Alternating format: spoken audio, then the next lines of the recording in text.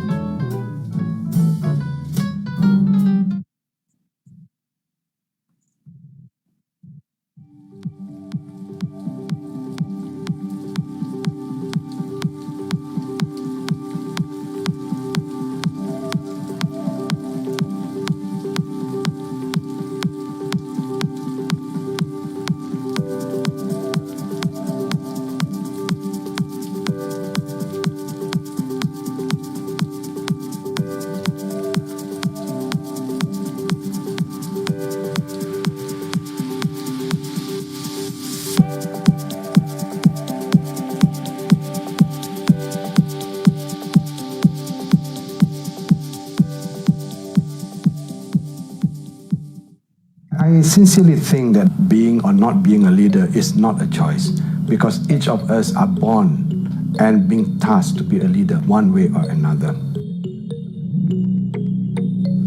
It is rightly mentioned in Surah Al-Baqarah ayat 30 that kita perlu menjadi khalifah di muka bumi ini. Itu adalah tugasan diberikan kepada Allah pada kita. Therefore, being a leader is not a choice. For that matter, we need to understand what leadership is all about. And leadership is never about power, it's never about stature. but it's more of responsibility and the amanah and accountability that is being given to one person. For that reason, the kind of leadership that we practice need to be governed, need to be guided through our clean heart. Have your legacy. Show your true potential. Let people learn from you. Be an icon. The extra things from all of us, apart from being academicians, is the ability to lead, because our institutions, the future of our generation, the future of Malaysia depend on all of us at the institutions of higher learning. Be strategic leader and be successful leader for the good of our organization. I believe the series is designed and implemented based on the assumption that leadership does matter. Leadership in most cases, if not all cases, determine the success and the failure of any organization.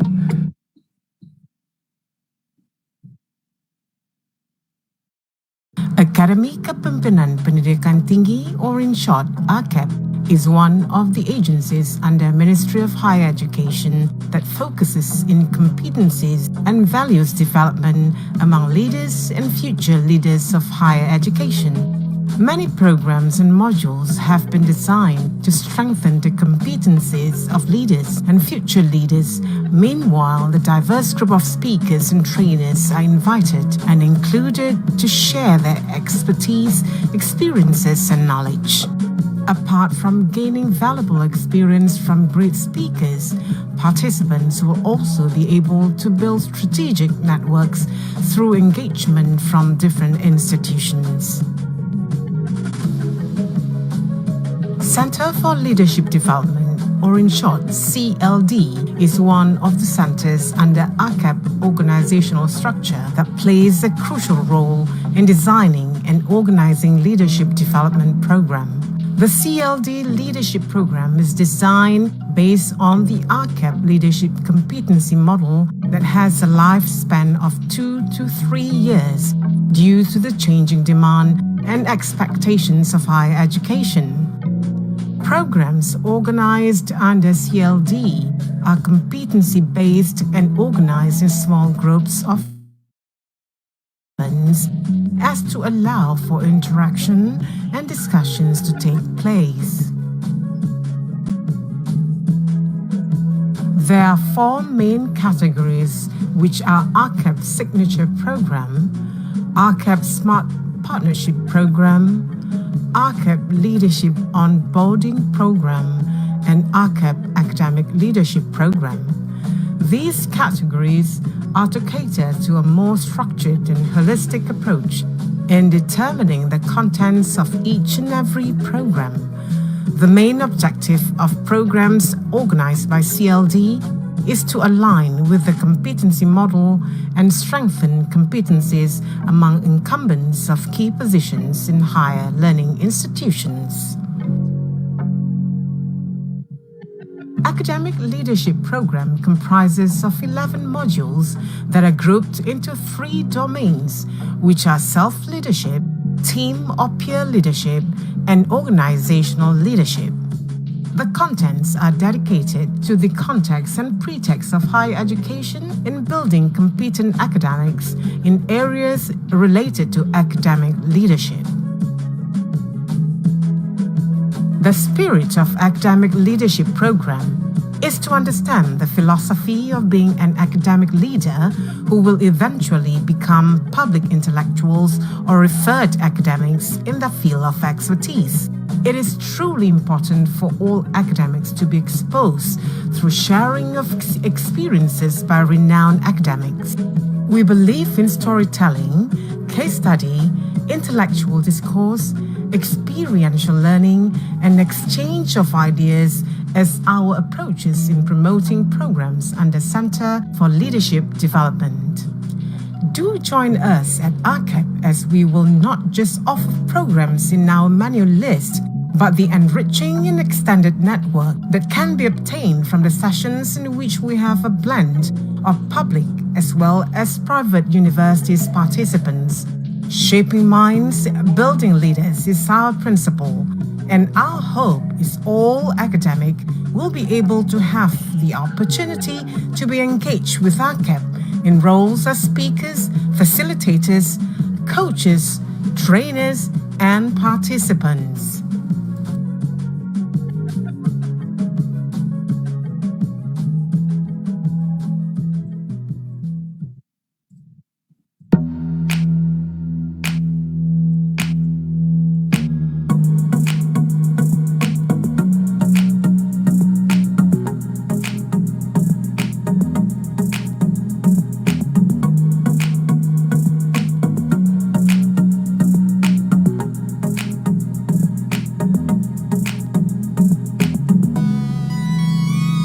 Welcome to the 4th AKEPT Global Series President Forum.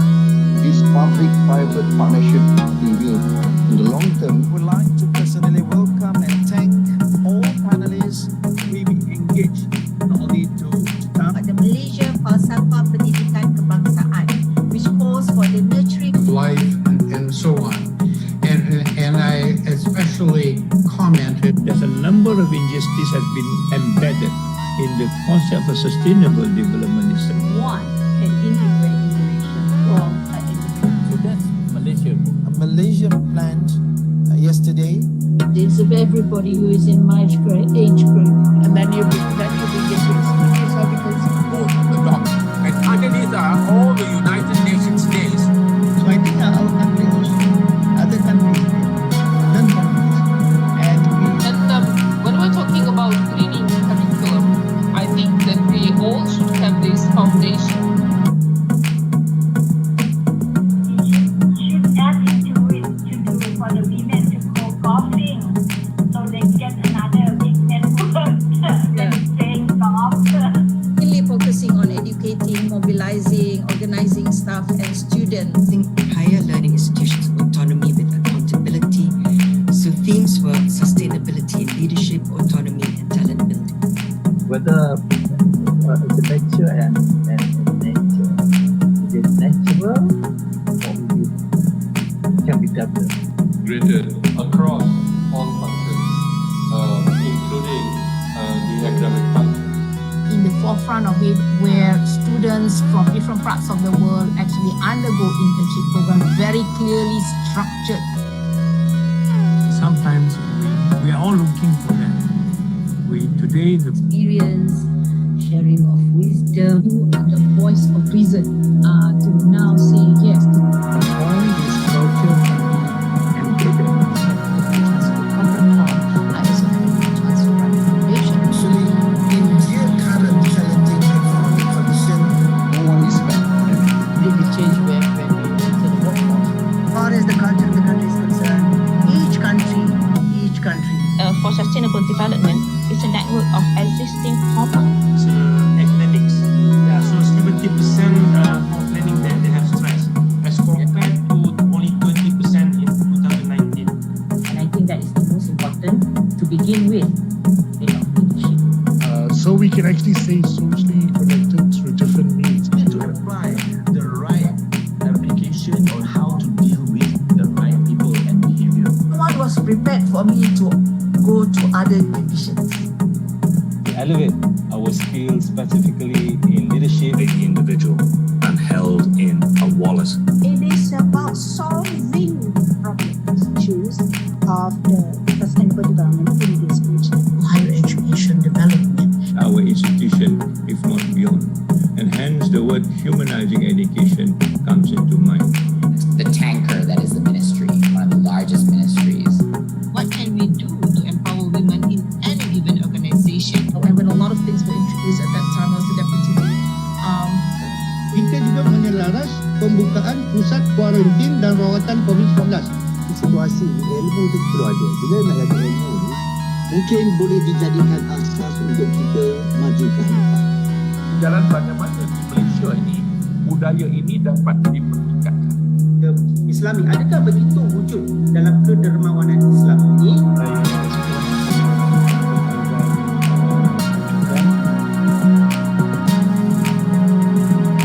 Sektor pendidikan tinggi negara, kita menjangkakan banyak kongsian. Betul-betul dinamik dan integriti mesti dihantar ke the vaccine rollout ya. Kita bincangkan tentang keluarga Malaysia.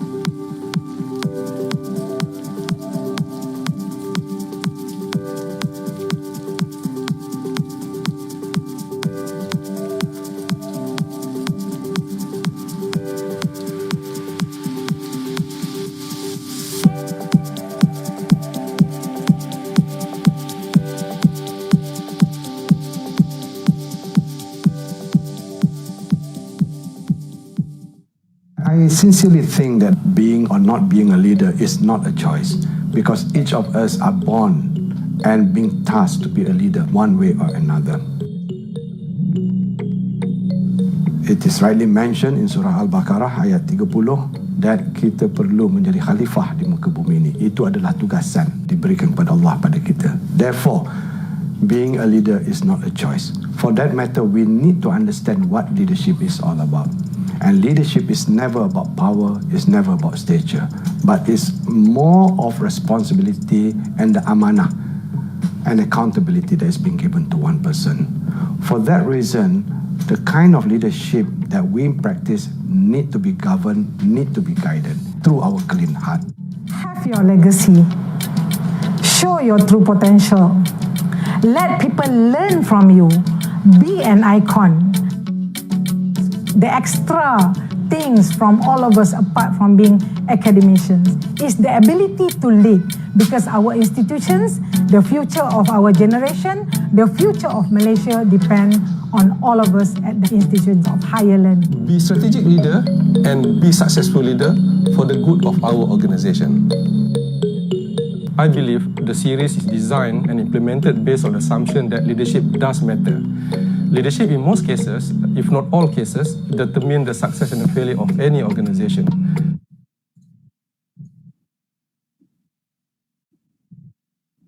Akademi Kepimpinan Pendidikan Tinggi, or in short, AKEPT, is one of the agencies under Ministry of Higher Education that focuses in competencies and values development among leaders and future leaders of higher education. Many programs and modules have been designed to strengthen the competencies of leaders and future leaders. Meanwhile, the diverse group of speakers and trainers are invited and included to share their expertise, experiences, and knowledge. Apart from gaining valuable experience from great speakers, participants will also be able to build strategic networks through engagement from different institutions. Center for Leadership Development, or in short, CLD, is one of the centers under AKEPT organizational structure that plays a crucial role in designing and organizing leadership development program. The CLD leadership program is designed based on the AKEPT leadership competency model that has a lifespan of 2 to 3 years due to the changing demand and expectations of higher education. Programs organized under CLD are competency-based and organized in small groups of 30 to 40 participants as to allow for interaction and discussions to take place. There are 4 main categories, which are AKEPT Signature Program, AKEPT Smart Partnership Program, AKEPT Leadership Onboarding Program, and AKEPT Academic Leadership Program. These categories are to cater to a more structured and holistic approach in determining the contents of each and every program. The main objective of programs organized by CLD is to align with the competency model and strengthen competencies among incumbents of key positions in higher learning institutions. Academic Leadership Program comprises of 11 modules that are grouped into 3 domains, which are self-leadership, team or peer leadership, and organizational leadership. The contents are dedicated to the context and pretext of higher education in building competent academics in areas related to academic leadership. The spirit of Academic Leadership Program is to understand the philosophy of being an academic leader who will eventually become public intellectuals or referred academics in the field of expertise. It is truly important for all academics to be exposed through sharing of experiences by renowned academics. We believe in storytelling, case study, intellectual discourse, experiential learning, and exchange of ideas as our approaches in promoting programs under Center for Leadership Development. Do join us at AKEPT as we will not just offer programs in our manual list, but the enriching and extended network that can be obtained from the sessions in which we have a blend of public as well as private universities participants. Shaping minds, building leaders is our principle, and our hope is all academic will be able to have the opportunity to be engaged with AKEPT in roles as speakers, facilitators, coaches, trainers, and participants.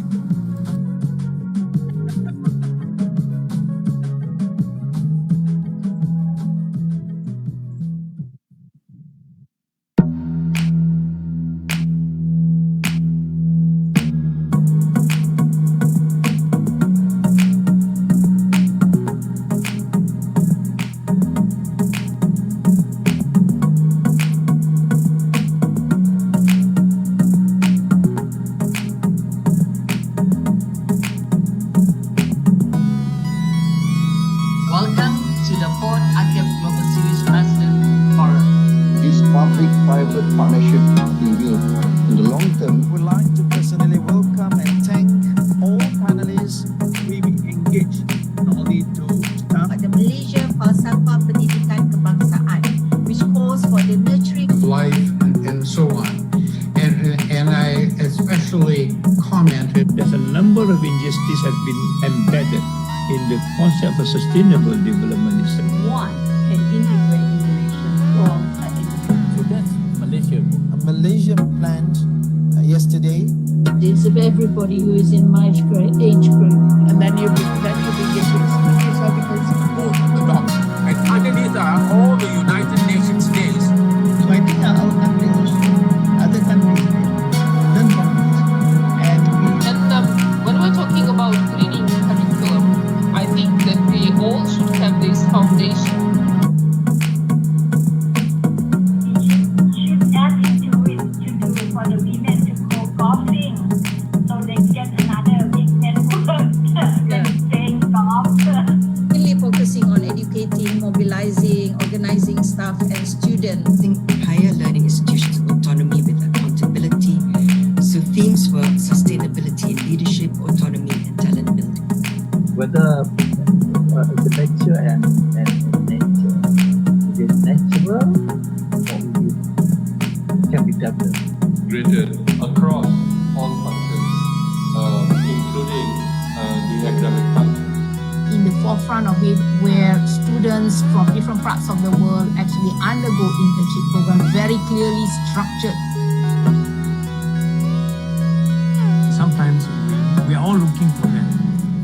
Today the Experience, sharing of wisdom. You are the voice of reason to now say yes to All this culture can be embedded.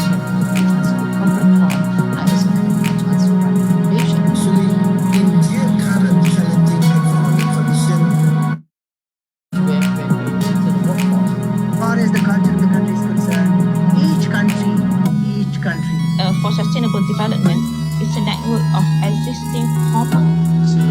academics.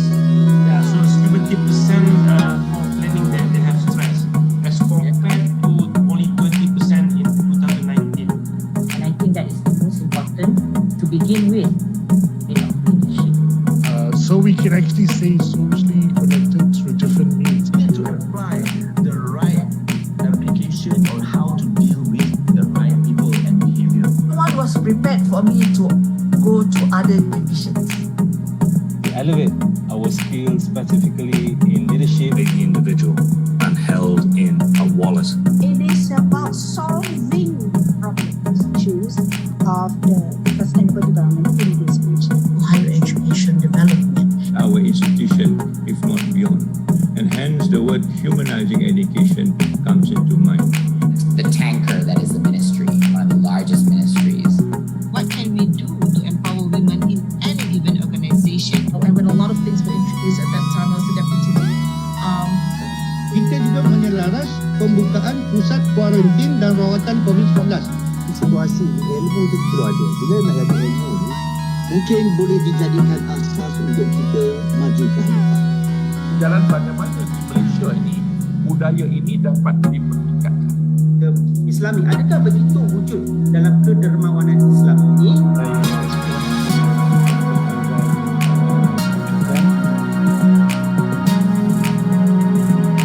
Sektor pendidikan tinggi negara, kita menjangkakan banyak kongsian. Betul-betul dinamik dan integriti mesti dihantar ke di the vaccine rollout ya. Kita bincangkan tentang keluarga Malaysia. So love the country, love one another.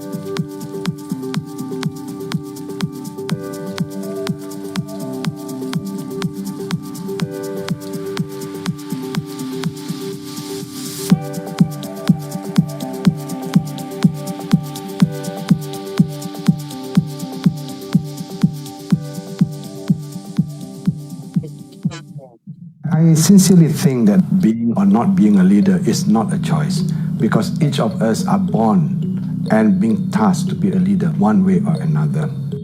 It is rightly mentioned in Surah Al-Baqarah ayat 30 that kita perlu menjadi khalifah di muka bumi ini. Itu adalah tugasan diberikan kepada Allah pada kita. Therefore, being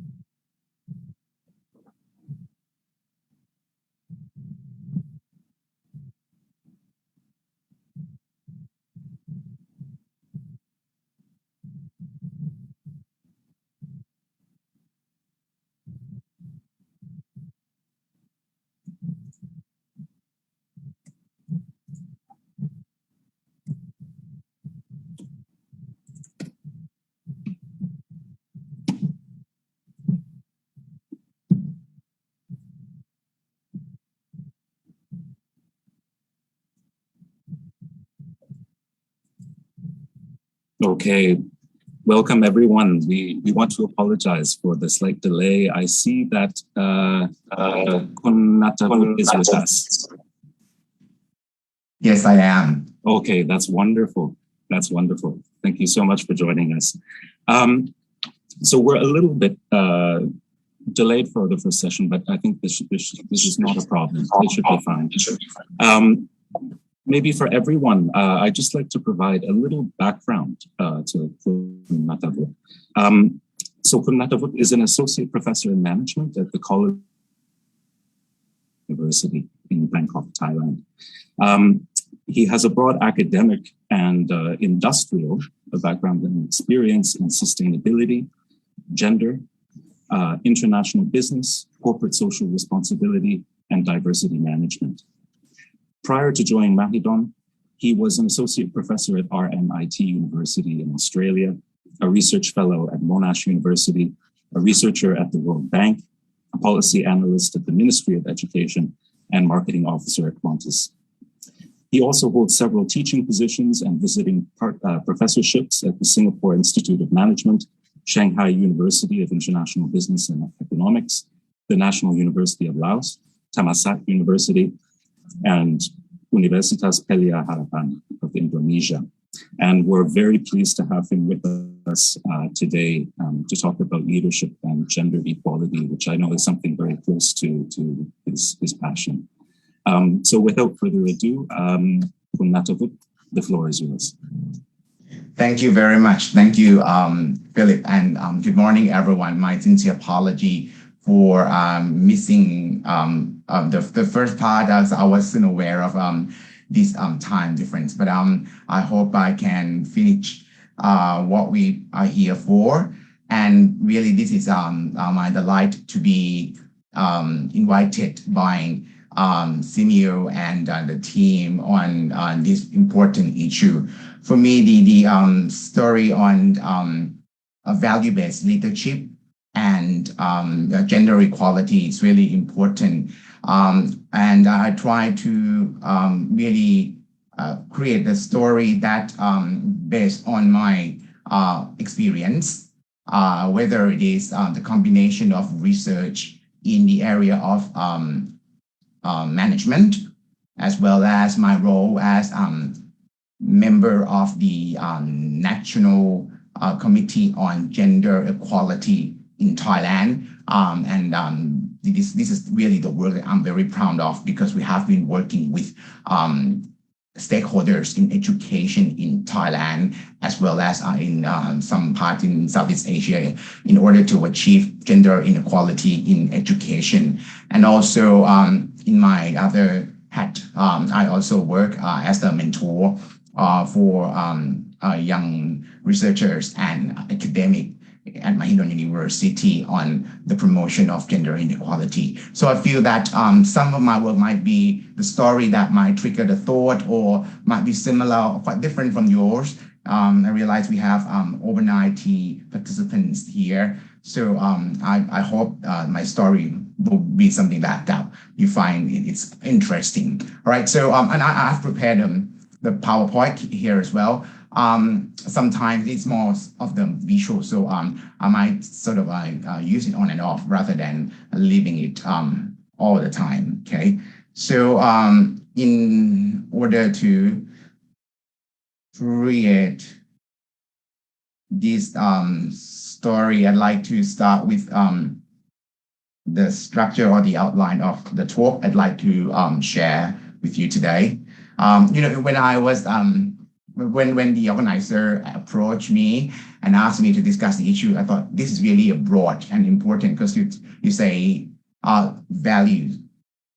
To me, I was thinking of value-based leadership, which is something we are very familiar with in academia, in management. And you really add this issue on gender equality as part of the formula. I think it's really interesting to look at the issue. So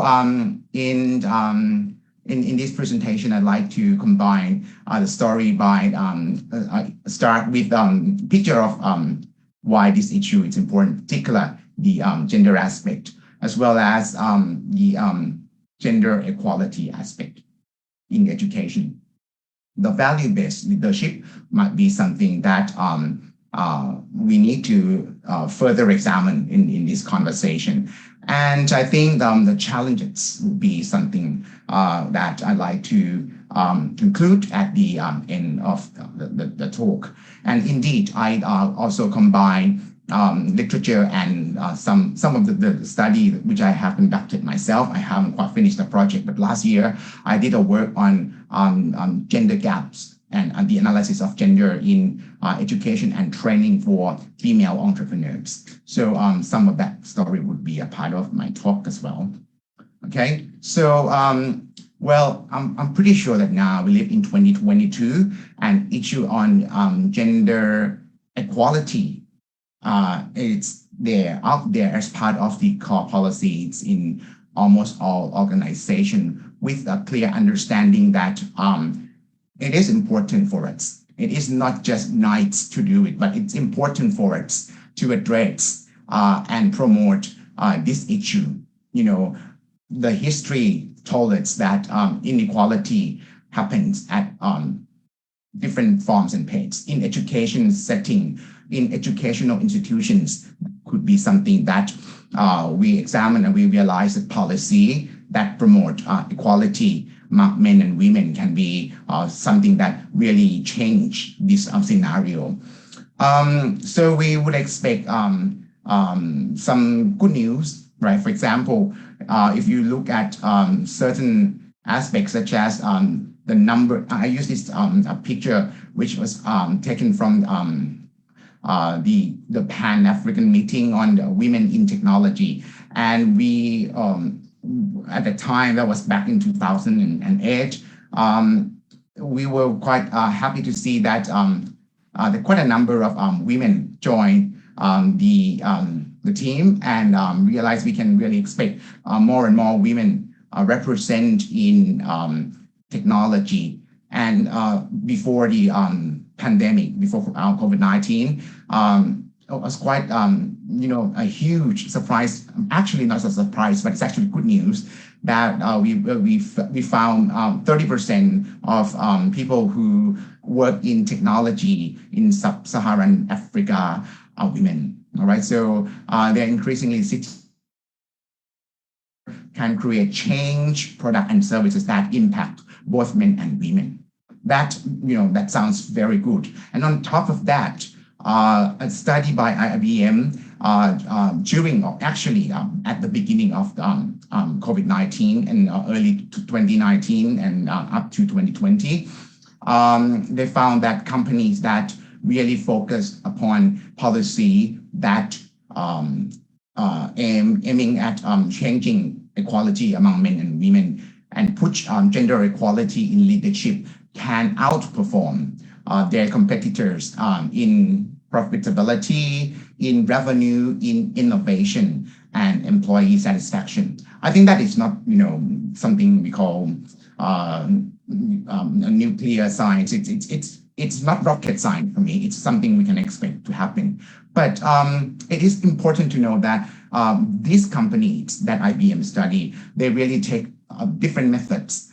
And because of the situation of COVID-19, it's making it slightly more difficult at the beginning for them to include and shift their policy in gender equality.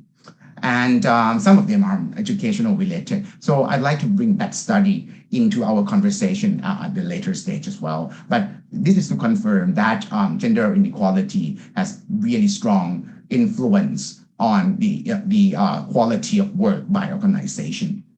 That sounds good. I start to paint a nice picture first. But when you look at another aspect, we found a sort of contrast in sort of similar. For example, where earlier I said, well, we can expect higher proportion of women in technology in Africa.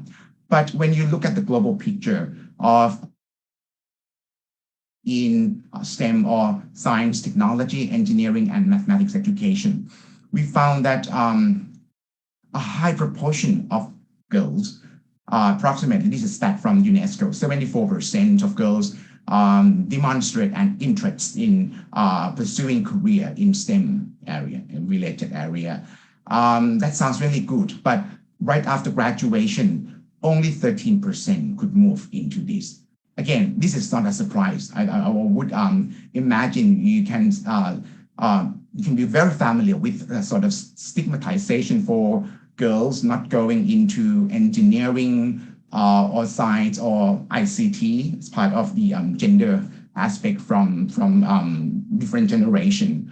But we hope that this kind of issue would change. And we learned that what could make change? There are a number of reasons to make change and create gender equality, particularly pursuing a professional career in the traditionally male-dominated for women. One of the reasons that make a huge difference, it's leadership. We found leaders who act as the role model, those who inspire and those who really dedicate times and set a great example for girls and subsequently women. They really make a huge difference in our society. We've seen that from different forms of organization, from business to public sector, from NGO to community-based organization. So I'd like to move into the area of leadership and the leaders who really make a difference. In particular, I will use some examples from the education to share with us today. Okay. Well, the concept of value-based for me will be quite useful for us to make sense of why the leader could make a difference in this situation.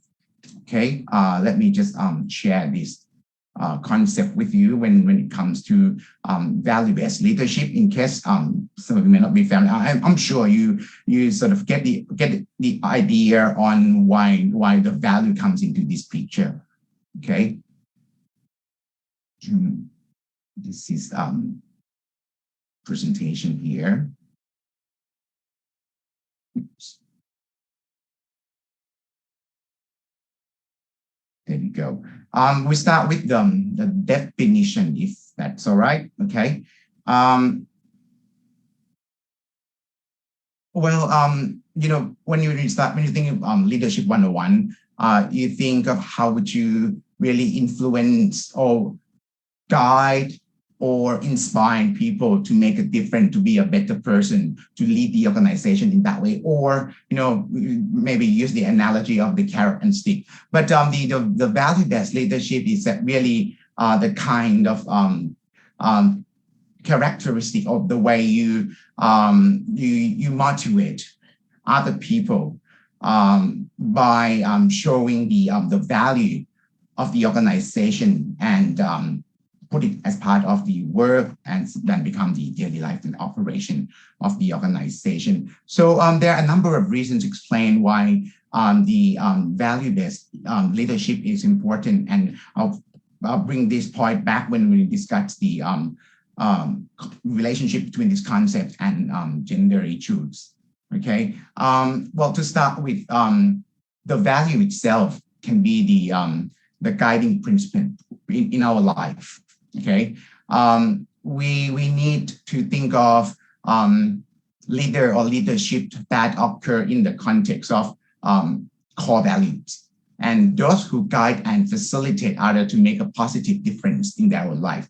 When I think of this, the first thing that popped up in my head was one of my secondary teachers, secondary school teachers, who really she didn't really teach hard, important subjects such as mathematics, science, as what we look at the concept of subject and education at school at that age. She was our counselor, but the way she talked to students at that time, back in the 80s, we felt that we want to be someone like her. We want to be those who really inspire and really she had her own way to tell story.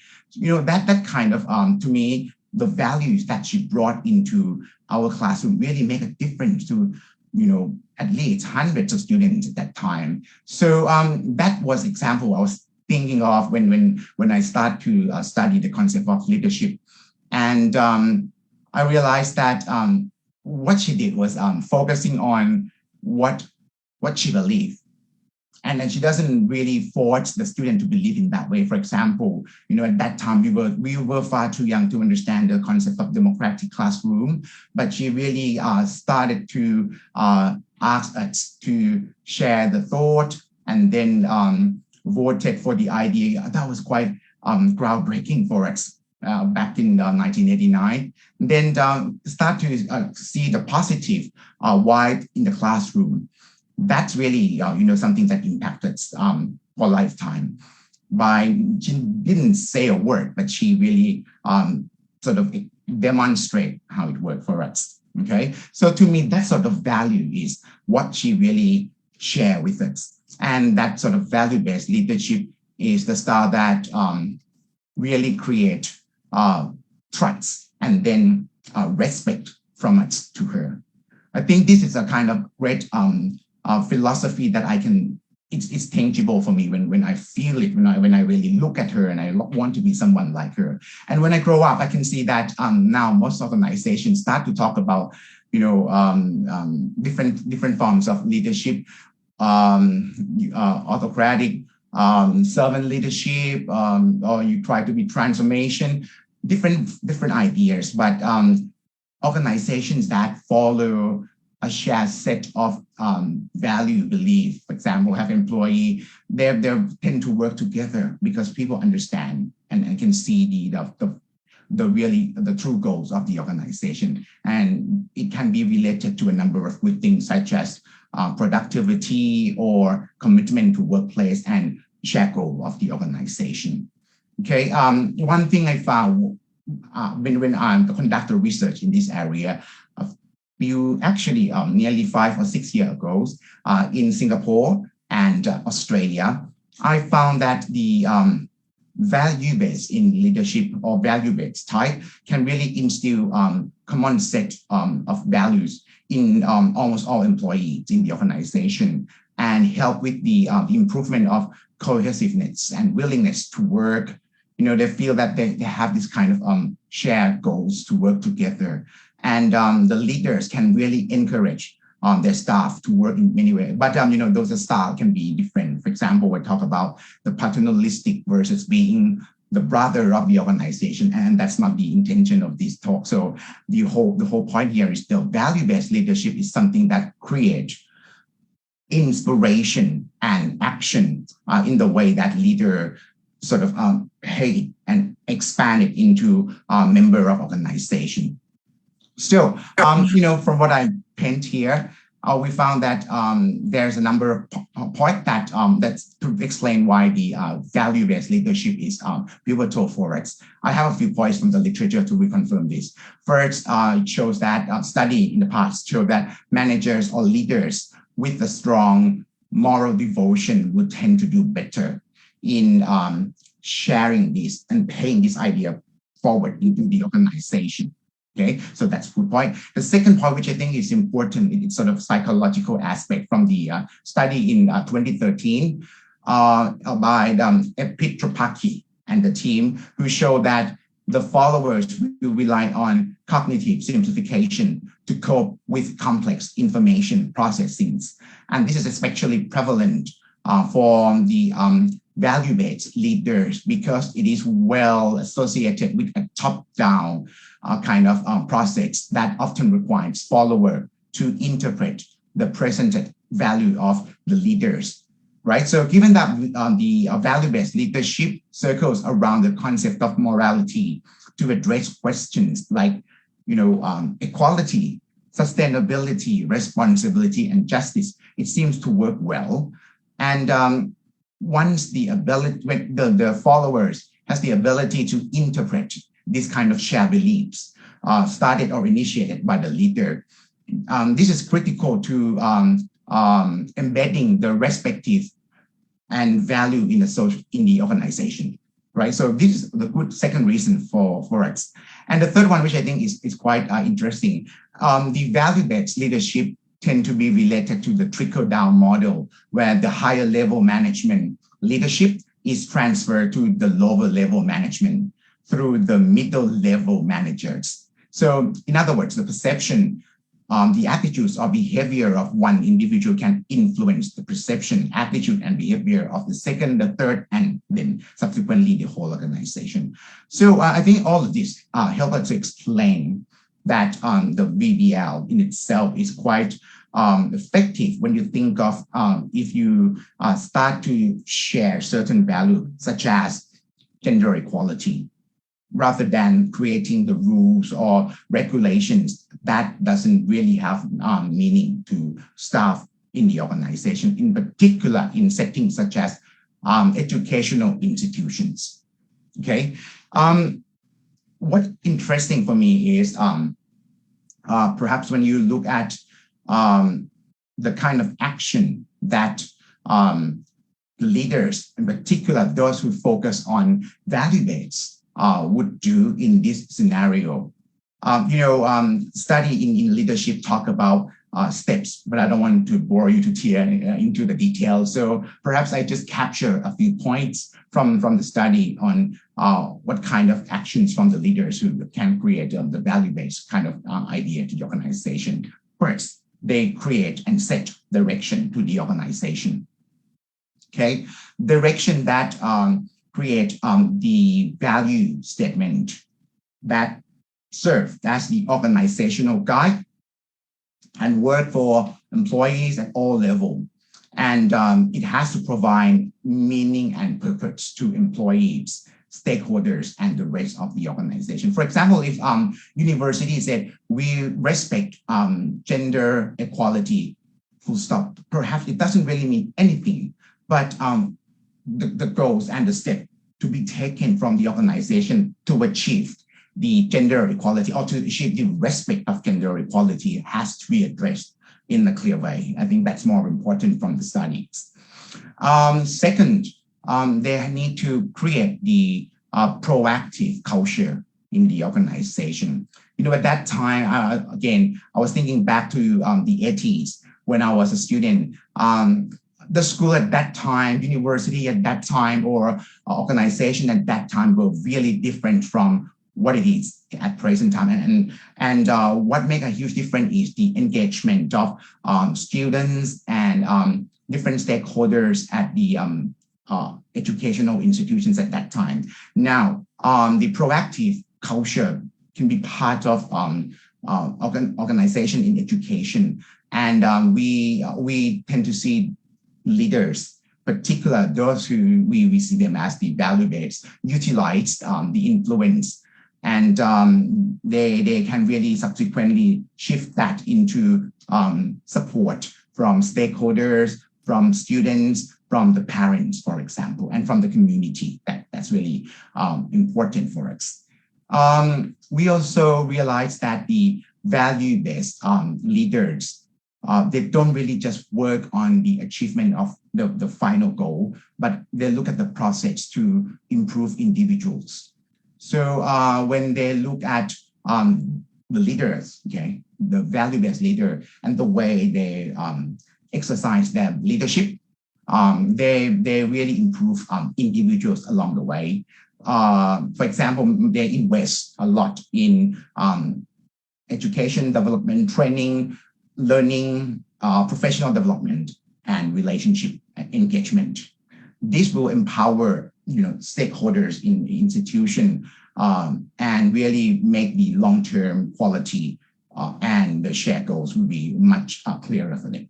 Okay, and the last part which we learned from the literature is on the fact that VBL or value-based leaders really expand opportunities in a very strategic way, right? So they look at how can they really connect and engage with the community in order to expand their values, such as sustainability or justice or gender equality in that sense. So these are just a big picture, but I think we learn a lot from studying in leadership, in particular on how a leader who need to transform things into such value-based way that they really have to think of stakeholders and define a clear goal and communicate the goals with them.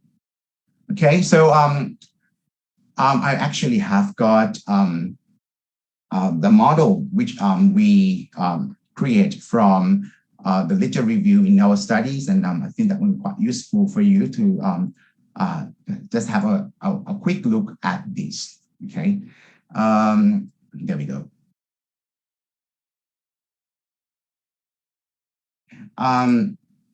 Here, this is the what we revised from a number of ideas in our own research. We look at the relationship between the action of leaders who we identified as the value-based leader and the way they did, which is the leadership itself. And the four aspects tend to be related to good quality of relationship, as we mentioned, in terms of stakeholders of the educational institution, productivity of the workplace, a clear goal or a set of goals that organization can really achieve together, and the quality of the decision making, which tend to be bottom up, because everyone now can really be a part. They understand the value that they need to achieve, right? So we hope that this kind of leadership style would really help us to think of why when it comes to issue that pivotal for us, such as gender equality, perhaps this kind is important. Having said that, not everyone can be born as a value-based leader, right? We know that, well, and again, we strive to explain if leader, or in my own terms, value-based leader can be created or can be taught or can be trained. I think this point is very debatable, and whether you can create them or they were born to be value-based leader. I think that's good to hear more. But we think of the need for gender equity and the way we need to build this culture in education. We need leader in education who we trust, and they trust in themselves in this issue. Why we need to talk about this? Let me illustrate some example with you. Now, we do have this so-called the global language of gender. Okay, and that's something that the discourse of gender that really entail in the current educational climate, and in itself, it really influenced the way we work, whether in educational policy, pedagogy, or the design of the curriculum until student welfare and learning technologies. Right, so let's have a look at this setting the global scenes, which I try to bring from the international organization as well as the individuals who work in global education together. Well, first, when it comes to the gender equality, I think we tend to be bombarded by key areas, certain key areas. For example, UNESCO tend to focus upon the way we need to ensure that girls and boys, women and men can achieve the quality in education and complete education cycles rather than gain access. All right. So in other words, equity in access to quality education is what we achieve. And the problem here is because we still see the fact that this opportunity can be better achieved by boys than girls in different corners of the world. So when UNESCO identify gaps, they focus upon access, learning achievement, and lifelong education, or in the sense it's professional or personal development in the continuation of education, which of course in itself comes with a problem because you require resources in order to achieve this. And sad but true that in many circumstances, it was men who are those who in charge of resources, and allocation of resources can be quite different. So that's fact we understand, but we need to achieve this. What make a difference is leaders who understand the issue and think of ways to work with stakeholders to promote or to reduce the gender gap or gender inequality can make a difference. So the language in this sense really talk about how can we mutually work together on this issue. Well, and we can't take the United Nations SDGs or Sustainable Development Goals for granted. I took in particular target 5, which is quality education.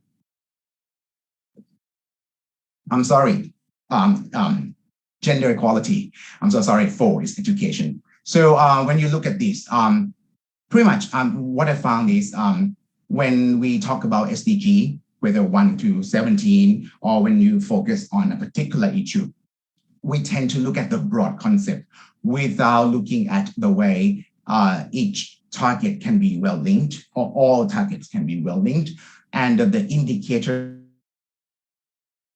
different points of negotiation in terms of how do you really measure what you set as the target.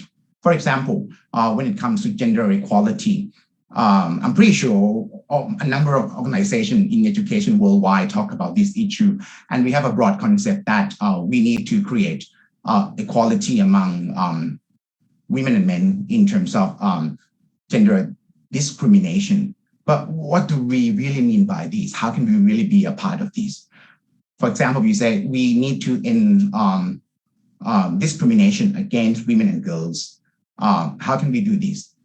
Well, if you look at the indicator, start from the broad concept of legal frameworks that the government put in place to monitor equality and non-discrimination on the basis of sex, right? As I mentioned that I am working at the National Committee on Gender Equality. And that was one good example for me that we in Thailand try to achieve this 5.1 by way of legal action and framework in order to reduce or mitigate the gender issues in policy and practices in the government. But when you look at different layers of government, and sometimes we are not in the capacity to change or provide the rapid change, this aspect can be debatable among us in terms of how can we reach this in certain limited of time in 2030. 5.2 talk about violence. All right, we talk about violence against women and girls in terms of trafficking, in terms of sexual and other types of exploitation. And if you look at the indicators, I think, again, it's quite clear that the whole world needs to work towards the support of underage work, or those who are in forced labor, in sexual, psychological violence, as well as those who became the victim of the sexual violence. Okay, so this is something that might not be beyond the domain of education at all. 5.3, we look at the way that we need to work towards the elimination of all harmful practices. For example, child labor, forced marriage, or female genital mutilation, which can be global issue that has been discussed from time to time, and we try to set the indicator in the same way, such as proportion of women at this age to be or not to be in these circumstances. 5.4 is pretty much focusing upon the respect of work of women and girls in the domestic scenario. For example, we realized that looking after kids, making dinner, lunch, cleaning the house, it has never been seen as the paid job in most part of the world. It was seen as what you have to do as a woman. And this is really a problem because unpaid domestic or care work by women and girls, it's really a key part of the essence of life. It's how we grow up, and we really take it for granted and never acknowledge this important work by girls and women. Or was just exception that they have to do the work, which is totally unfair if we keep it this way. If you look at study in education and time,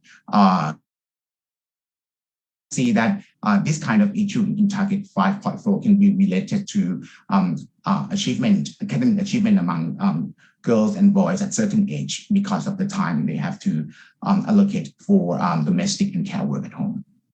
5.5 is really about participation and equal opportunities for leadership, and perhaps at the social policy or public policies for women, as we are aware of the fact that the representation, the more we have of women in public policy in our society, or in a very simple way in the national political system, the more we have, the better we can design social policy that best represent what they need, what we need in society. Okay. 5.6, it's about universal access to reproductive health and rights. Okay, so of these 6 SDGs plus the broad universal concept of rights in education and equality, gender equality, I think there are many ways for us to look at this. I try to simplify this concept, and I think it comes to 3 points when we look at the current discourse of global education and the way we define gender equality. First, it's about inclusion in social policies. From 5.1 to 5.6, we realized that we try to design system that we can include voices of people of diverse background, in these cases, people of gender diversity, which tend to focus on women, but in fact, in reality, you realize we can also need to incorporate people of diverse gender backgrounds, religious background in socioeconomic age. All of this will make a difference in social policy. Respect and recognition for women. Well, this seems to be an issue that embeds in a number of society and culture, where the work of women can be culturally accepted or promoted, but it hasn't really been formalized or legalized in some terms. So the benefit that the women would be promoted at work or in organization seems to be something that we still need to work on, the promotion of women at workplace. And opportunity and access to profession, resources, and participation at different levels. I think that's important. And from 5.1 to 5.7, you can see that the global goals focus on this, the creation of opportunities and the promotion and empowerment of women in order to access this. Again, I mentioned that resources come in many forms. And when it comes to the promotion of women to obtain resources, some of them might be seen as something that's not relevant to education. But if you think of resources, for example, knowledge, digital technology, for example, right? You really need to refine or recreate the system and empower everyone in society to understand how to accomplish what they need to obtain, such as knowledge and skills. And issues on, I mentioned earlier on the lack of the poor representation of women in STEM education might be the issue that that is related to the fact that the linkage of gender and certain kind of resources such as education in technology is not really seen as the essential in the development of gender equality. Okay, I also like to address this point that the picture sounds big and broad, and when it comes to my own work experiences, I'd like to share with you that in Thailand, we also work, shall I say, work slightly hard on the creation of gender equality. In my work, this is my coming into third year working in the member of National Gender Equality team. To my surprise, I have to report this to all of you, but to my surprise, the fact that majority of the cases we deal with in terms of gender inequality related to education or educational institutions, in terms of power play, in terms of relationship, and the poor vision or leadership of leaders. Whom we talk about the values-based leadership, but this is perhaps the lack of value-based leadership in the educational leader in my case. You might question, so what actually create this kind of alarming issues in countries such as Thailand? Okay, this is purely this is the statistics that I combined and some of the observation I did myself. I define this into three key issues. First, lack of clear policies on gender-related management. The number of cases that we receive, and we need to work as the middleman who negotiate the case and be sure that we use the legislation and the legal framework to create solution, the proper solution for all parties. The lack of clear policies came in forms such as sometimes when issues such as women can or should do this and that, it might be the cultural aspect that the teachers might expect girls to do or not to do something, for example, to enter into activities such as sport, right? when the girls or one girl felt that she was really impeded, or it was the teacher who said you shouldn't, that sort of language that if you use it over and over again, you feel that this is a really lack of support from the school or from the university.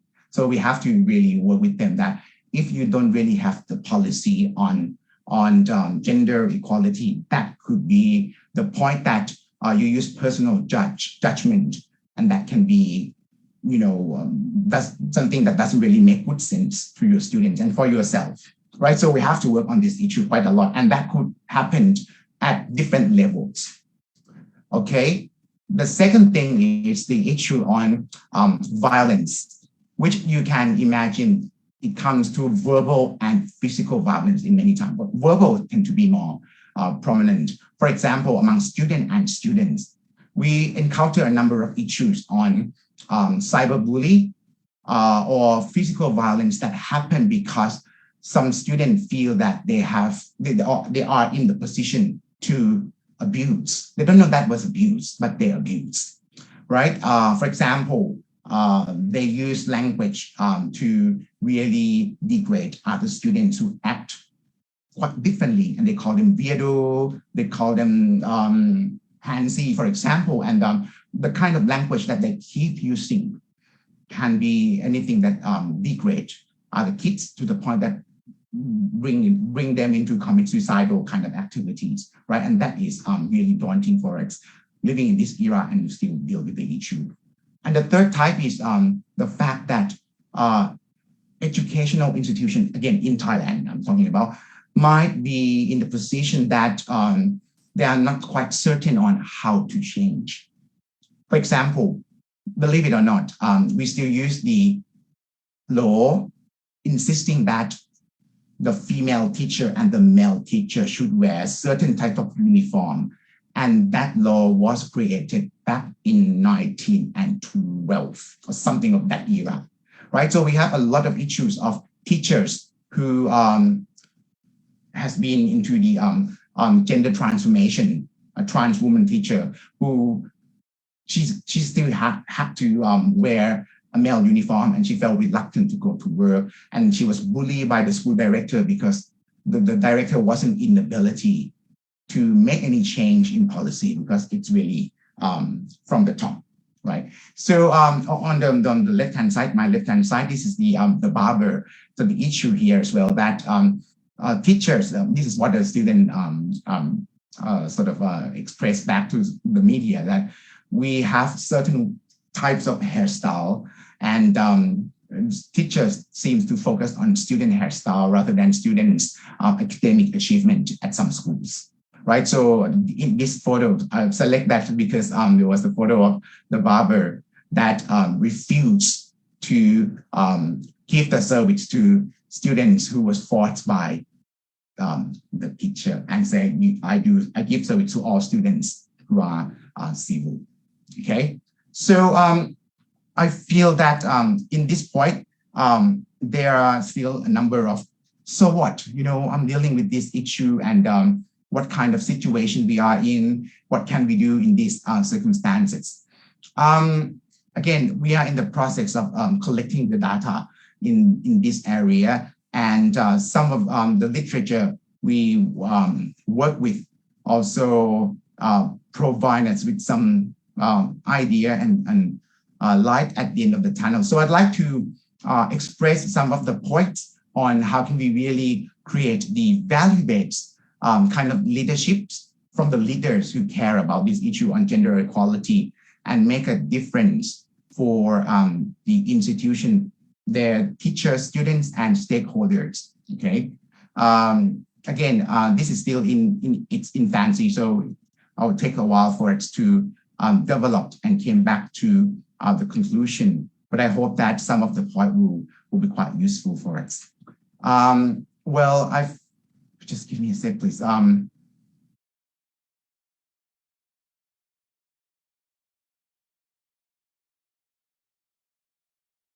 There we go.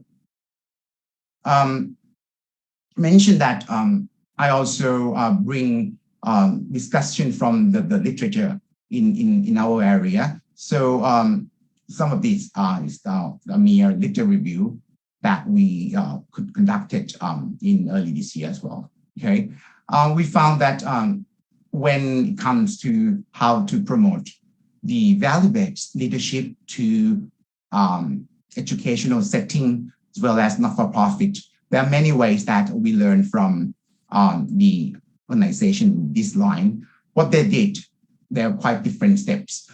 For example, first, it comes with leaders who engage the thinking and the commitment into one, okay?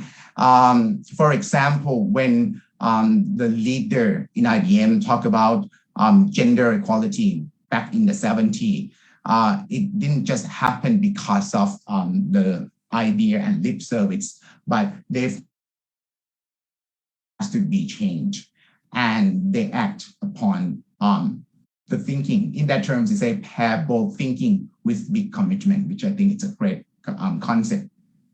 They started from the fact that they treat gender equality and diversity as though this is a survival for the organization. They really embed gender equality. They set a clear goal, for example, proportion of men and women in each department, making sure there isn't the glass ceiling effect in the organization.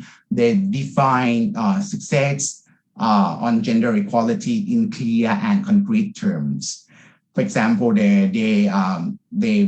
from the secondary data, we found that there are quite a number of abstract or something that is said but doesn't really make sense in gender inequality.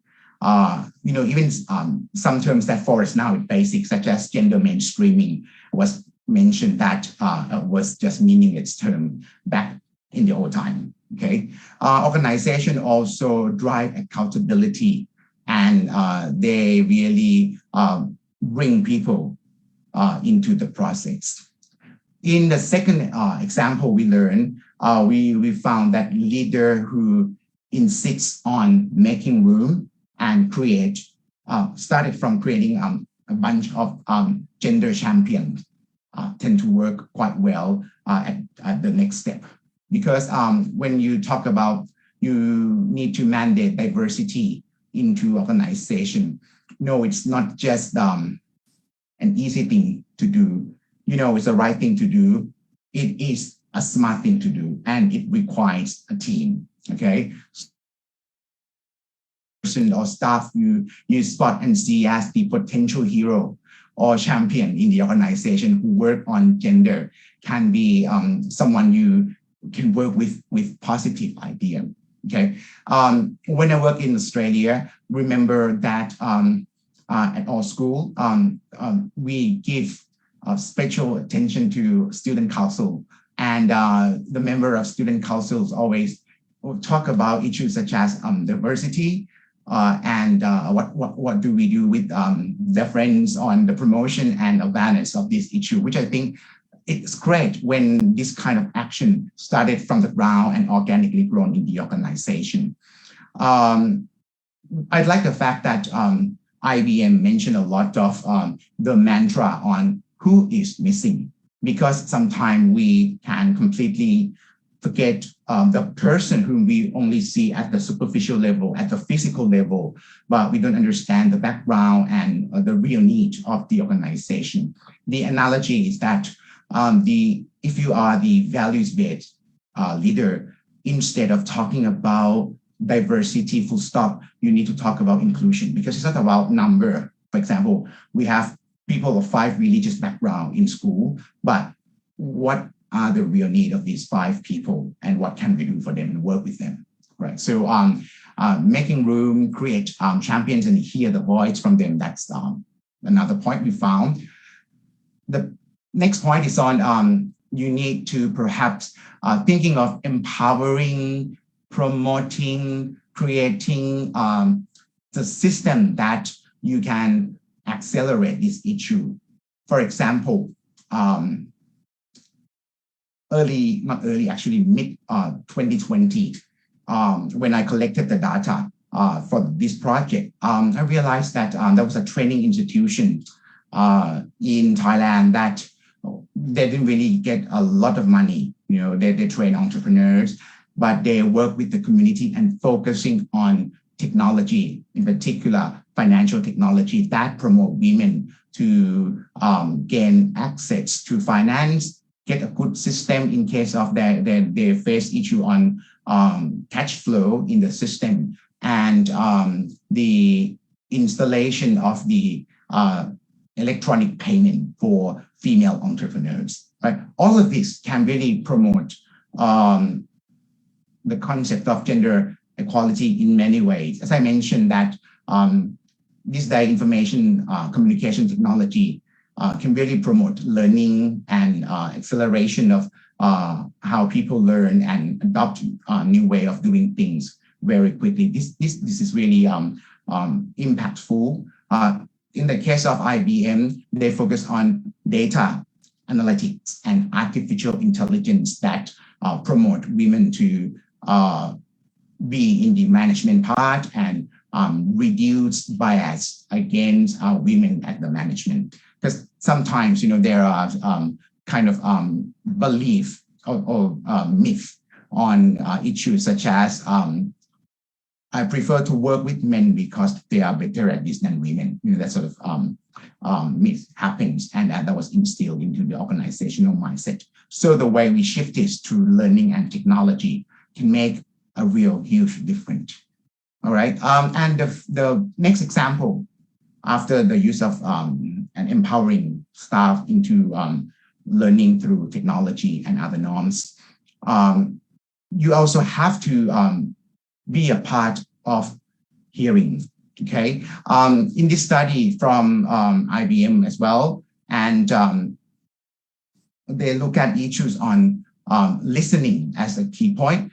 For example, organizational leader can hear if the leader start to talk about listening, okay? For example, gender equality, as I mentioned, that this day we are talking about inclusion and the fact that we need to embrace people of diverse gender background. The LGBTIQ plus community is pivotal, and we really need to listen to the real need of everyone, including the member of the LGBTIQ community, because educational institution is the very first place to really educate and make a difference to the future of the world.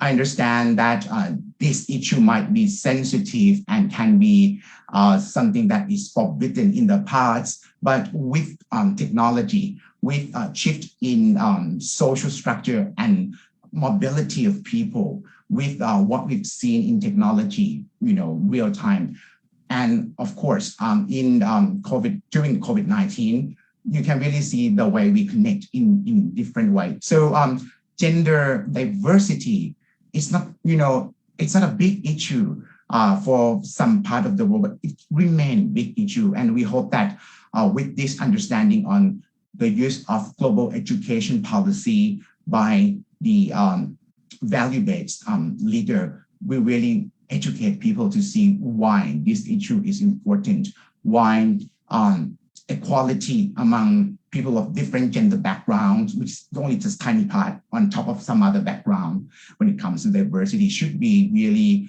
a part of learning and a lifelong learning for everyone in the world, okay?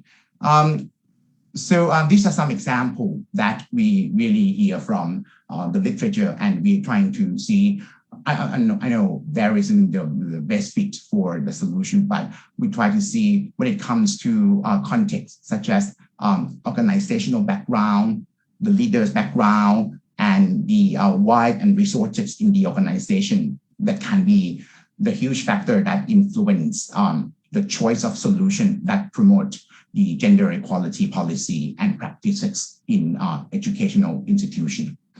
My last point here is in terms of where do we go from here? Okay, the point is, first, we learn from the corporate and the business for-profit world that strategic approach can be designed at different levels. that's really depend upon resources and the intention of the management. For example, this month, again, a great example for it, we celebrate the Pride Month in most part of the world. I was quite new to a number of organizations. A few months back, we celebrate the International Women's Day, and once again, I was surprised that it was new to some organization in Thailand as well. So we need to talk about basic issues such as diversity initiative, or how can we really broaden the target for inclusion and advancement.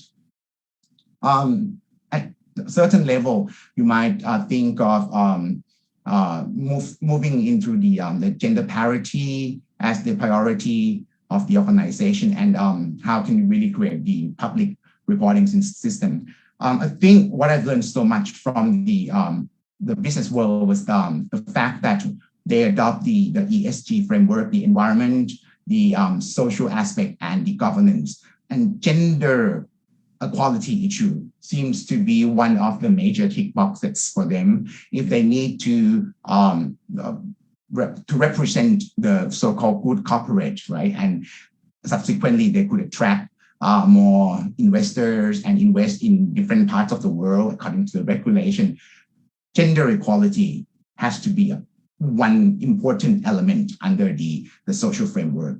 And I think if we learn from big company, big corporate from different industry, that would be a good lesson learned for us in education, because we tend to stay calmly and quietly in our educational domain for so long without looking ahead or out of our fence. That's the strategic approach that I think is quite interesting.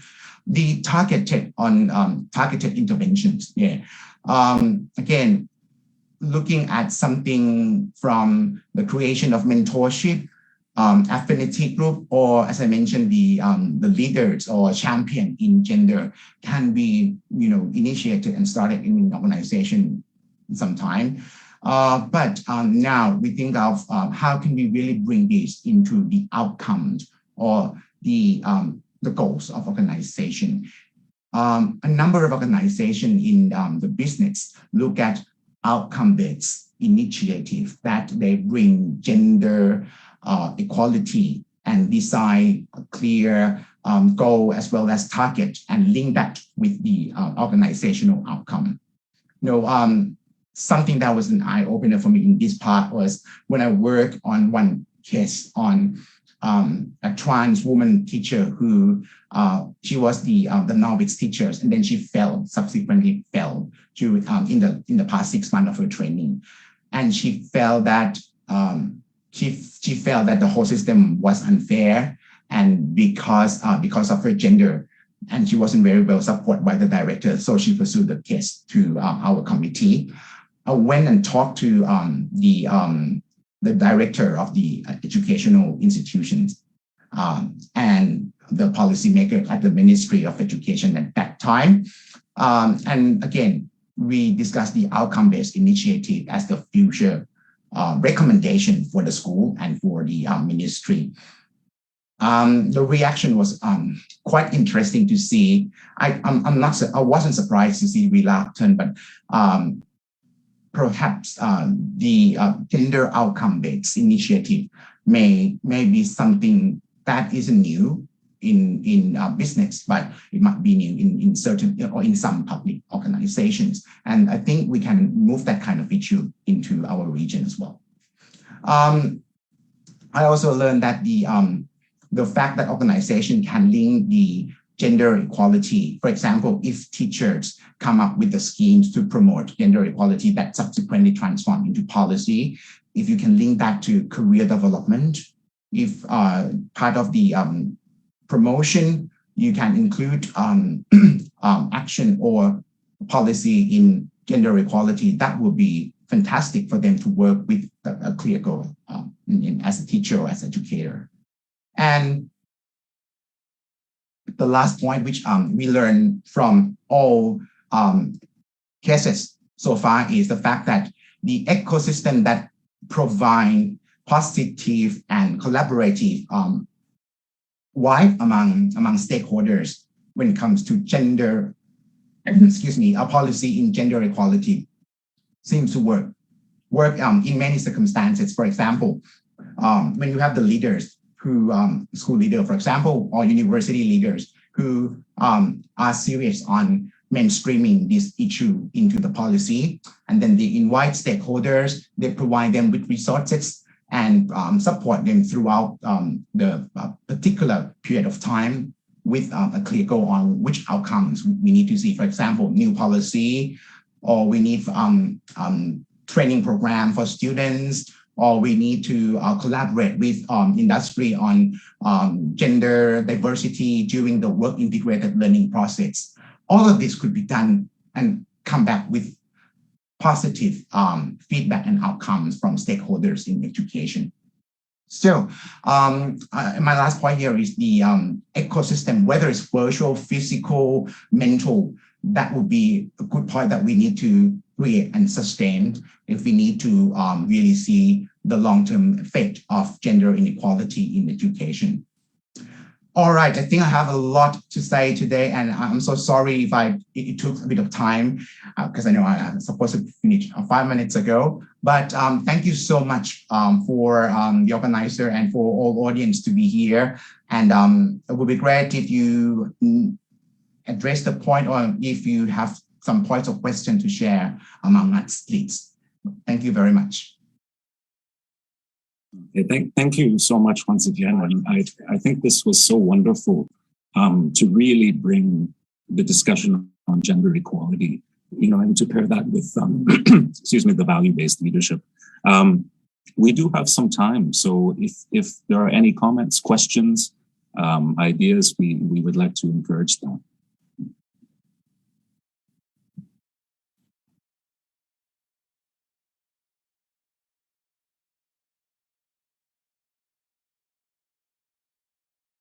And of course, we have a lot of Malaysian participants, so it might be interesting to see. We really got an in-depth look into some of what's happening in Thailand. Philip, while we're waiting, can I share one point that I also work at the ASEAN Center for Sustainable Development Research and Studies, which is an ASEAN center. So the whole ASEAN region, 10 countries, we invest on this. And in order to achieve gender equality, we plan really to engage with educational institutions in the region, and that's one reason I'm pleased to be here, because in any circumstance for the future, if you are conducting a research in gender equality goals, SDG number 5 or quality education number 4, our center provide research grant every year for research team from ASEAN, right? So if you are interested in conducting research in this area and working in the center from ASEAN, think about this, and you are very welcome to chat with me. We are about to call for applicants in about 6 weeks. Okay.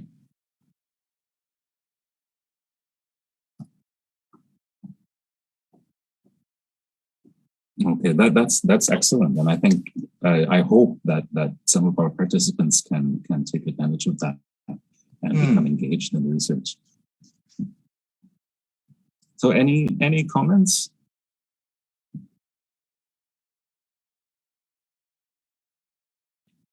Or maybe from our colleagues, Dr. Yaz, if you have any thoughts or ideas.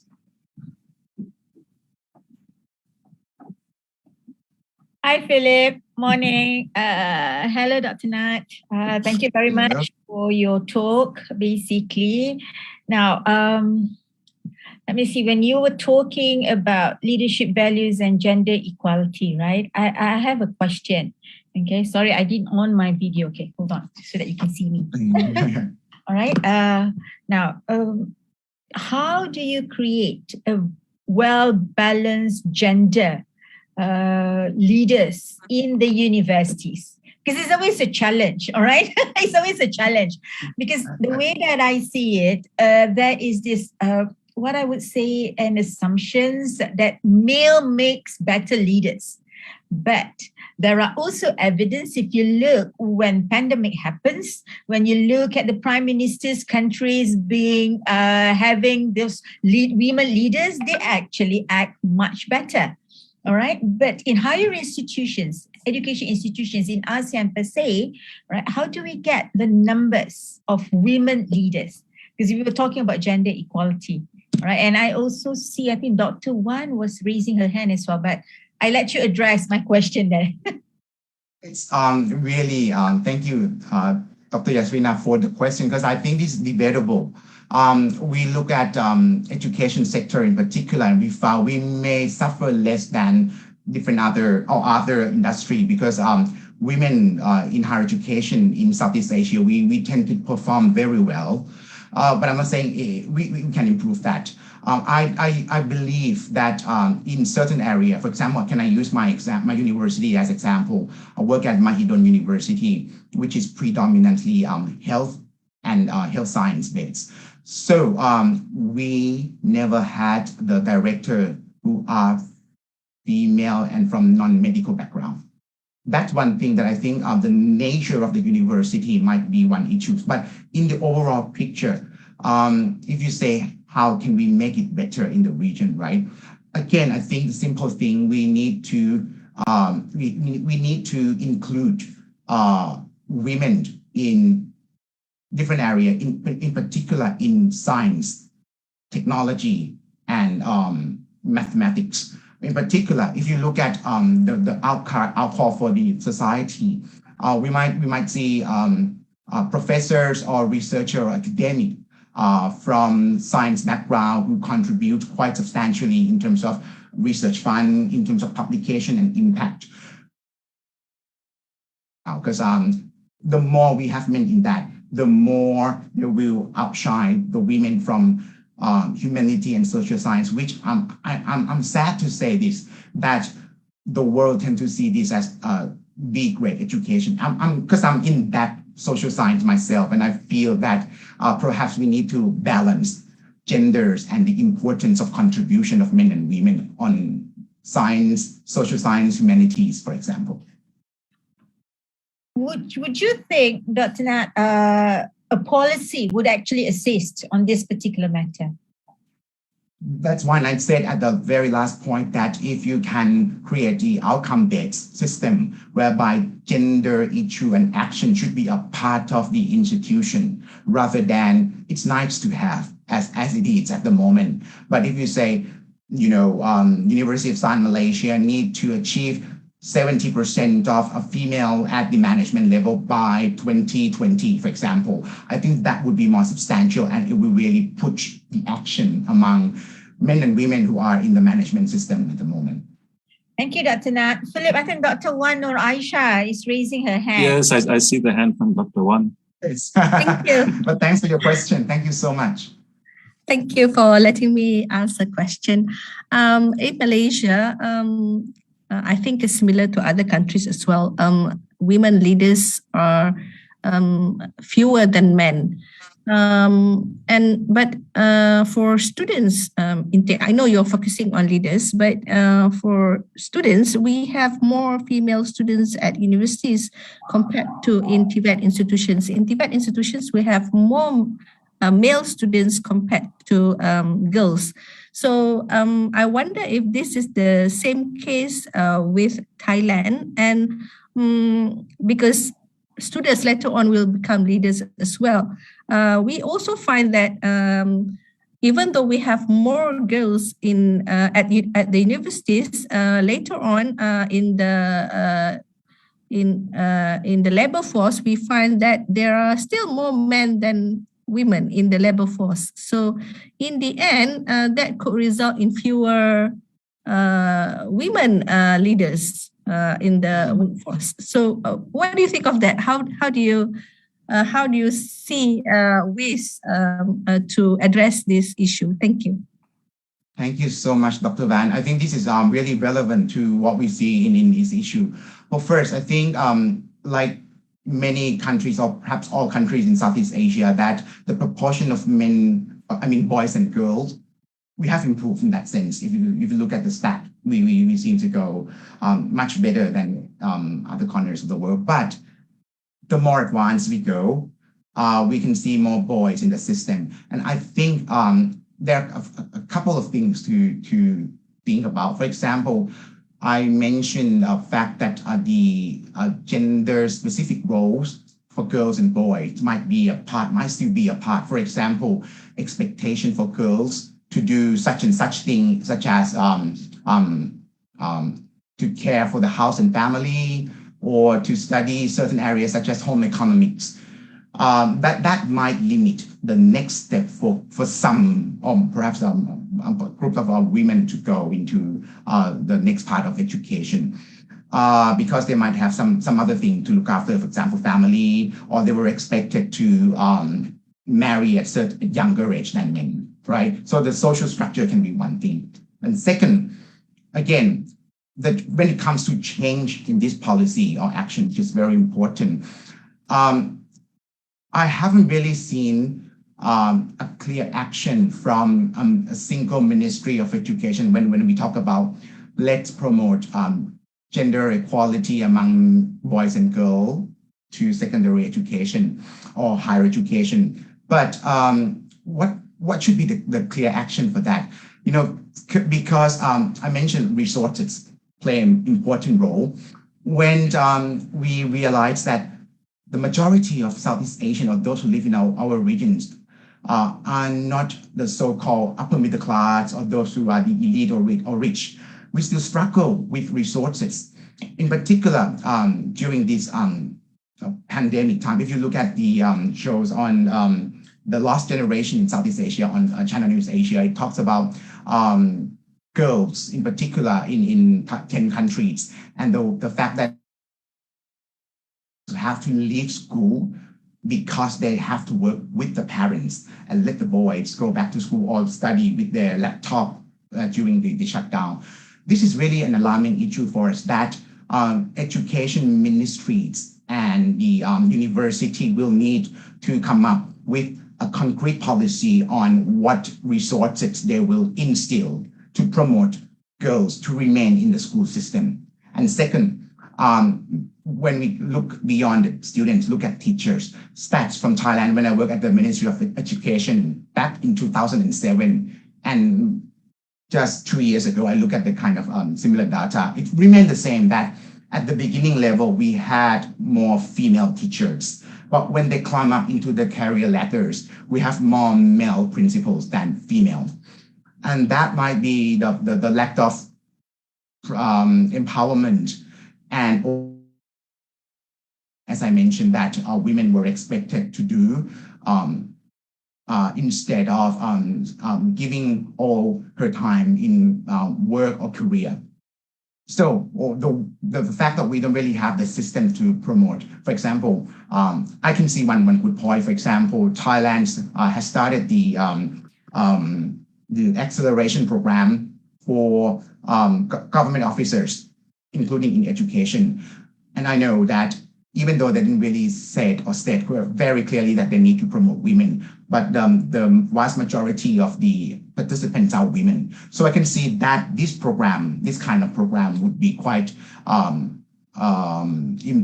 good impact for the promotion of women at the next level. The same thing as in business, when we have the incubation centers. Again, to my surprise, I didn't see a lot of women, because we know majority of entrepreneurs in Thailand are women, who start and run the small business, but they didn't have time to come into this kind of program and get access to resources. So policy that promote resources for women will have to be put in place, in my opinion. Thank you.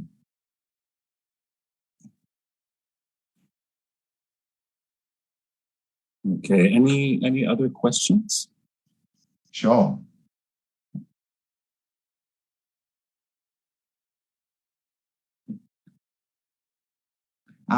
That's a point from Pecan, which is interesting. Agree.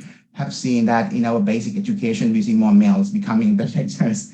And Ministry of Education can in fact put it as a policy when recruiting deputy. Absolutely, absolutely.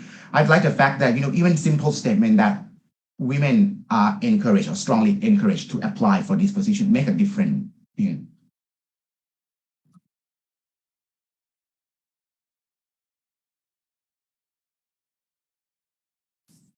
Okay. Well, I see we're only about 5 minutes over the original time allotted, but I'd really like to give a round of applause to Kunat. So thank you so much for this talk. Thank you very much. One thing that we do for each session is a photo session. So perhaps could I once again ask everyone to kindly put on their cameras, and we'll do a photo session, and AKEPT will let us know when to smile.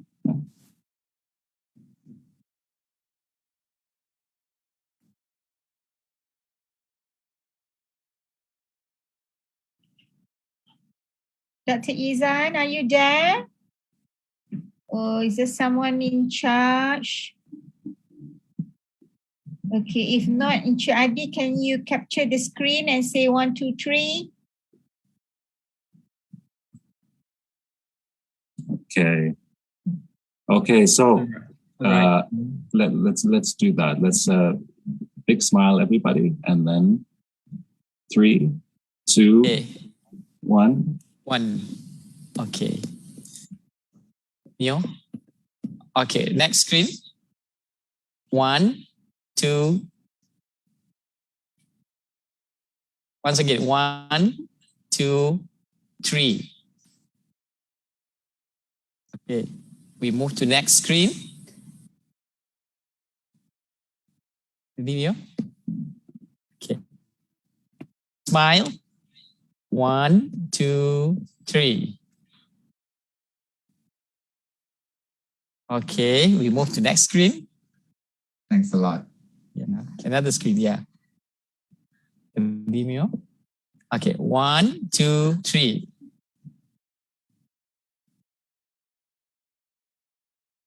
Okay, all right, so all screen captured. Okay. Thank you to Dr. Nat. Thanks, everyone. Thanks, everyone. Thank you so much. The time is now, it should be around 10:50, 10:51 in KL. Maybe can I suggest we can have perhaps a 5-minute break and then we can reconvene and we'll begin with our second speaker. Definitely. Thank you. Thank you. Thank you, Philip. Thank you, Dr. Nat. Thank you so much. Yes, in 5 minutes time. Thank you.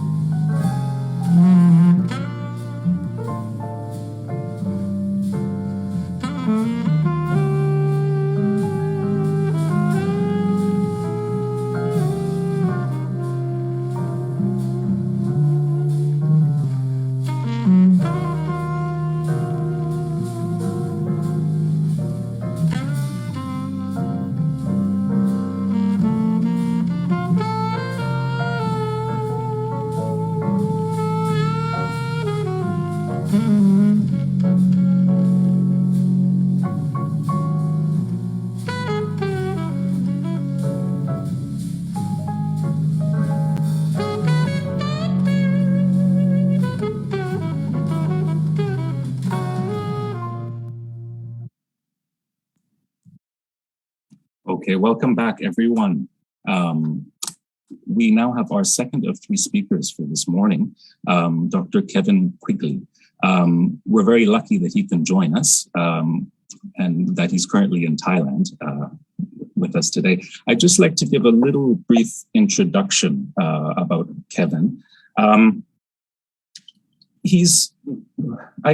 seen basically this summary that he's an American administrator, educator, leader, and author. And I think there's additional hats to that he's worn over his career. So he was the final president of Marlborough College, which is a liberal arts college in southern Vermont in the United States before its recent dissolution. Prior to joining Marlborough College, he served with the Peace Corps as a volunteer and country director in Thailand, and as president and CEO of their global alumni organization. He has a deep appreciation for academia and has also served as a Woodrow Wilson visiting fellow among numerous colleges. And as mentioned, we're very fortunate that he's back in Thailand as a Fulbright senior specialist and able to join us today and to share more on the topic of the strategic approach of university leaders. So without further ado, Kevin, the floor is yours. Great. Philip, thank you very much for that kind introduction. I'll say it's really a pleasure to be here with everybody this morning. So good morning to all. Hope you are well. Sadly, one of our new norms is that this is how we meet. We meet via Zoom. I really strongly wish, like everybody else, I'm sure, is that we could be in person, have coffee breaks together, get a chance to know each other, because communication begins with, it has to be two ways, and it begins with the interactions that you can't have on the screen. So I'm going to just pull up my file here. Let's see, I've got the Zoom promotional material. Let me just see where I can find my file and bring it up for you. So bear with me for 1 second, please. Okay, so I really wish that this communication was two-way, that's what's really key.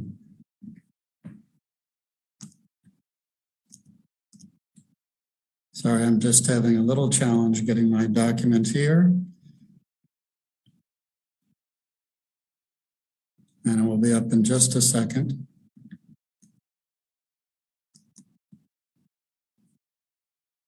Okay, so as Philip said, and I think a little different from Ajahn Nath's talk, my remarks this morning are really based on my own leadership experience with some reflection and some ties to theories. And that experience, as Philip alluded to, as being the last president of Marlborough College, which was its pedagogy is modeled on Oxford and Cambridge. And I led a successful merger with Emerson College, a much larger college that's located in downtown Boston, Massachusetts. I've also led 3 NGOs, and one of them I worked very closely with some leading global brands that I think everybody would recognize. Dr. Knott was talking, that they have some best practices related to these issues of values-based leadership and inclusiveness. And I've also, in higher ed, been on the board of 5 different colleges or universities, 3 of them international, 1 in Afghanistan, 1 in Nigeria. And I'm currently on the board of a university in Myanmar that just last week was registered in the US, so it could continue to provide programming after the coup there a couple of years ago. So for me, I'm really going to focus my conversation on what it takes to build the new norms. And the talk is really divided in 3 parts. One, some theories and principles about values-based leadership, a case study, which is the experience I had at Marlborough that led to a strategic merger between Marlborough College and Emerson College. And then to conclude with some principles that I use to help navigate what's a very tense, challenging, highly emotional, difficult process, a merger between educational institutions. And my self-perception, and be glad to talk about this, is that as a leader, I've really sought to ground my leadership in sets of values with an orientation of working towards a more equitable, just, inclusive, respectful, and responsive world, at least in higher education or on the campuses or institutions I'm involved in, but in higher ed context that are really designed to promote the student success. So I find in a lot of the conversation of higher ed that there's not enough discussion about student success. And I learned that without students, without a sufficient number of students, you don't have a university. You might have a think tank, but you don't have a university. So I'll get started. Thanks for this opportunity. I really appreciate you all being here this morning. And again, I wish we were in person so we could get to know each other and have, I think, an easier dialogue than this technology lets us have. So I want to give a shout out here to Kun Pontip Kanjanan Niyot, who is the former director of the Fulbright program, who I shared a draft of this PowerPoint with, and she said, yeah, it's pretty good, but you need to answer the basic question, why does values-based leadership matter? So here for me is a short answer that in 3 parts of why values-based leadership matters. And one, that there's really nothing that speaks more clearly to what truly matters than our own values. And that's been central in my leadership. 2, that in these really tumultuous times for higher education, and we've talked about the pandemic, that's kind of a ubiquitous topic, but also thinking of, and many of our countries are experiencing declining enrollments. We just had a conversation about how the pandemic has affected girls' enrollment in primary and secondary schools. We also know that a lot of governments, given pressure on their budget, are reducing support for higher education. There's a lot more competition, not just internally, between and among universities, but also globally, not only for students, but also for faculty and ideas, resources, relationships. And for me, the third is really essential. And when we think of our own learning experiences, at least for me, I find that actions speak much louder than words. So as educators, really trying to exemplify the values that we profess, that to provide a powerful example of having a set of values that are the North Star that help us navigate the way forward.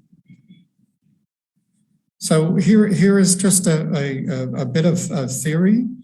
And for me, that the whole issue of creating a values-based leadership style that affects positive institutional change is grounded in some ideas by Robert Putnam, a public intellectual at Harvard who's written some really influential books. And the first one really looked to try and understand how democratic norms developed in Italy, and he contrasted, working with a couple of other scholars, the patterns of development for democratic norms and institutions in southern Italy and northern Italy, and also by some of the work of Francis Fukuyama, and particularly a book he wrote called Trust, that looks at some of the reasons behind the phenomenal economic growth of the so-called Asian tigers in the 80s and 90s, and seeing in his analysis how central trust is to lay the foundation for economic success. So this theory, as the title suggests, is dynamic. It's in motion and it's interconnected, so that these interactions, positive interactions over time, and sometimes a very long period of time, leads to what's essential to create a culture that supports a values-based leadership and a values-based institution, and that's trust. So, and it's hard to overstate the importance of trust in relationships and interactions. If you don't trust the person across the table, if you don't trust the person across the room with you, if you don't trust another institutional partner, the relationship is not going to move forward in a positive way, and it's not going to be productive. The trust is really, for me, foundational. So why is that? Because trust leads to working together, to collaborating in all kinds of ways. And we see many of examples of this in higher education, learning how to share resources and information and experiences and plans and aspirations. So, for us, on a very had a great relationship with my partner at the Vermont Law School, and it was so trusting that we agreed to share the chief financial officer for both institutions. And for those of us in higher ed, our financial information is some of the most sensitive information. But that specific cooperation or collaboration between Vermont Law School and Marlborough College would not have been possible without the trust that enabled us to believe that we could share one of the most sensitive positions in a university's leadership, and that both institutions would benefit not only from saving financial resources, but also we'd benefit by the knowledge that individual brought to bear on the challenges of both institutions. So then, that cooperation, positive interactions leading to trust, starting some cooperations, build up some social capital. And, this is a term that I think many of you are probably familiar with, but I think of social capital as the bank that we draw on to fund various different projects and activities we want to undertake. And that only really becomes possible if there is close trusting collaboration and partnership with the institutions or the individuals involved. And that is what institutions that are trying to affect positive change draws on. And it's true whether or not they be higher ed institutions or NGOs, civic associations, businesses, governments, unless they have that social capital to draw on, their ability to move forward on whatever their plans and projects are is likely to be undermined. So with that theory behind it, I think it's key to talk about how higher education leaders can actually create those positive interactions, which are foundational to building the trust and creating the social capital that enables leaders to make value-based change. And these are just a couple of very simple markers for me. And I think they're probably no surprise among them. But for me, it really begins by respecting others. And that culture has to promote respect. Understanding that everybody brings something to the table, to the discussion, to the activity. And it's important that we kind of start there. And then as Dr. Knott was talking about that IBM study of how essential it is that not only leaders listen, but that we all listen. But the leader has to model that behavior of listening well to other people, listening closely, listening carefully, listening consistently, diligently. So that process of listening well, as Dr. Knott talked about in the IBM study, and Pfizer is another major company that has done enormous training related to the importance of listening before asking or directing and listening carefully. But that listening has to lead to something, to hear a concern, to hear an issue, to hear an idea and do nothing in many of our higher ed contexts is counterproductive. It demotivates people. It doesn't encourage them. It doesn't empower them. So when you foster responsiveness, you do empower people and you provide examples to others. And that enables you to recognize performance that's consistent with your values and your strategy. But and critically important to all of this is to ensure that you have mechanisms and systems and a culture that provides accountability. Okay. So just a few of the principles and practices that leaders use to build values-based leadership that's grounded in values. And again, I think any of us, if I asked you to do a list of 10 values, probably half of these or maybe 2/3 of them would be on your list. But for me in higher ed, the key thing is our institutions need to more clearly and consistently focus on our students and their success. That has to be front and center. Second, and I know this is really hard for a lot of higher ed institutions, we need to be transparent. We need to be open about what we're trying to do. We need to be open about how we're going about trying to do that. We also have to be open about when we fall short of our expectations and our plans. And again, this goes to my point about one of the most powerful things that leaders do is provide examples. This next item, collaboration, partnership, it's an easy noun to talk about. It's incredibly difficult to do because in higher education, most of us pride ourselves on our autonomy, our independence.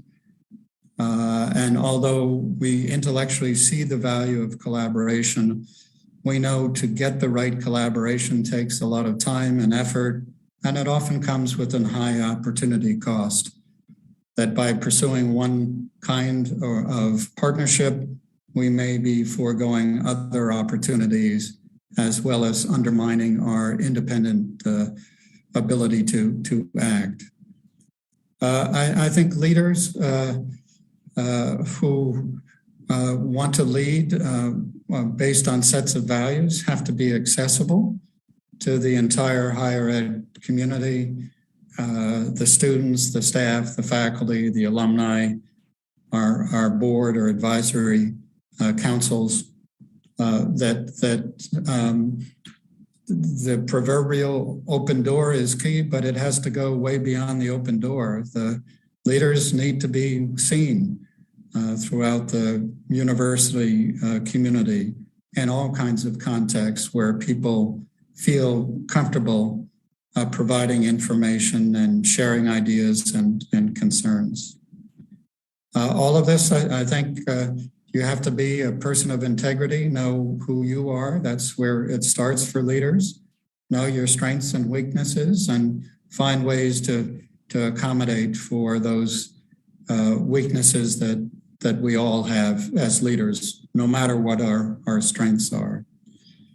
None of these discussions on creating a culture that supports values-based leadership make any sense or have any prospect of success unless they're authentic to your own institution.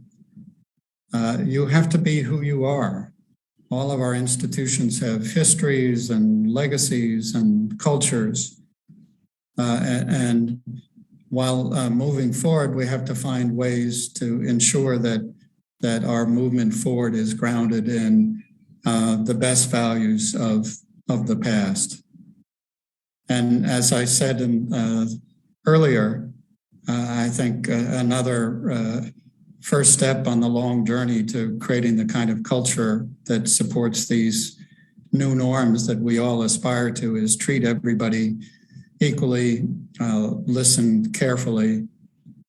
And then these last two on my list of kind of 10 commandments is to give credit where credit is due, to share credit. And what's very hard for all of us is to accept blame, particularly in those cases where you as a leader don't think it's warranted. You might think that the folks who are assigning blame have insufficient information, or they have an agenda, an axe to grind, or a particular concern, and their concerns aren't valid. I think you have to kind of turn the other cheek and accept blame to enable the community to move forward. So just to provide a kind of another framework to think about these different leadership styles, this is just, again, based on my experiences in these different contexts, including some work in government as well, both in our executive office of the president and as a senior staff or a U.S. senator. And this is generalized, but I think it's a helpful framing, at least for me, that I see that there are three kinds of leaders broadly defined. Those leaders who dictate, those who delegate, and those who serve. And a quick definition of what a dictating leader is that everything's about the leader. Whatever they do, how it's done, who's in control, who gets credit for the action, all is connected to the leader. And that also means that in many of those cases, if there's blame to be assigned, a dictating leader points the finger at somebody else. It doesn't point the proverbial way to a solution or an answer. And I think all of us, as you think of your own context, both in higher ed and other leadership circles, you can think of leaders who epitomize this style. Another that I think has been much more common in recent decades has been this delegating style of leadership. where responsibility and authority are delegated, and that the leader really directs and empowers those around him, and the leader shares credit with her or his colleagues. And then the third style of leadership, at least in my view, is serving leader, and they're very clear that the institutional interest and concerns take precedence over the leader's personal interest and concerns and everybody else's. And that's sometimes very painful, because what's best for the institution may not be best for the staff or the faculty, or some segment of either of those groups may not be best for some students. But the leader has to understand the circumstances and act with clarity and transparency.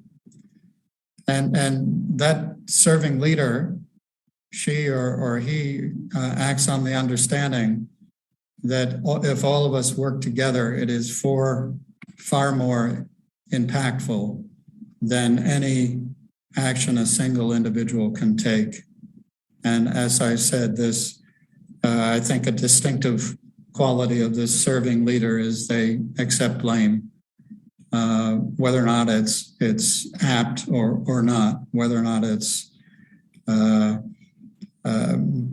appropriate for them to accept blame. That way it deflects others from being the target of the blame. So 3 styles of different leaders. We had a conversation here on Kampang Pet at the Ratchapat, the provincial university here in northern Thailand this month, and with a group of students from 6 different universities in northern Thailand. And I asked them about leadership and success and what their views on this framework were. And they asked a great question. They said, does a leader use just one style? And my answer to that great question is probably not. There are some circumstances where a leader may need to be, for some period of time, a bit more dictating or delegating than serving. But I think all of us have a natural inclination to a particular style. And I think for the audience, it might be no surprise that my predilection is for the third, the serving model of leadership. So, you know, all of this discussion about creating a norm of values-based leadership is predicated on, or is affected by, what's going on in higher education. And we're in the midst of a whirlwind, a tsunami. And I think everybody in this audience understands some of these big trends that are severely impacting global education.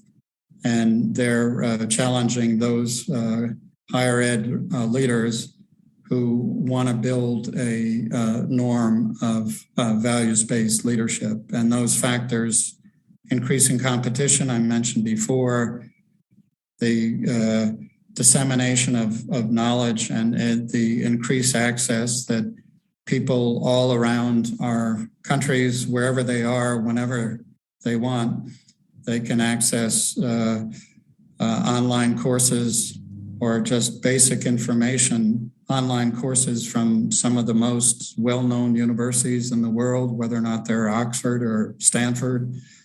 They can also access information from their phones. And as we're seeing also that there's been a really almost miraculous expansion of digital technologies in the last 20 years. And much of this accelerated by the pandemic, when you think most universities around the world in a matter of weeks, if not days, shifted from an in-person mode of learning and teaching to online, and then tapped into some very sophisticated digital technologies to create the most positive learning experience in the context of the pandemic. And then, this theme, I think it's important, and the closer connections between industry, both global businesses and our national businesses, and some of the small entrepreneurial businesses in our countries, that they're looking to partner with our universities in lots of different ways around adapting the knowledge that we help generate for commercial services and products. They're interested in helping universities figure out how to develop graduates with the skills and aptitudes and experiences that will make them successful, productive workers. Another major trend in higher ed is, if you take a country like Korea, they're predicting over the next decade or so, as many as 30% or so of their colleges and universities may merge or close. And in the United States, there have been predictions around for some time that 20 to 25% of our universities and college, the 4,000 of them, will close over the next decade or so. It hasn't been quite that dramatic yet, but there certainly is evidence of this growing trend around consolidation, collaboration, and closure. And the fact that higher education is truly global now, with the movement of our people and our ideas and our technologies all taking place. So just to give you a quick snapshot, and this is background for the Marlboro case, and that's the heart of my presentation. So this is what happened in the US. Our enrollment peaked at 20 million.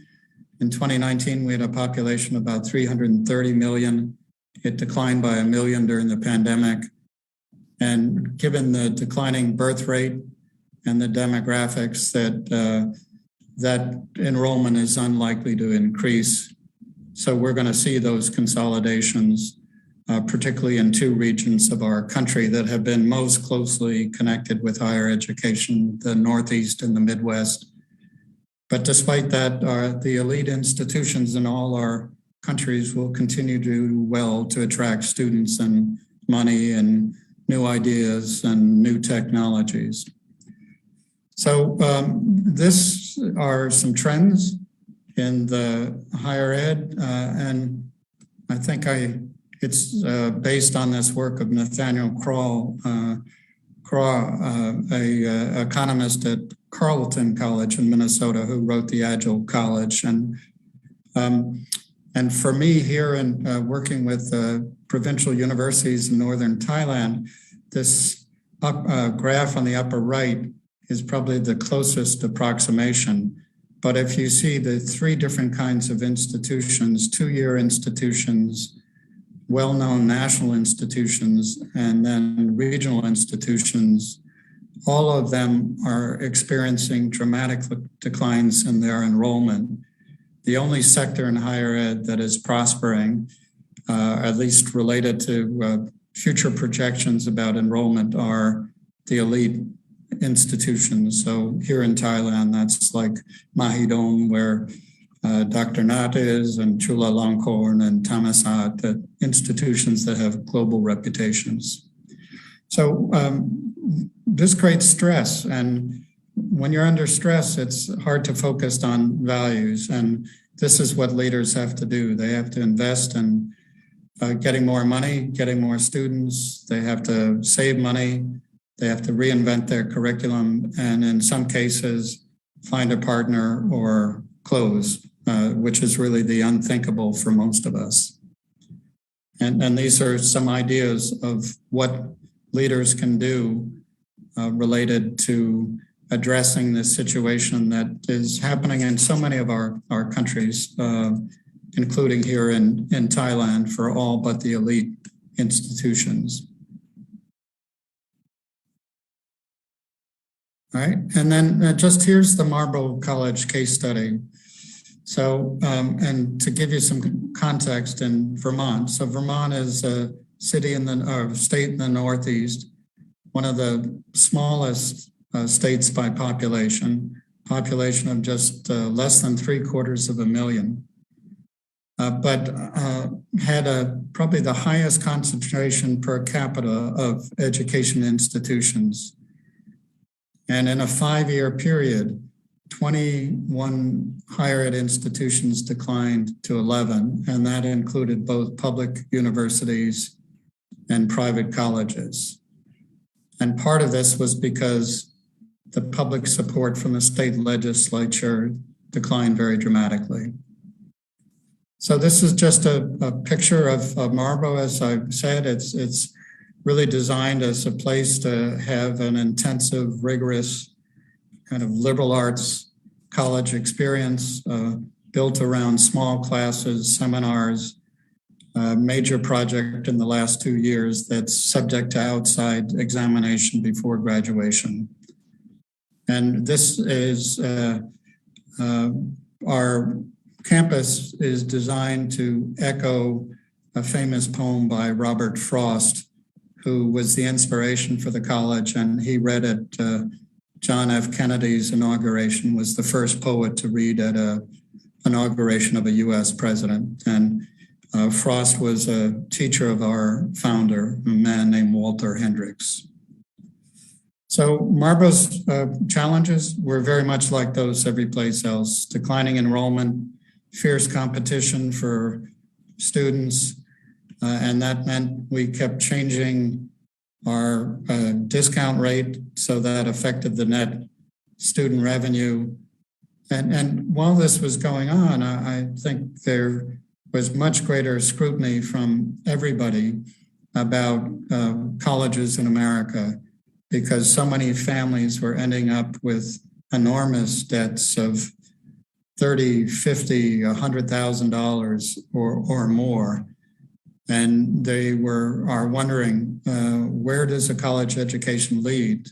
Can their children get meaningful employment without going into enormous debt? And this scrutiny, this close looking over the shoulder of higher education, involved not only prospective students and their parents, but legislators, regulators, accreditors, the media, all watching colleges very closely and seeing that families are increasingly going into debt and having their children graduate from college and not able to get meaningful work.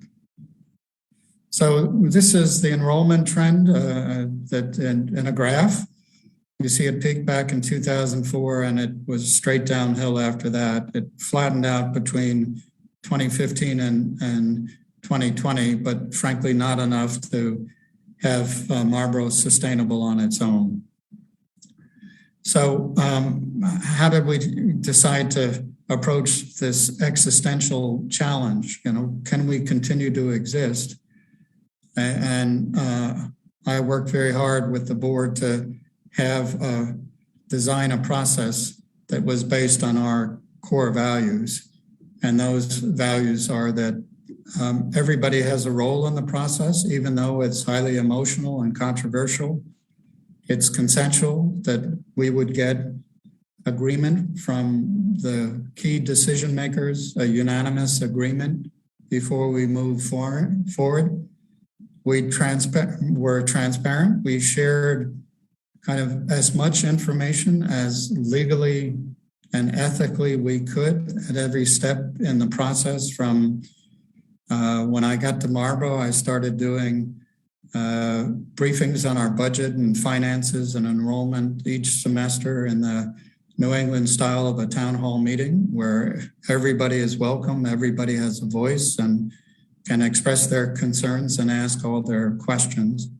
And as I said before, whatever leaders do, in terms of their approach to be leaders with a foundation of values, that it has to be authentic to your culture and community. And I talked about being accessible. So through this highly emotional process of looking for a partner, I responded to every email I got. I had probably over the course of less than a year, 7 public meetings, a lot of discussion with media, public hearings with our accreditors and regulators, and every information all the documents we prepared as part of the merger process became publicly disclosed. So it was transparent and accessible to anybody who wanted. And as I was talking before, that I think any process you go through, you have to be respectful of others, understand they have different concerns and different objectives. But beginning with some empathy is a good place to start a positive interaction that can lead to trust and some form of collaboration that hopefully lets you have the social capital to build something important. And in our context, we had non-disclosure agreements because of the highly confidential nature of the specific terms of the deal with Emerson until we were ethically and legally to disclose that. So these trends, I think I mentioned. So let's see. Sorry about that. I went the wrong way. And how we dealt with the process.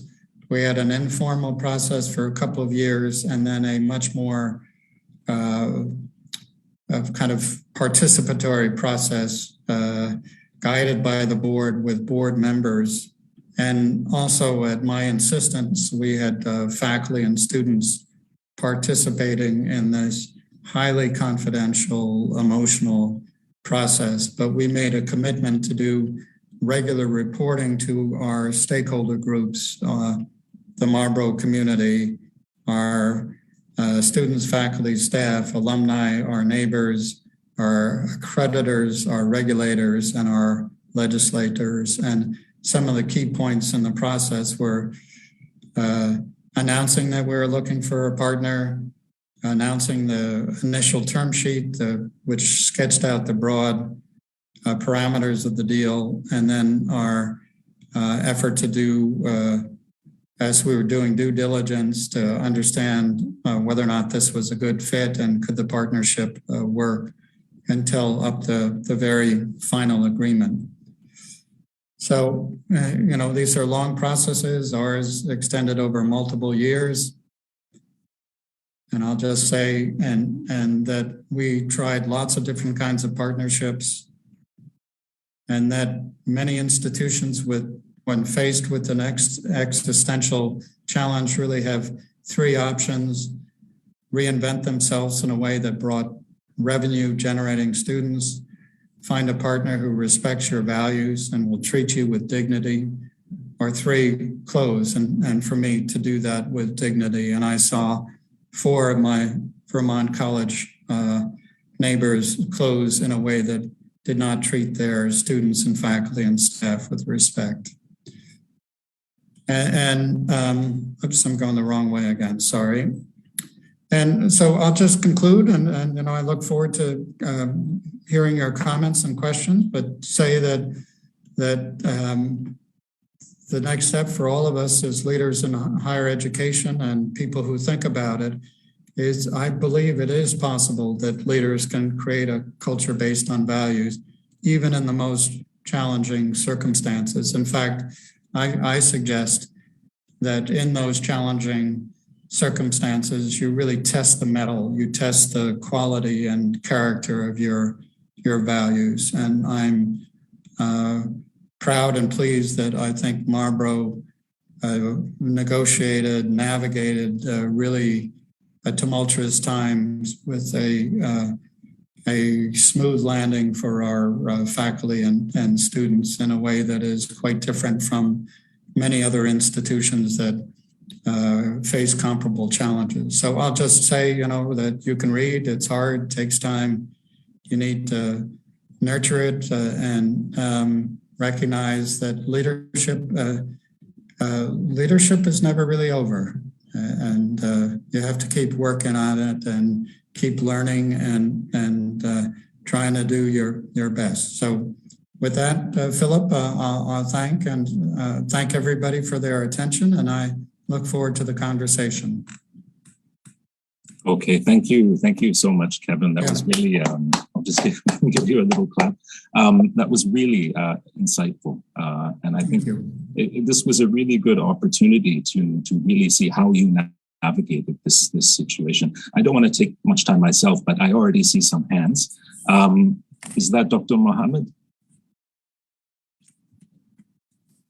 Would you like to? Yes, Dr. Mohammed, do you have a question?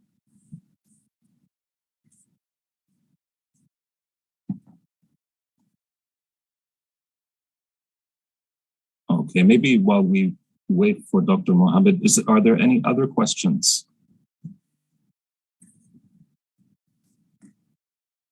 I do, please, if you don't mind. Dr. Kevin, thank you so much for your thought-provoking and inspiring speech and the story you share with us.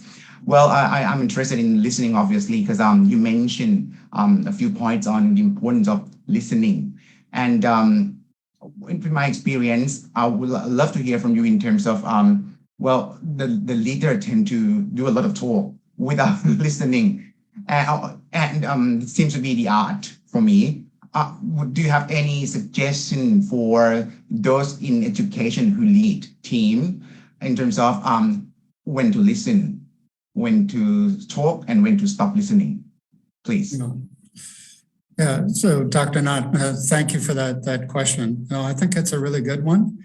My recommendation for other leaders, and it's something I learned along the way, is you're much more effective if you listen carefully and closely, and you do more listening than talking. And I think it's a lot like a language class. If you observe, like on Thai PBS, I watch the language classes, and the teacher talks 90% of the time, and the students less than 10. And that's, if you watch leaders, most of them talk 90% of the time, and then want to get out of the room. And I think they have to flip that proportion. And that means that you can't be and expect to hear honest, candid, maybe critical feedback. So leaders have to create all kinds of different opportunities to let people speak with them.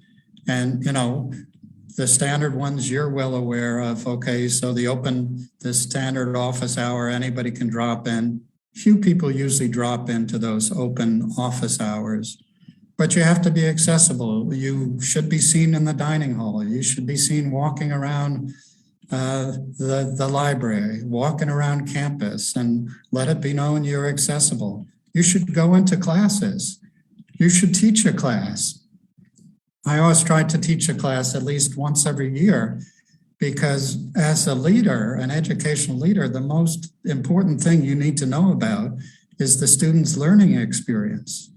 So, and I know that's not the case for our leaders in most Thai institutions. They left the classroom way behind, but there are ways to address that, I think, Dr. Nath, encourage them to co-teach a class or do a short course or something, but get the leaders out of their big offices and out in the campus, visible and accessible, and demonstrate that not only do you hear, but you listen and you act on what people say. Those are just a couple of quick thoughts. Others may, and maybe they can use the chat. If people have other suggestions, please put them in the chat. Thank you again, Dr. Nath. It was a great presentation. Yeah. Thank you so much. Yeah. We do have one contribution. from PTIP. Thank you, PTIP. She asked Kevin, knowing that in Thai culture, the seniors tend to talk more, and it could also be that the seniors think that they're expected to talk more. What would your advice be on this? Yeah, so thank you, Kun Pontip, for that question. And certainly I think in many of the cultures and societies of the ASEAN region, there's enormous and appropriate respect for older individuals given their life experiences, not always associated with wisdom, but I think I'd suggest some of the things to Kun Pontip that I just suggested to Dr. Nath, that a leader has to be accessible, and so often they're not. And I see here at Kampeng Pet, you know, our new president is on the road all the time and not on campus much, and she has lots of responsibilities. But I'd encourage her and any other college leader to go out and sit in a coffee shop, you know, be in a place where you're truly accessible and you kind of minimize the barrier that AIDS provides to let people in the campus community know that you're just like everybody else, and, you know, you like to laugh, you like to drink coffee or whatever it is, but find ways to really be accessible to the community. And I recognize that's really hard because for most college leaders, they are under pressure 24/7. Their calendars are full. And but I would say I'd highly recommend carve out some time and be in a place where you are truly accessible to anyone and everyone. Okay. Philip, I have a question. Hi, Dr. Kevin. Yes, remember. Hi. Yesterday, I think the speakers talk about trust, and you talk about trust. It's very, very important element. Now, before we go into, you know, having a leader who's trustable, right? From the organization perspective, right? How do you select good leaders to make sure that these leaders are trustable? They are the ones, you know, who can really work. They have the listening skills. What are the things that not only the talent management division or the HR division looks into? What are the things that before we appoint a leader, okay, before we get the dean or before we get the what you call director or the deputy, how do we go about it? Okay. On your experience. Okay, Dr. Yasina, thank you very much for that great question. And so for leadership to be successful, they have to have a trusting relationship with their community. And trust is built up, as I've suggested, over time. So as part of the exploration for both sides of the party, both parties are in looking for a new leader, is the new leader is considering, are they a good fit? Will they work well with the community? Can they trust each other? So they have to be put in different kinds of situations. So you get to have a sense of their listening skills and their respect for others, their openness to ideas and concerns from others. And the search processes, and I'm not sure what it is at your university, but many of them are very elaborate. Doing your due diligence, because the relationships often last for a long period of time. And if it's not a great relationship, nobody is happy. I don't think the presidents in a relationship with the community that is not working well, they're not happy either. So it's really both parties. And sometimes we got to give the new leader a little bit of a break. No leader is going to be able to do everything exceptionally well. So you want to let the leader create an environment where the leader can play to their strengths and be encouraging and supportive rather than critical and undermining. And that often happens. And, you know, this is an old adage, you only get to make a first impression once.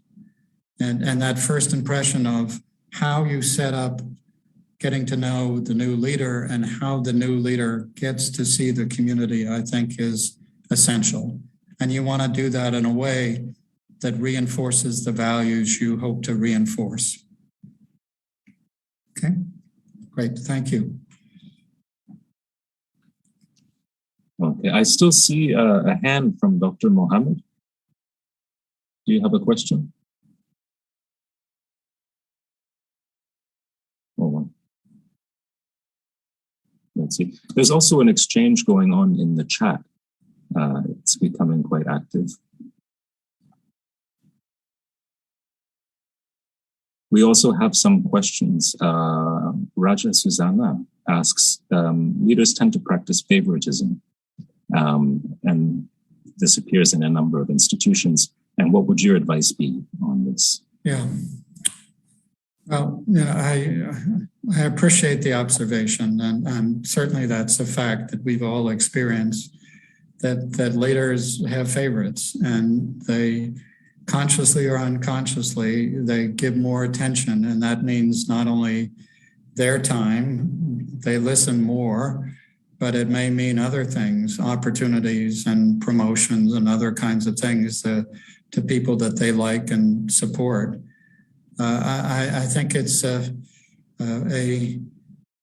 fundamental human character that we like to work with people who work well with us. And it's a real challenge for leaders to figure out how do you work with those people who aren't your favorites and include them in an important way. And that's really difficult. To reach out to your critics, engage them, engage the people who aren't getting attention from you. And you have to be pretty self-conscious and try not to play favorites because it's not in the institution's best interest. And I think good leaders have feedback mechanisms that they consciously set up to take some soundings of how they're doing. Now, many of these are board-led, where the board does a 360, you know, to ask other people on the leadership team, to ask faculty and staff and students how the leader is performing. And if your institution doesn't have an assessment of the leader, ways to encourage that, but you can't be one-sided about it. If there is going to be an assessment of the leader, there should also be assessments, as we do of our students, but assessments of the faculty so that all of us can understand what the expectations and the standards are and be held accountable. So I think one practical thing is just to see, is there some way, formal or informal, to pass on some feedback. And I would encourage you, if you are providing feedback about behavior that seems to be exhibiting favoritism, to do it in a way that's constructive. Because, you know, we live in a world with far too much negativity, and if you start negative, nobody is going to listen to you, and you want to make sure that people listen. Okay, hope that's helpful.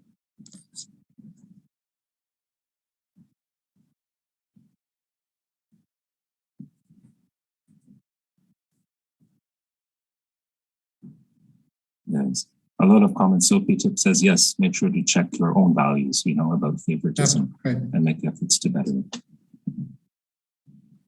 Do we have any further questions for Kevin?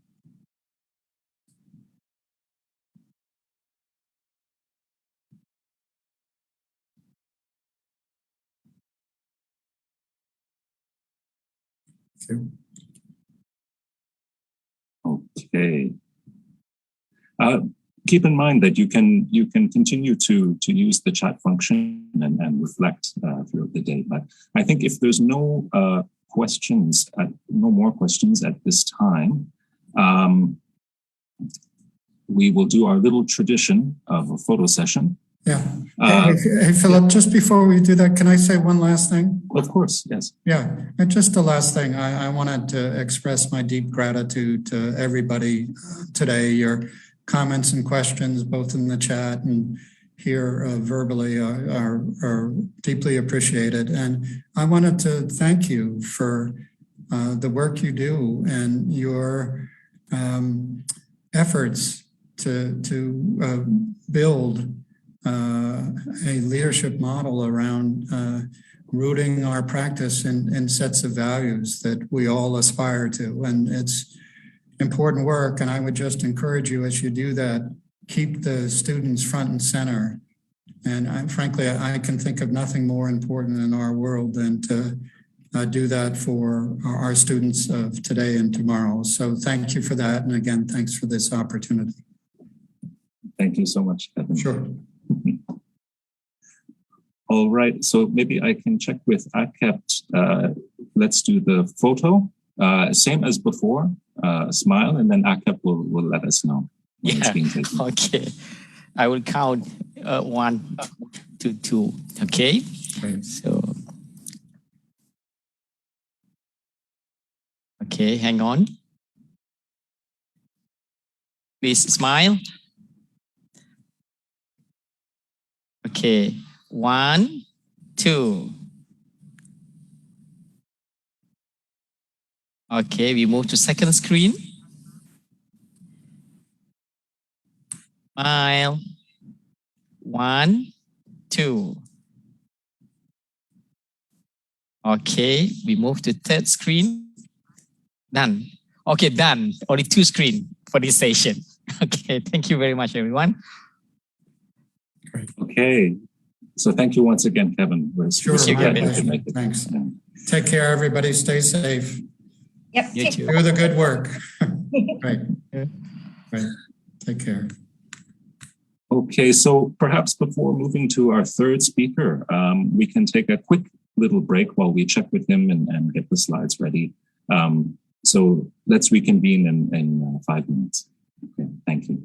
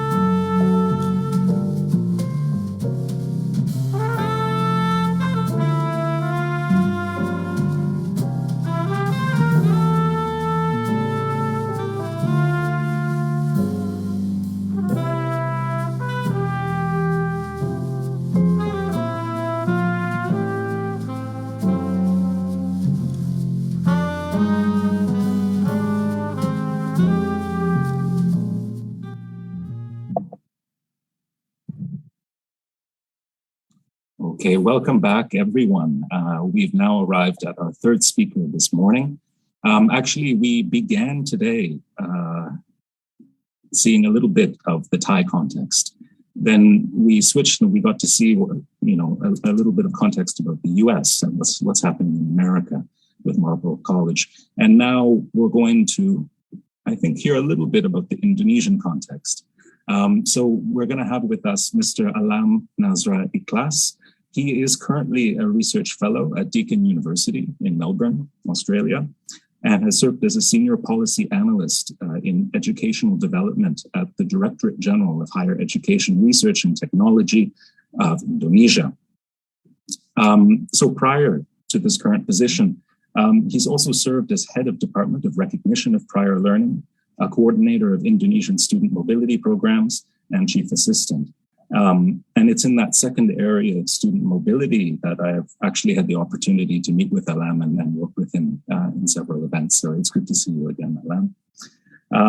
He's currently involved in several new projects as well, looking at the effect of learning abroad on the career direction and employability of students. This is with Deakin University, and other publications on internationalization of higher education in Indonesia, among others. So we're very pleased to have you with us, Alam, and the floor is yours. Thank you. Thank you so much, Phillips. Glad to see you again. Assalamualaikum warahmatullahi wabarakatuh, and peace be upon us all. Is it okay for me right now to do the share screen? Yeah.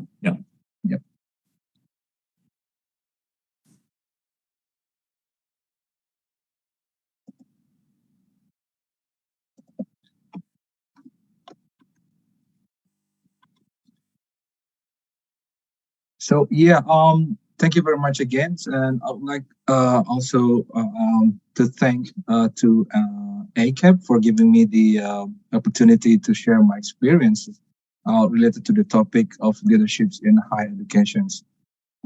What I will share with you basically is just a reflections of my experience in various leadership structures in the field of educations at different levels. So from 2005, 2007.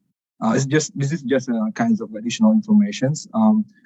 From 2005 to 2007, I was the secretary of the English Language Education Department in a private university in West Sumatra, Indonesia, in my hometown.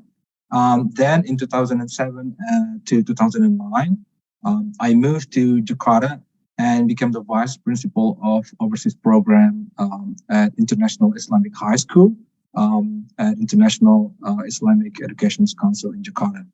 And from 2009 until now, just like Philip has already mentioned, that I'm currently working in the Ministry of Education and Culture, Research and Technology, specifically in the Directorate General of Higher Education. And Philip has already mentioned as well that from 2014 until 2019, I served as the head of recognitions of private learning department, as well as the coordinator of the international cooperations program in higher education, especially in the field of student mobility. All right. So my dear colleagues, I thought maybe I want to talk again about what leadership is all about. I think what the distinguished speakers have said previously, like from yesterday until Professor Kevin, I think it has already represented and provided a very comprehensive explanations for all of us about leadership's best practices in various institutions, especially in higher education. And I'm also sure that you all have already understood what leadership is, and probably are more experienced than I am, either in theory or practice.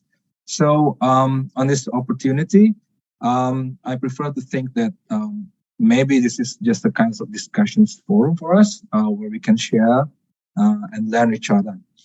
As we know, the discussions about leadership has actually existed for a very long time in many kinds of civilizations around the globe.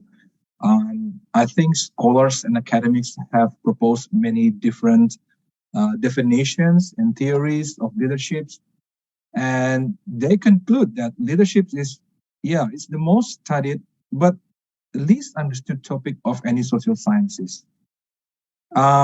And we might agree that leadership is one of the most complex and multidimensional phenomena. It is highly influenced by social, political, and cultural development contexts that also shift from time to time. And if you want to know deeper about this, I just remember that I read last night about one of the recent article of leaderships.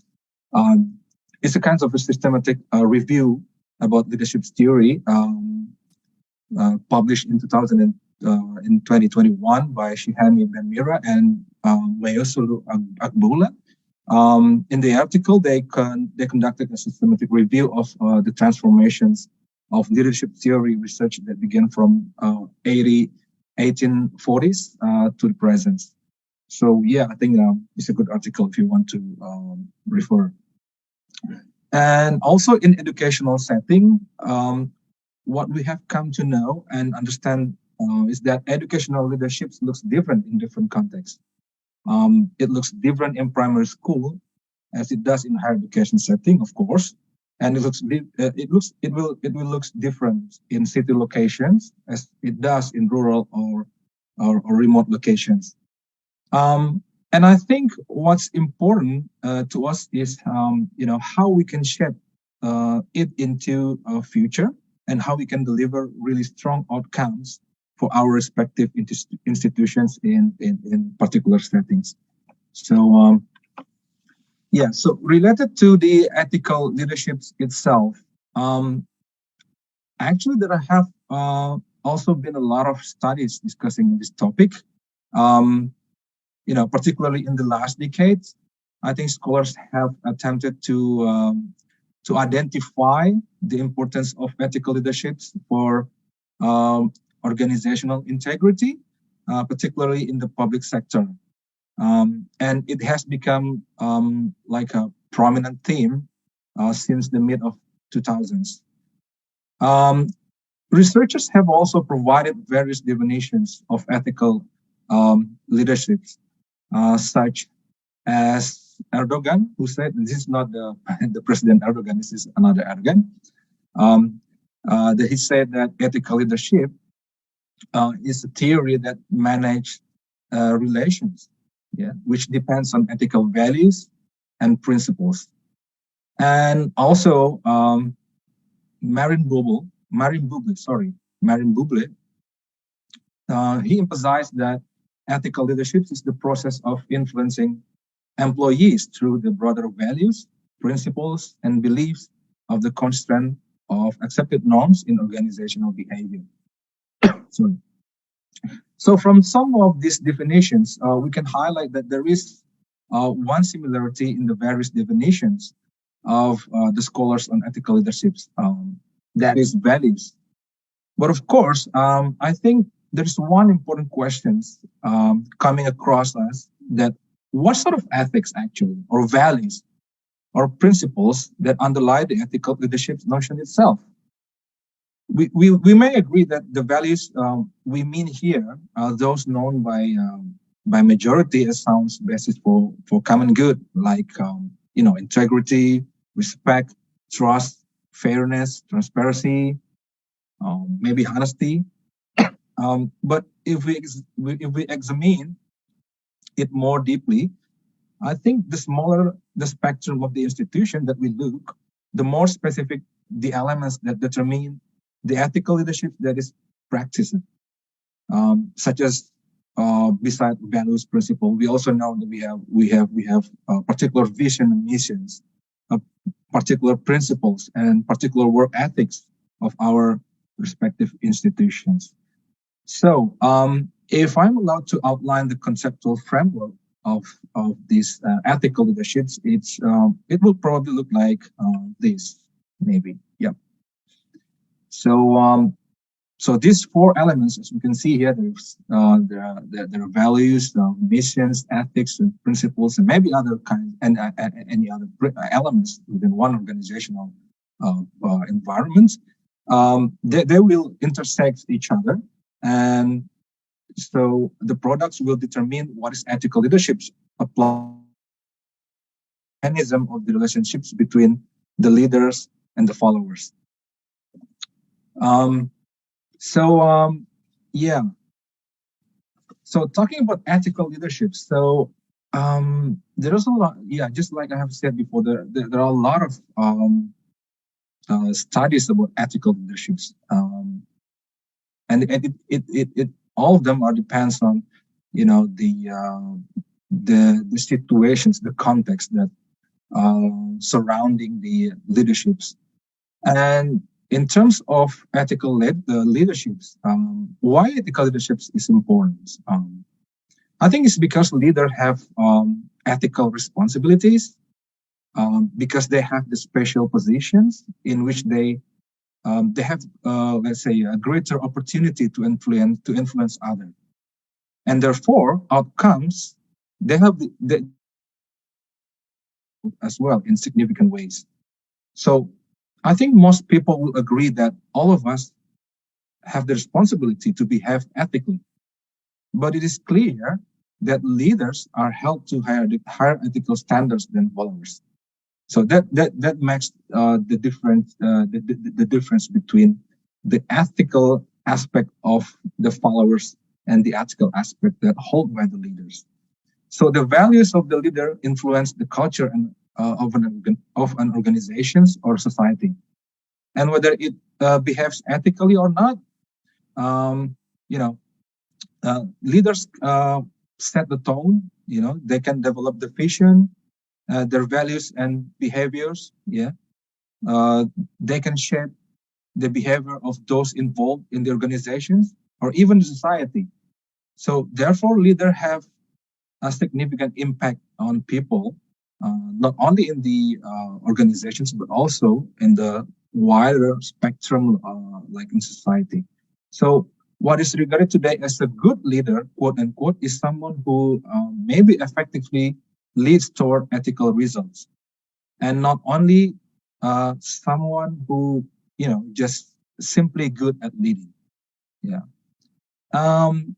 So based on this slide, I would like to quote the, this is a study from Peter Nordhaus in 2016, where he mentions 5 principles of ethical leadership to be considered, in understanding ethical leaderships. The first one is ethical leaders should respect others. It means that a leader listens closely to the followers. They are empathic, and they are tolerant of opposing points of view. It means that treating followers in ways that confirm their beliefs, attitude, and values.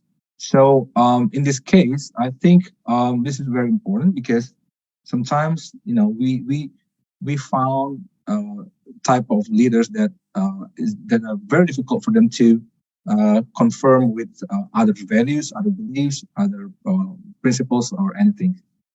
And number 2, ethical leaders serve others. There is a special term for this. They say that leaders that serve for others is like altruistic. Altruistic means like unselfish, not self-centered, and means that they place their followers' welfare first in their plans. So in practicing the principle of service, ethical or centered, not himself or herself centered. They must place others' interests foremost in the work, and must act in ways that will benefit others. And ethical leaders also concerned, about issues of fairness and justice. They make it a top priority to treat all of their followers in an equal manner. And as a rule, no one should receive special treatment or special considerations except when his or her particular situations demands it. So when individuals are treated differently, the grounds for different treatment must be clear and reasonable and must be based on moral values. So that's point number 3. And number 4, what Nordhaus said about ethical leaders is ethical leaders should be honest. You know, being honest is not just about telling the truth. It has to do with, being open, transparent with others, and representing reality as fully and completely as possible. And the last one, ethical leaders, they are expected to build community. So ethical leader demands attention to a civic virtue. Leaders and followers need to attend more than their own mutually determined goals. They need to attend the community goals and purpose. I would say that an ethical leader is concerned with the common good in the broader sense. They are not only paying attention to their own organizations, but they can also pay attention to the wider perspective, like the community, the society. So this is only the theoretical framework that can be considered to be implemented, proposed by Peter Nordhaus. So I will continue to the next slide. So again, I would like to emphasize again that ethical leaderships differs, based on the culture, values, beliefs, and work ethics of each organizations. So I think this is the basic concept that we have to realize first before we come and go deeply about what is actually the best implementations of ethical leadership itself. So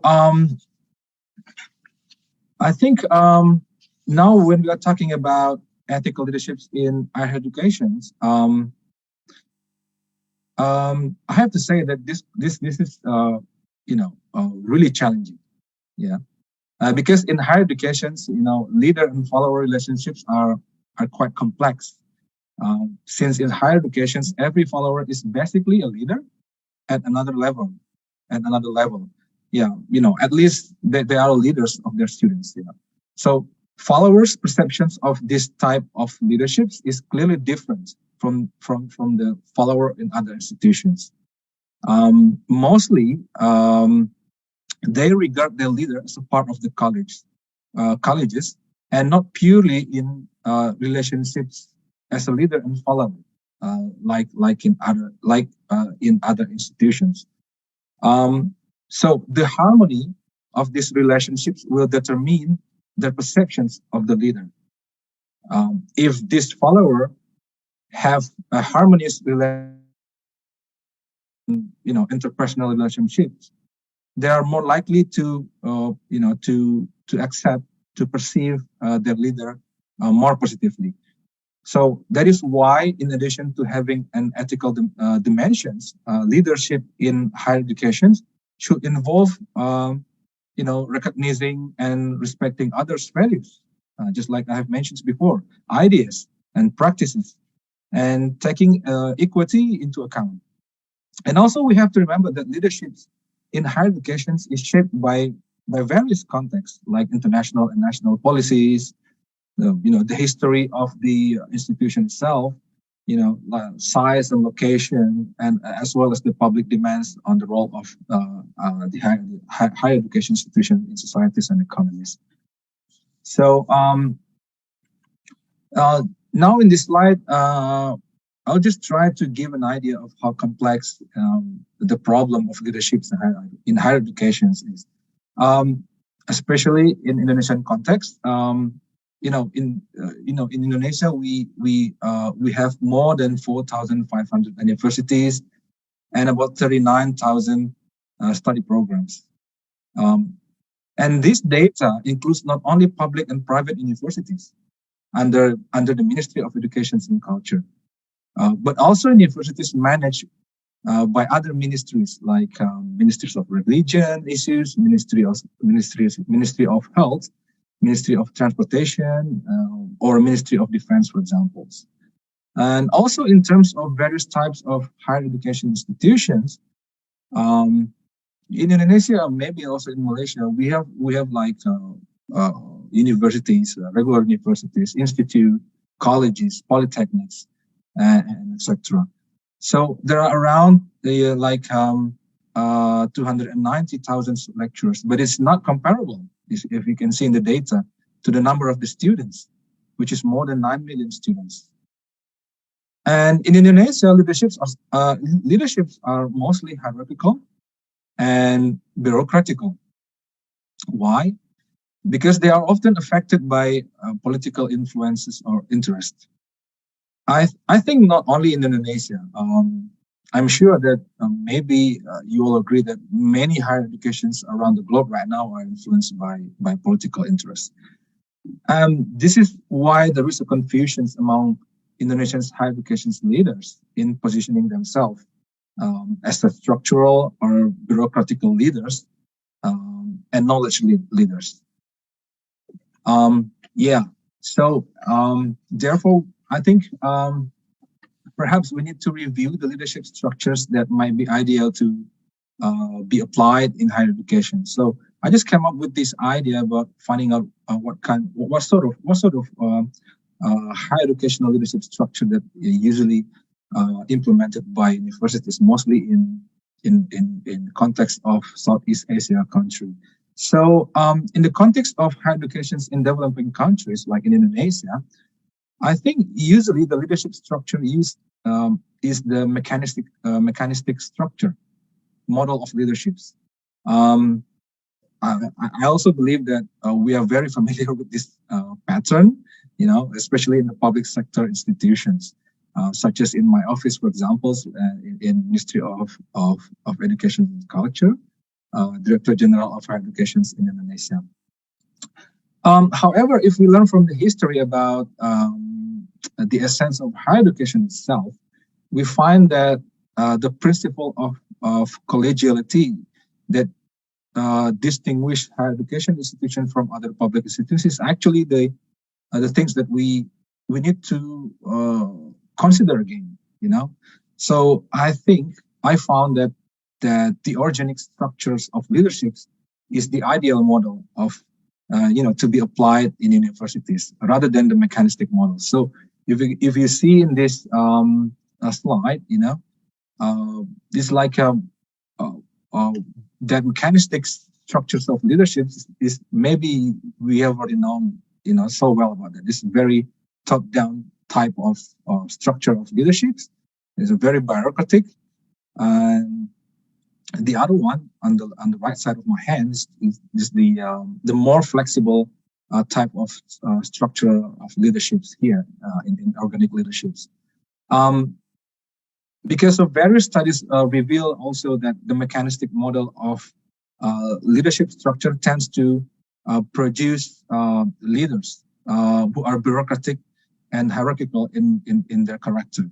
So here, I also have the experience, when I was still working in the universities in Indonesia.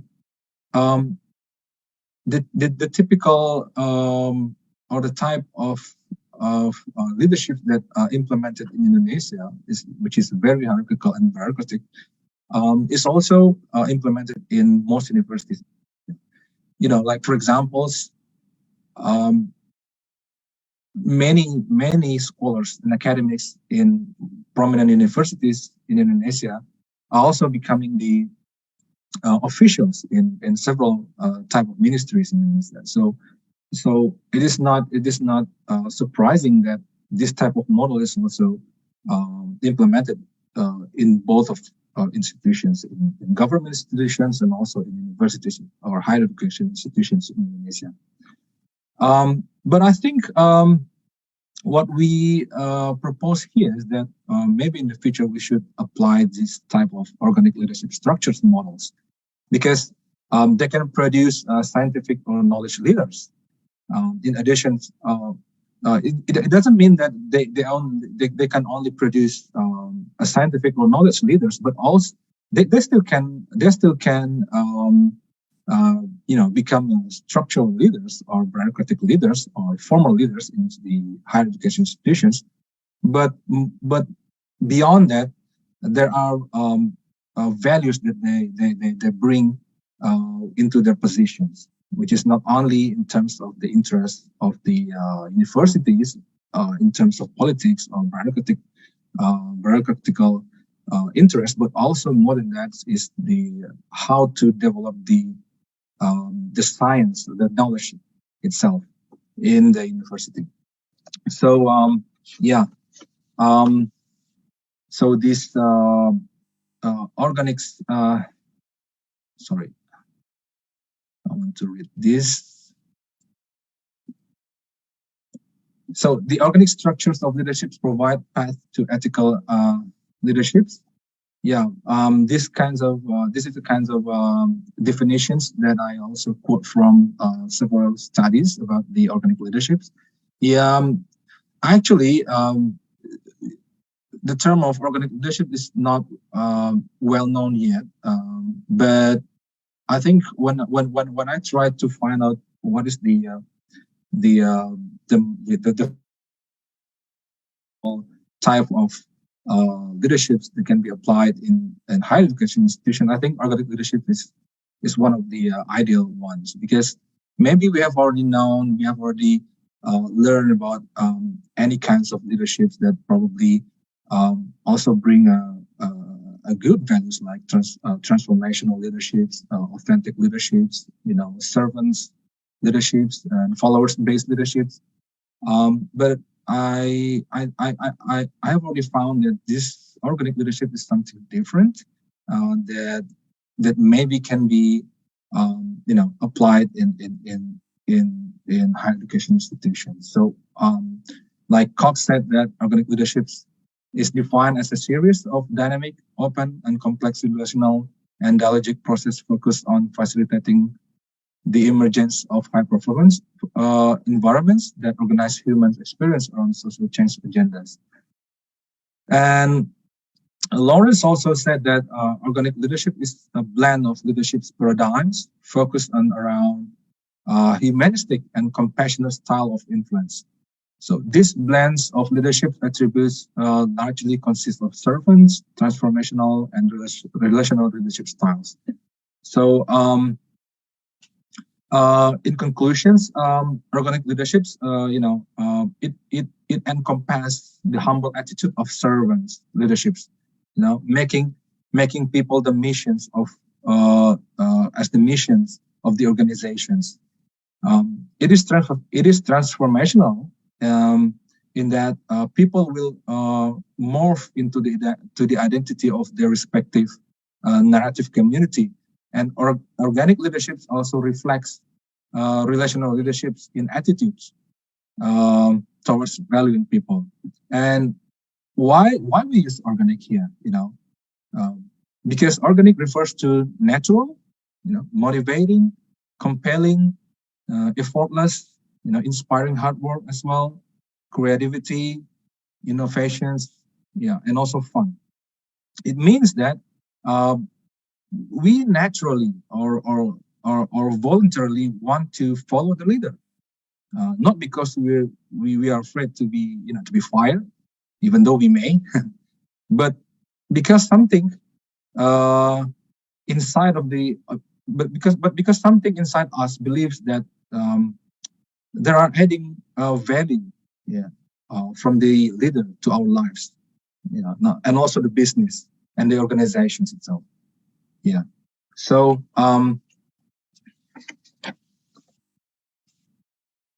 so this is also some kinds of additional information about organic structural leaderships. And organic structural leaderships provides path to ethical leadership itself. And actually, organic structural leaderships model is adopted from leaderships in knowledge and science-based institutions, such as hospital, consulting institutions, research institutes. And what is the most important thing that I would like to highlight here is that the organic structure of leaderships provides what we call as the supportive leaders, which will ultimately emerge in ethical leaderships. So here I want to highlight about the importance or the significance of supportive leader. Yeah, so supportive leaders, they support the needs of other lecturers, like good workplace, training, and further educations, etc. And they are sharing, and this is important. They provides information about opportunities for other lecturers to develop and encourage them to progress. This is important, I think, because of in this era, where the competition is so tight, we see that a lot of leaders, maybe they have some kinds of characteristic that a little bit stingy, they don't want to share because of the competition's atmosphere is so tight.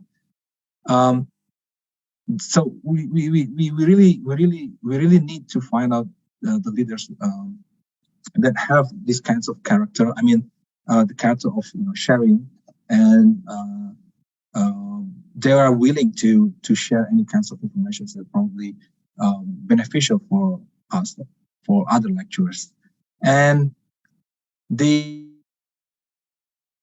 have the empathy for the problems faced by other lecturers, and of course they support the careers, the careers of the lecturers, regardless of the differences in ethnicity, religion, race, and kindships. Means that a leader in higher education institutions, they can't be what do you call it? They shouldn't discriminate at any reason with their lecturers, colleagues, and trust and be trusted. So this is also the term that we have already noticed and also heard for many times since yesterday. I think this is one of the most important elements in leaderships, not only in ethical leadership, or I think in any kinds of leadership model. Trust and be trusted, and also provide equal opportunities for all lecturers. At the end, yet they still manage to be in line with organizational values, norms, work ethics, vision, and mission. So, so supportive leader will operate ethical leaderships, and ultimately they will produce what we call the scientist or knowledge leader. So this is quite interesting for me, to see that if I can compare between what happens in Indonesia and here, where I live right now in Melbourne, I saw that there are a big gap of what do you call it, the orientations of let's say academics or scholars in Indonesia and Australia. I can say that what I call the scientist leader is the reflections of my experience and having relationships with academics here in Australia.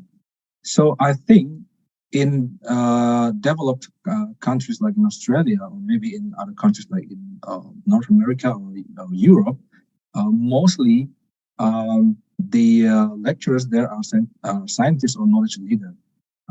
So what is actually the scientist or knowledge leader? So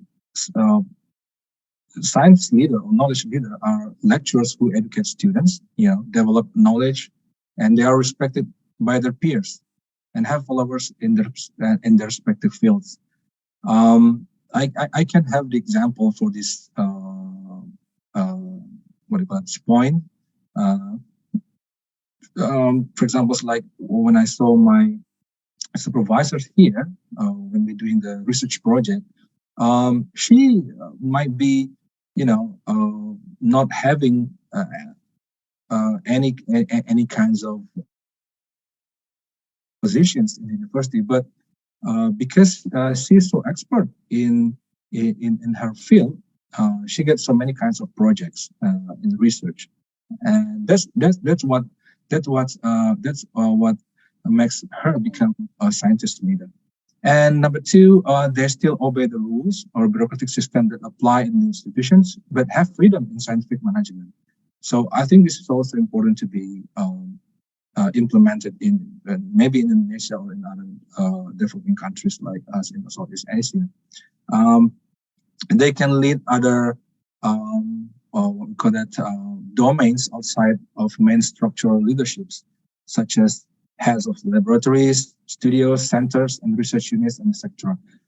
This has also become one of the most prominent issues right now in Indonesia. For example, like a lot of lecturers in Indonesia are competing to reach certain positions, formal positions in universities.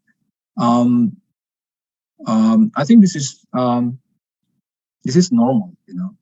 Everybody wants to have a better positions as a mark of distinctions in every kinds of institutions. But in terms of higher educations, I think we need to be more, what we call that, focusing our priority, not only to chase or to after the positions, but only we need to get back and realize that what is the purpose of higher education institution are being built.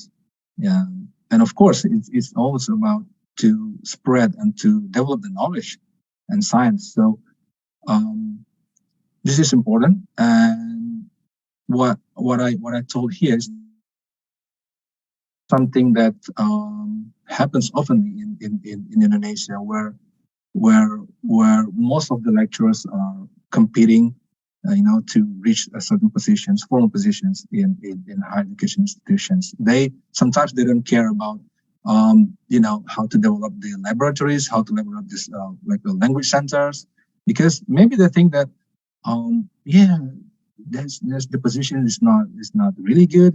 There's not we can't get a lot of money with that positions, or maybe from the regulation itself, there only a few amounts of funds or grants that given to other centers in universities, like laboratories, studio centers, research units, something like that. But they didn't realize that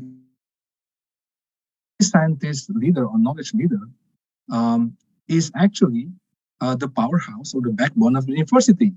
Yeah, if they are supported well, they are given freedom to do their research. They are given grants. They are given money to expand and to develop any kinds of activities that probably beneficial for universities to for example, like collaborations in research, and give them some kinds of a project in research or international collaborations with other institutions abroad. I think this is one of the best way for us to make our university become more prominent. Because again, I said the orientations of the lecturers, especially in Indonesia, for example, they have some kinds of what do you call it, the conflicts of values within themselves. Yeah, for example, like when they do something, they will ask, is this in line with the visions and missions of the organizations? And if it is, there will be another questions like, is it in line as well with my personal values or maybe the community values? So these kinds of issues also always happens, in implementing ethical leaderships in higher education institutions. And number two is, I said the social dynamics. This is also the challenge that probably might shift our perceptions and understanding about ethical leaderships in higher educations. Like, for example, there are several issues right now that, shape the vision and missions of higher education institutions. I can give you example. For example, like in Australia right now, they are very concerned. They're very they put big attention to the issues like what we call it, the gender issues, and the most prominent one is the LGBTQ issues right now in Australian universities. And the last one, the issues or the challenge that probably constrain or become what we call it, the factor that we need to pay attention is that the policy doxa. I quote the term doxa from Pierre Bourdieu. He's a solid one of the prominent, one of the most influential philosopher from French in the modern era, where he said doxa. What is doxa? Doxa is the common sense that considered natural, but is actually embedded by a dominating class or two dominated ones. So it's a kind of a symbolic violence. I have to give the examples of this in terms of Indonesian's context. For example, like in Indonesia, if you want to be like a vice chancellor or rector, for example, you need to approach, let's say, one influential political person or even a political party. So this is already become a common thing to do in Indonesia. Yeah, especially right now when the elections of the rector or the vice chancellor in Indonesia, where 35% of the voice is the minister's voice. So 65% going to the board or the senate. So you can imagine how big is the influence of the minister himself and the process of the elections of the rector or the vice chancellor. But it is actually, but in Indonesia, it has become a common thing. That's why we call it policy doxa. It's common things to be accepted, and nobody wants to, or let's say, to argue about that. Maybe there are little, a few people wants to change that kinds of policy, but until right now, it's just going on. People accept it. It's okay for them. So I think this is one of the challenges that maybe we need to address as well. I don't know in other countries, but in Indonesia, I think this is the biggest challenge, the policy doxa. So in conclusions, I think ethical leadership varies based on the cultures, values, beliefs, and work ethics of respective organizations.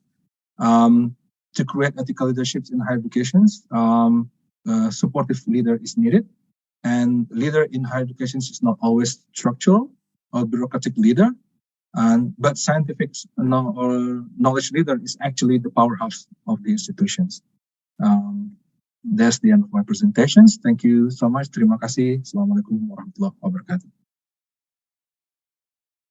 Okay, thank you so much, Alan, for sharing that and actually introducing us to these ideas about organic structures of leadership and ethical leadership. I'd like to open the floor right now for any comments or questions from our participants.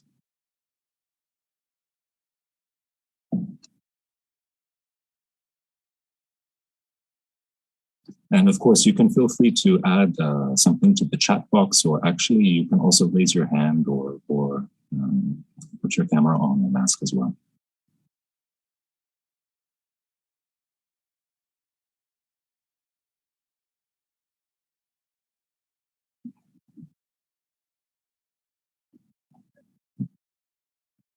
Do we have any questions?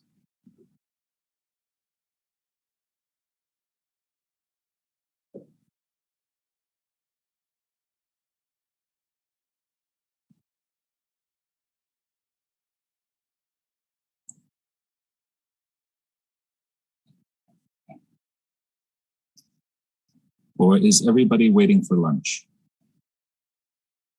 I think that can sometimes happen when we get close to lunchtime. But thank you once again for sharing, Alam, and I hope that even if you don't have a question at the moment, but we can continue the conversation through the chat box and keep the learning going. So if there's no further questions, Philip? Yes, do we have one? If you don't mind, I would like to ask the question to Mr. Alam. Yes, please. Perhaps, Mr. Alam, perhaps from your experience in Australia now, and compared to, Indonesia or Malaysia, maybe more or less the same in terms of, academic leadership. So what can you say about practices in terms of, leadership practices in these two regions or countries, Australia or Indonesia or Malaysia? Yeah, thank you, Mr. Azman.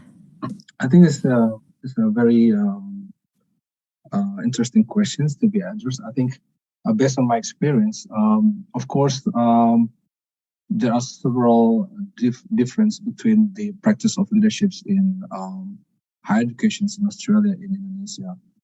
The first thing that probably we might have already known about that is that here in Australia, they are more collegial than us in Indonesia. I don't know in Malaysia, maybe probably the same. For example, like, and it's all because of the cultural background, I think. For example, like the relationships between not only between the lecturers and the leaders in the institutions, but also between the students and also the professor, for example. I want to give the examples. About 2 months or 3 months ago, there was actually a case here in Australian University where they cut some of the lecturers because it's impacted by the COVID-19 pandemic. And you know what happens? All of the lecturers, whether they are being affected by the decisions of the vice chancellor or not, they are united, and then they make petitions that the vice chancellor cannot do that. And it kind of showed me what the relationships between what we call it, the leader, the formal leader in university and their peers in the college, let's say the regular lecturer in Australia, where they have a kind of a similar or let's say an equal positions in terms of maybe in terms of the knowledge, or maybe in terms of, let's say, putting some kinds of program to develop the institutions. So this is actually really good. I don't know whether this is because of they have already a well maintained or not, because in Australia here, the universities is very autonomous. They can what is it? They can get the money.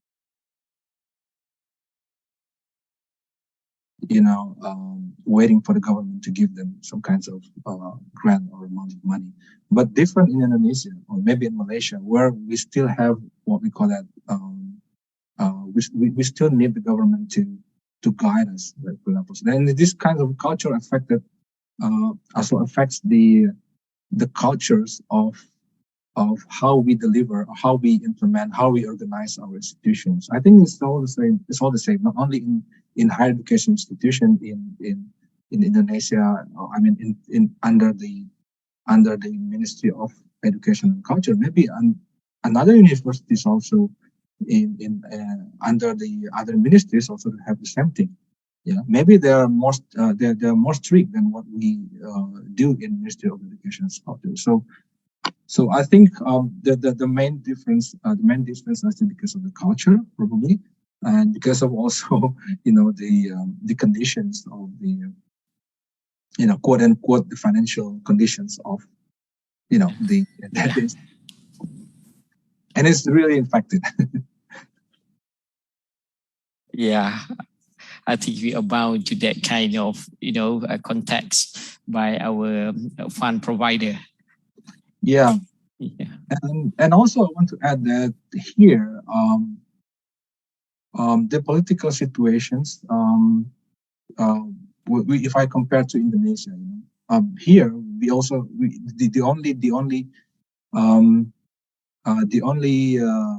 what do you call it, dominating parties that existed in Australia is only two, right? Labour and Liberal. But when you come back to Indonesia, we got a lot of parties. There are a lot of political interest. And here in Australia, when the Labour Party is, like Anthony Albanese, he's from Labour, and of course they have a political agenda to the universities as well. But again, what I really admire with the system here in Australia is that the academics here, they can argue with the politician. I mean, if they don't want to, if they don't agree with the decisions of the politicians, they will say that they can say that I will not follow you, whatever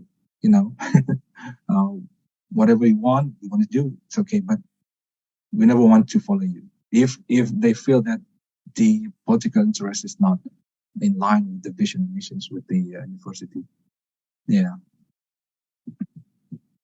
Thank you for sharing the experience in Australia and in your country as well. Thank you, Pat.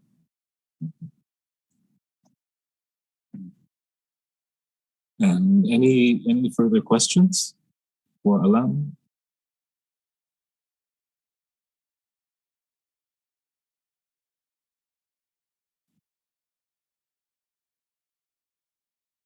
Okay, well, I see from the schedule, we're right on time, actually.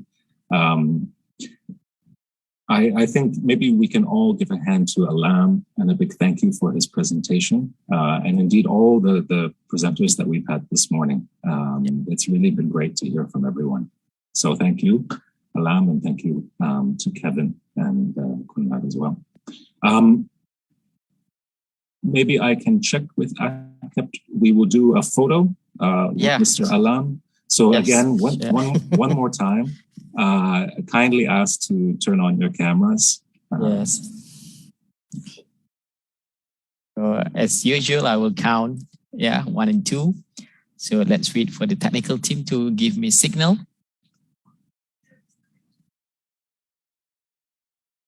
Ready, Mio? Okay, please smile. 1, 2. Okay, one more screen. Smile. 1, 2. Okay, done. Philip, if I may remind our respected participants that there will be one more session in this afternoon. So and then will be followed by our closing session by Associate Professor Dr. Yas. And therefore, we look forward to seeing you all again this afternoon. So enjoy your lunch. Yes, Philip. Maybe you have some words to say to our participants. Yes, the session is yours to close. Okay. Maybe just a few housekeeping matters. In the chat box, you'll see that AKEPT has kindly shared the links to 2 documents. So you'll have the attendance form as well as the feedback form. And kindly note that you will receive the certificates upon sending the feedback form. So we look forward to you completing those. We seem to be exactly on time according to the schedule. So we will have a lunch for 1.5 hours and then reconvene. So please enjoy your lunch and we look forward to seeing you again. Thank you. Thank you, Philip. Thank you, Philip.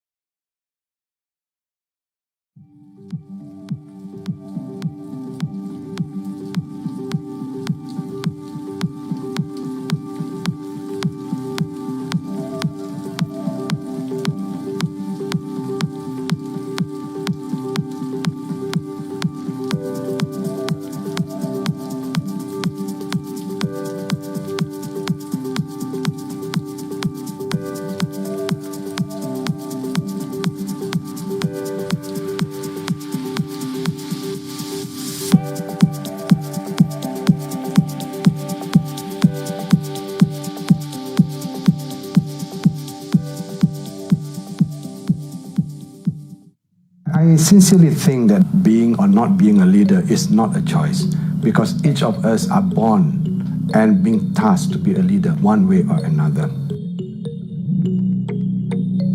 It is rightly mentioned in Surah Al-Baqarah ayat 30 that kita perlu menjadi khalifah di muka bumi ini. Itu adalah tugasan diberikan kepada Allah pada kita. Therefore, choice. For that matter, we need to understand what leadership is all about. And leadership is never about power, it's never about stature, but it's more of responsibility and the amanah and accountability that is being given to one person.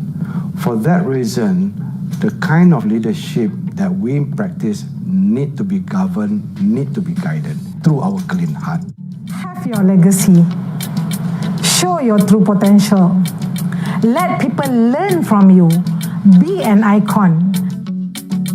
The extra things from all of us, apart from being academicians, is the ability to lead, because our institutions, the future of our generation, the future of Malaysia depend on all of us at the institutions of higher learning. Be strategic leader and be successful leader for the good of our organization. I believe the series is designed and implemented based on the assumption that leadership does matter. Leadership in most cases, if not all cases, determine the success and the failure of any organization.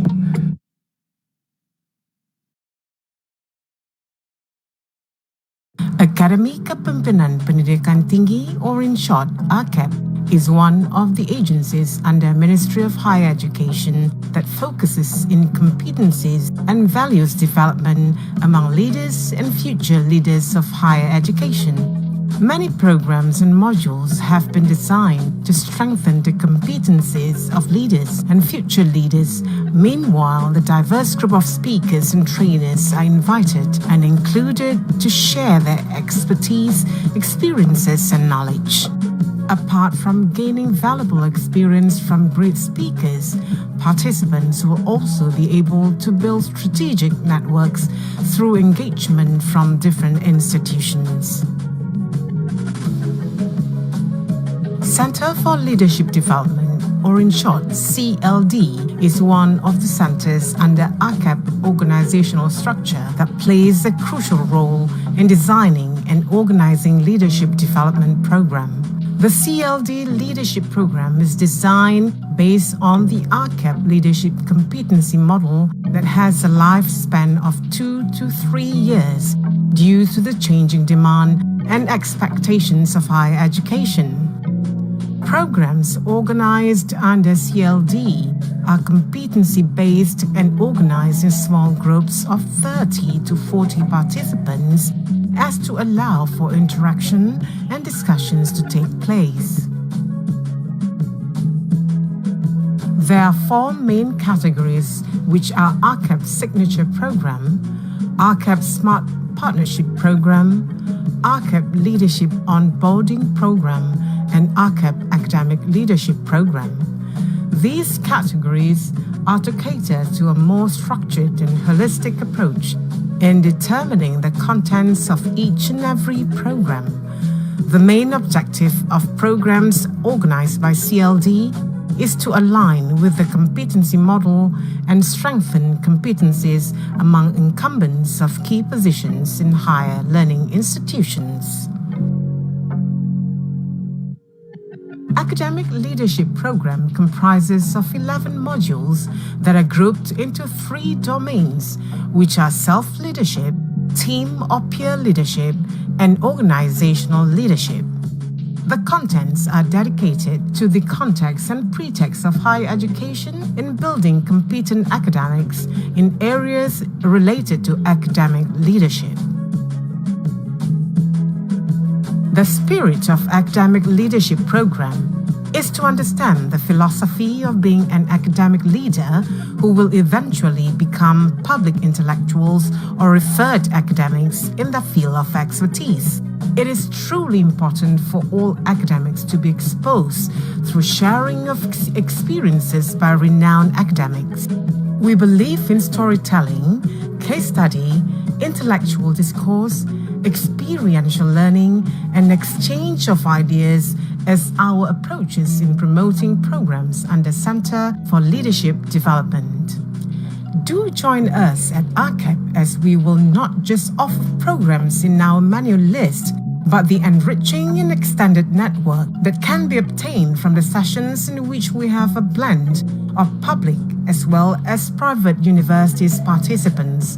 Shaping minds, building leaders is our principle, and our hope is all academic will be able to have the opportunity to be engaged with AKEPT in roles as speakers, facilitators, coaches, trainers, and participants.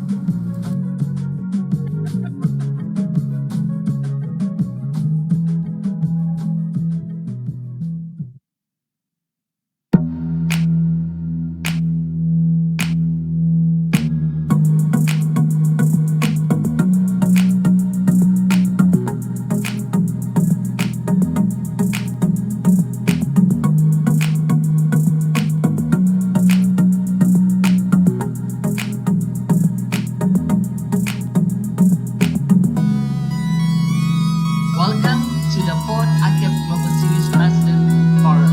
This public-private partnership in the long term. Would like to personally welcome and thank all panelists we engaged not only to come The Malaysia Falsafah Pendidikan Kebangsaan, which calls for the nurturing life and so on. And I especially commented there's a number of injustices has been embedded in the concept of sustainable development itself. One can integrate innovation from education. So that's Malaysia. a Malaysian plan yesterday. This of everybody who is in my age group. And then you begin to experience how because both the dog. And underneath are all the United Nations days. So I think our countries, other countries, learn from this. And when we're talking about greening curriculum, I think that we all should have this foundation. Should add into it to do for the women to go golfing, so they get another big network than playing golf. Mainly focusing on educating, mobilizing, organizing staff and students. Higher learning institutions autonomy with accountability. So themes were sustainability and leadership, autonomy and talent building. whether architecture and nature, is it natural or is it can be developed? Graded across all functions, including the academic function. in the forefront of it, where students from different parts of the world actually undergo internship program, very clearly structured. Sometimes we are all looking for that. Today the Experience, sharing of wisdom, you are the voice of reason to now say yes. All this culture can be embedded. Actually, in their current challenging economic condition, no one is back. Completely change when we enter the workforce. As far as the culture of the country is concerned, each country For sustainable development, it's a network of existing commons. academics. Yeah, so 70% complaining that they have stress as compared to only 20% in 2019. And I think that is the most important to begin with. So we can actually stay socially connected through different means. to apply the right application on how to deal with the right people and behavior. No one was prepared for me to go to other divisions. To elevate our skills specifically in leadership. The individual and held in a wallet. It is about solving problems, issues of the sustainable development in this region. Higher education development. Our institution, if not beyond. And hence the word humanizing education comes into mind. The tanker that is the ministry, one of the largest ministries. What can we do to empower women in any given organization? And when a lot of things were introduced at that time, I was the deputy. Kita juga menyelaras pembukaan pusat kuarantin dan rawatan COVID-19. Situasi ilmu itu perlu ada. Bila nak jadi ilmu ni, mungkin boleh dijadikan asas untuk kita maju ke depan. Jalan bagaimana di Malaysia ini budaya ini dapat dipertingkatkan. Islami, adakah begitu wujud dalam kedermawanan Islam ini?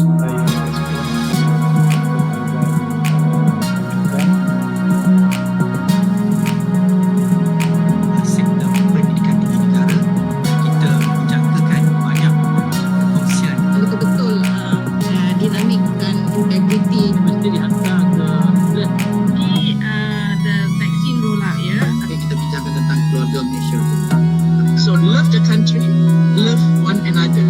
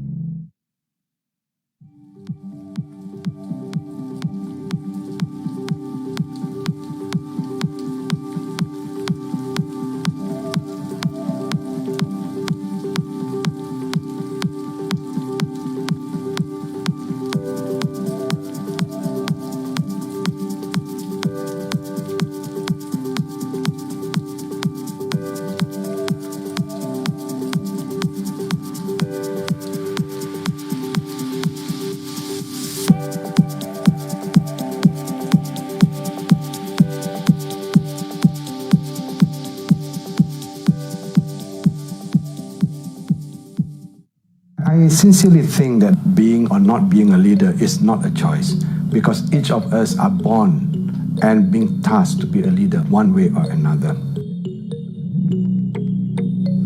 It is rightly mentioned in Surah Al-Baqarah ayat 30 that kita perlu menjadi khalifah di muka bumi ini. Itu adalah tugasan diberikan kepada Allah pada kita. Therefore, being a leader is not a choice. For that matter, we need to understand what leadership is all about. And leadership is never about power, it's never about stature, but it's more of responsibility and the amanah and accountability that is being given to one person. For that reason, the kind of leadership that we practice need to be governed, need to be guided through our clean heart. Have your legacy. Show your true potential. Let people learn from you. Be an icon. The extra things from all of us, apart from being academicians, is the ability to lead, because our institutions, the future of our generation, the future of Malaysia depend on all of us at the institutions of higher learning. Be strategic leader and be successful leader for the good of our organisation. I believe the series is designed and implemented based on the assumption that leadership does matter. Leadership in most cases, if not all cases, determine the success and the failure of any organisation.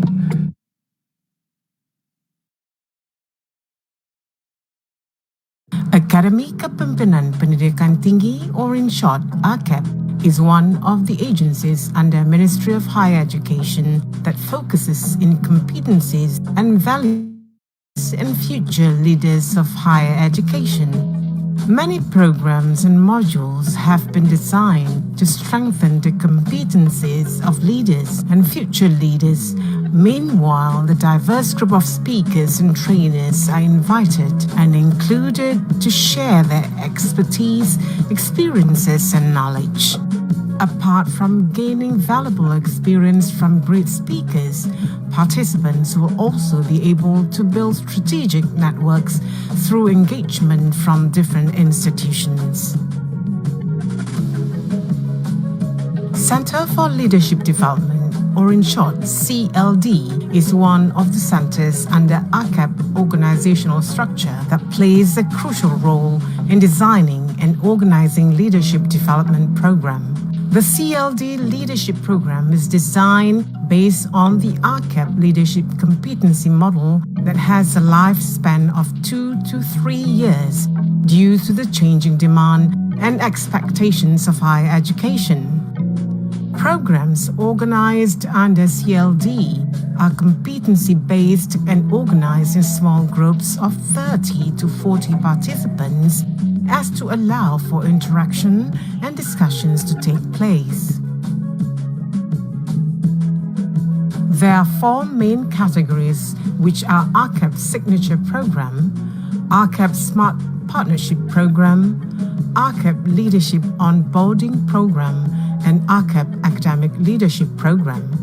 These categories are to cater to a more structured and holistic approach in determining the contents of each and every program.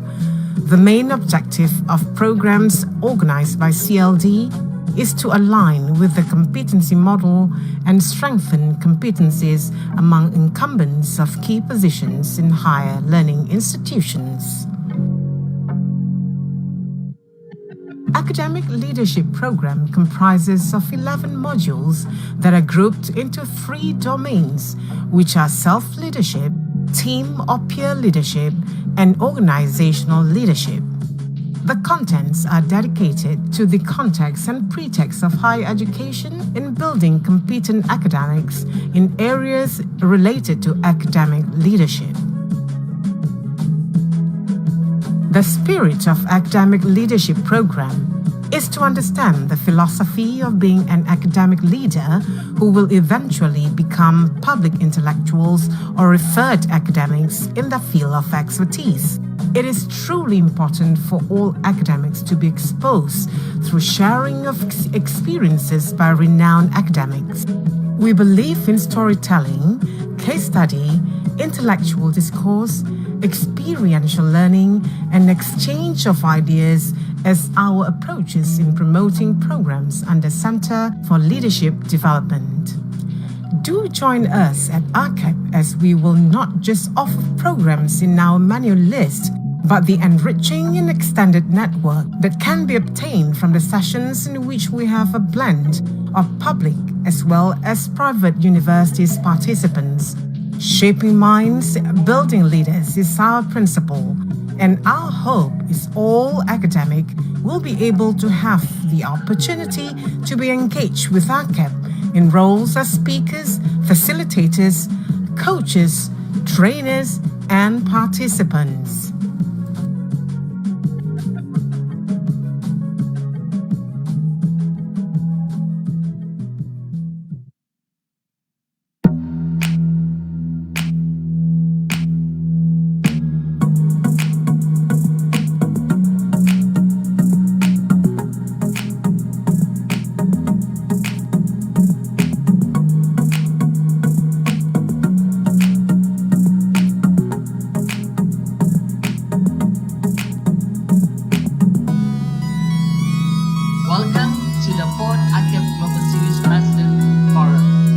Public-private partnership ini in the long term. We would like to personally welcome and thank all panelists we engaged not only to the Malaysia Falsafah Pendidikan Kebangsaan, which calls for the nurturing life and so on.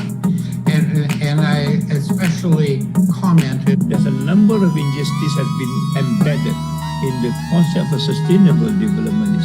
One can integrate innovation from Malaysia. Today, this of everybody who is in my age group. And then you begin to explain how we can support the doc. And underneath are all the United Nations days. so I think our country also, other countries learn from this. And when we're talking about greening curriculum, I think that we all should have this foundation.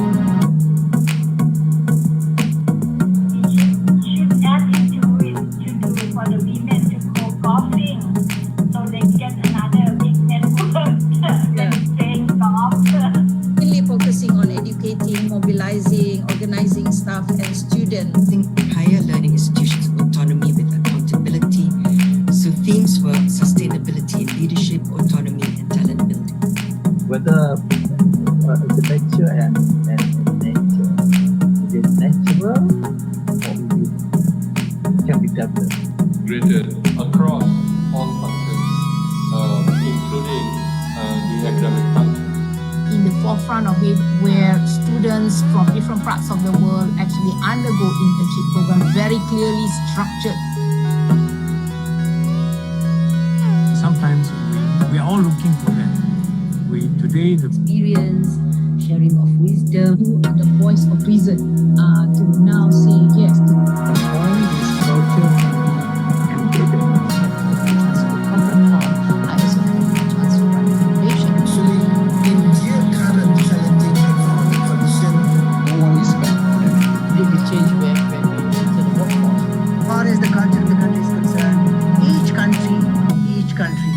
sustainable development is a network of existing commons.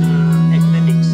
Yeah, so 70% complaining that they have stress as compared to only 20% in 2019. And I think that is the most important to begin with in our leadership.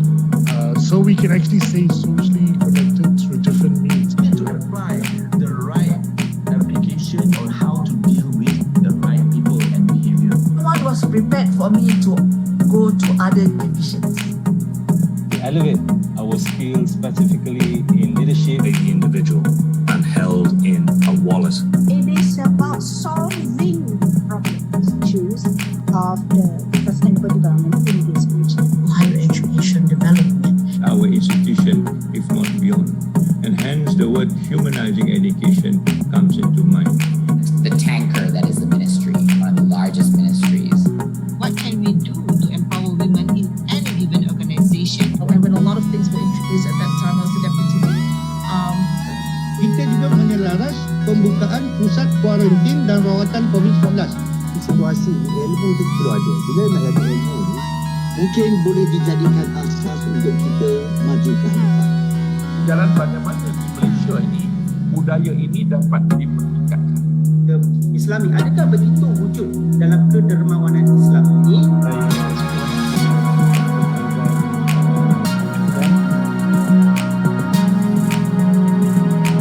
Sektor pendidikan tinggi negara, kita menjangkakan banyak kongsian. Betul-betul dinamik dan integriti mesti dihantar ke di the vaccine rollout ya. Kita bincangkan tentang keluarga Malaysia. So love the country, love one another.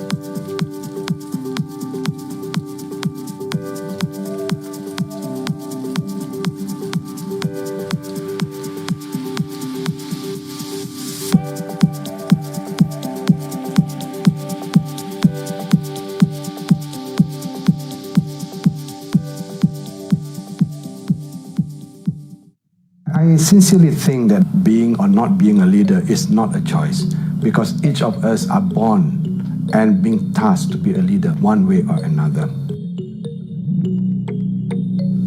It is rightly mentioned in Surah Al-Baqarah ayat 30 that kita perlu menjadi khalifah di muka bumi ini. Itu adalah tugasan diberikan kepada Allah pada kita. Therefore, being a leader is not a choice. For that matter, we need to understand what leadership is all about.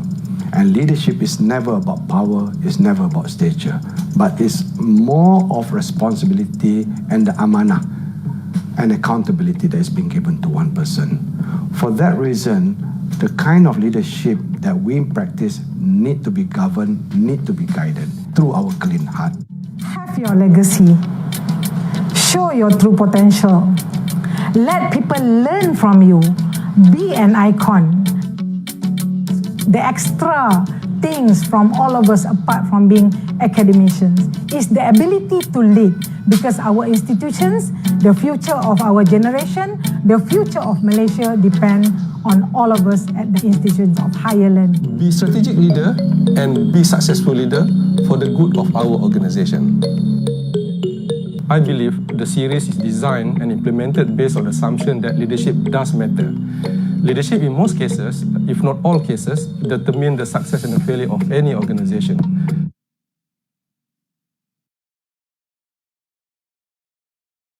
Akademi Kepimpinan Pendidikan Tinggi, or in short, AKEPT, is one of the agencies under Ministry of Higher Education that focuses in competencies and values development among leaders and future leaders of higher education.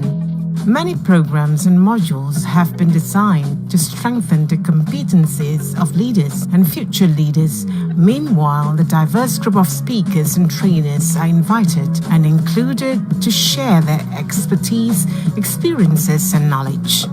Apart from gaining valuable experience from great speakers, participants will also be able to build strategic networks through engagement from different institutions. Center for Leadership Development, or in short CLD, is one of the centers under AKEPT organizational structure that plays a crucial role in designing and organizing leadership development program. The CLD leadership program is designed based on the AKEPT leadership competency model that has a lifespan of 2 to 3 years due to the changing demand and expectations of higher education.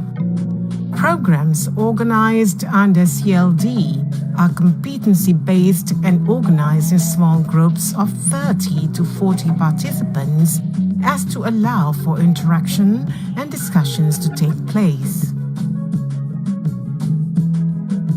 There are 4 main categories, which are AKEPT Signature Program, AKEPT Smart Partnership Program, AKEPT Leadership Onboarding Program, and AKEPT Academic Leadership Program. These categories are to cater to a more structured and holistic approach in determining the contents of each and every program. The main objective of programs organized by CLD is to align with the competency model and strengthen competencies among incumbents of key positions in higher learning institutions. Academic Leadership Program comprises of 11 modules that are grouped into 3 domains, which are self-leadership, team or peer leadership, and organizational leadership. The contents are dedicated to the context and pretext of competent academics in areas related to academic leadership. The spirit of Academic Leadership Program is to understand the philosophy of being an academic leader who will eventually become public intellectuals or referred academics in the field of expertise. It is truly important for all academics to be exposed through sharing of experiences by renowned academics. We believe in storytelling, case study, intellectual discourse, experiential learning, and exchange of ideas as our approaches in promoting programs under Center for Leadership Development. Do join us at AKEPT as we will not just offer programs in our manual list, but the enriching and extended network that can be obtained from the sessions in which we have a blend of public as well as private universities participants. Shaping minds, building leaders is our principle, and our hope is all academic will be able to have the opportunity to be engaged with AKEPT in roles as speakers, facilitators, coaches, trainers, and participants.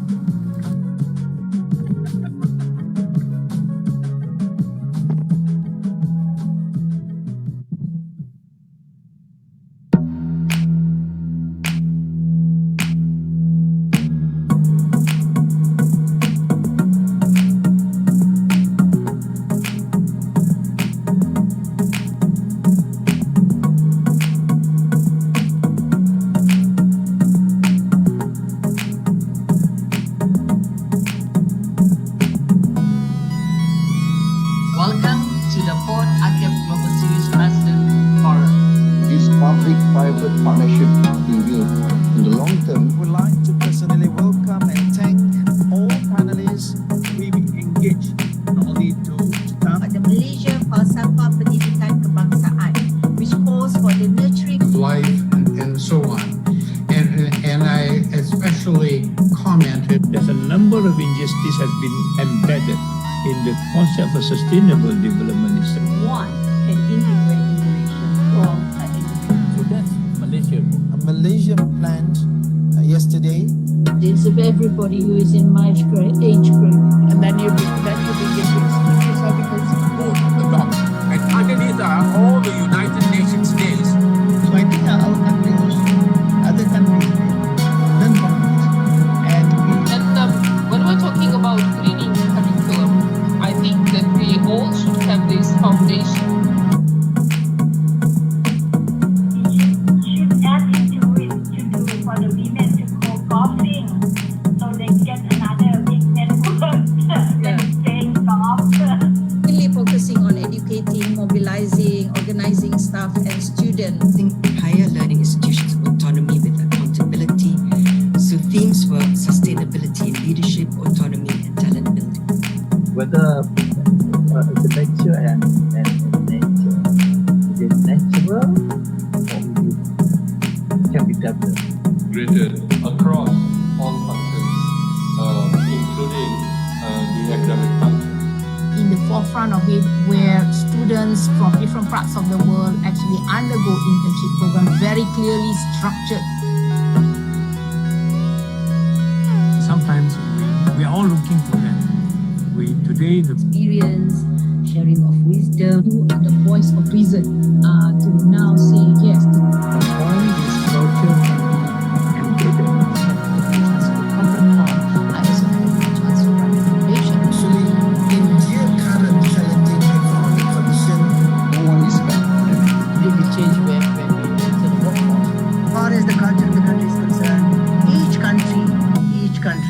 for sustainable development is a network of existing problems.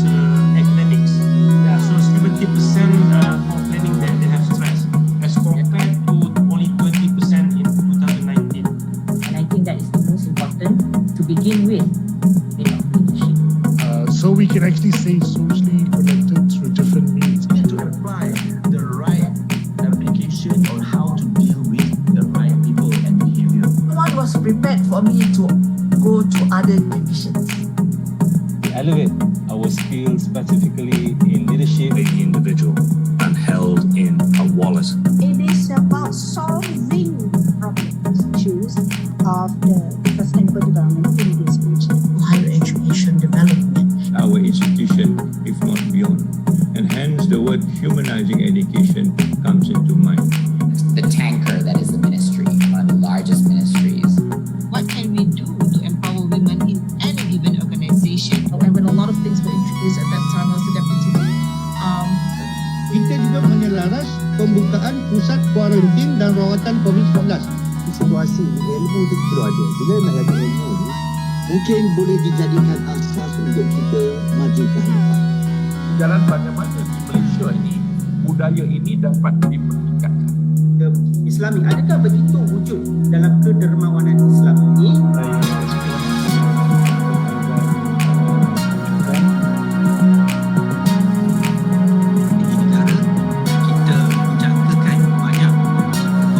Betul-betul dinamik dan integriti mesti dihantar ke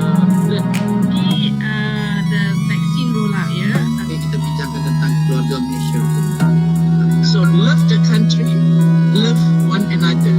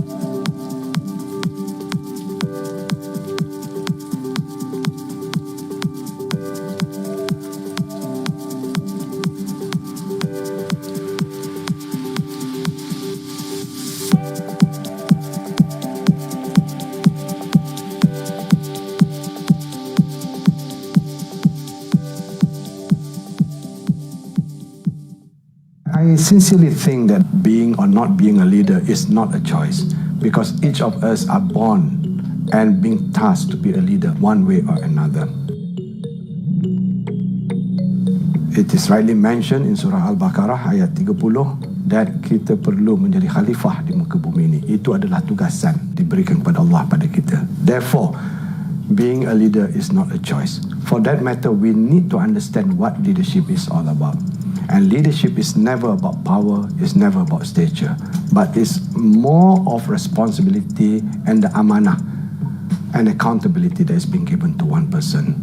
For that reason, the kind of leadership that we practice need to be governed, need to be guided through our clean heart. Have your legacy. Show your true potential. Let people learn from you. Be an icon. The extra things from all of us, apart from being academicians, is the ability to lead, because our institutions, the future of our generation, the future of Malaysia depend on all of us at the institutions of higher learning. Be strategic leader and be successful leader for the good of our organisation. I believe the series is designed and implemented based on the assumption that leadership does matter. Leadership in most cases, if not all cases, determine the success and the failure of any organisation.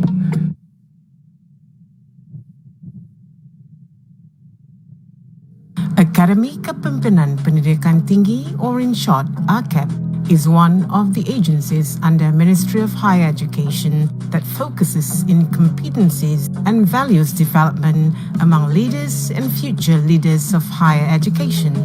Many programs and modules have been designed to strengthen the competencies of leaders and future leaders. Meanwhile, the diverse group of speakers and trainers are invited and included to share their expertise, experiences, and knowledge. Apart from gaining valuable experience from great speakers, participants will also be able to build strategic networks through engagement from different institutions. Center for Leadership Development, or in short, CLD, is one of the centers under AKEPT organizational structure that plays a crucial role in designing and organizing leadership development program. The CLD Leadership Program is designed based on the AKEPT Leadership Competency Model that has a lifespan of 2 to 3 years due to the changing demand and expectations of higher education. Programs organized under CLD are competency-based and organized in small groups of 30 to 40 participants as to allow for interaction and discussions to take place. There are 4 main categories, which are AKEPT Signature Program, AKEPT Smart Partnership Program, AKEPT Leadership Onboarding Program, and AKEPT Academic Leadership Program. These categories are to cater to a more structured and holistic approach in determining the contents of each and every program. The main objective of programs organized by CLD is to align with the competency model and strengthen competencies among incumbents of key positions in higher learning institutions. Academic Leadership Program comprises of 11 modules that are grouped into 3 domains, which are self-leadership, team or peer leadership, and organizational leadership. The contents are dedicated to the context and pretext of higher education in building competent academics in areas related to academic leadership. The spirit of Academic Leadership Program is to understand the philosophy of being an academic leader who will eventually become public intellectuals or referred academics in the field of expertise. It is truly important for all academics to be exposed through sharing of experiences by renowned academics. We believe in storytelling, case study, intellectual discourse, experiential learning, and exchange of ideas as our approaches in promoting programs under Center for Leadership Development.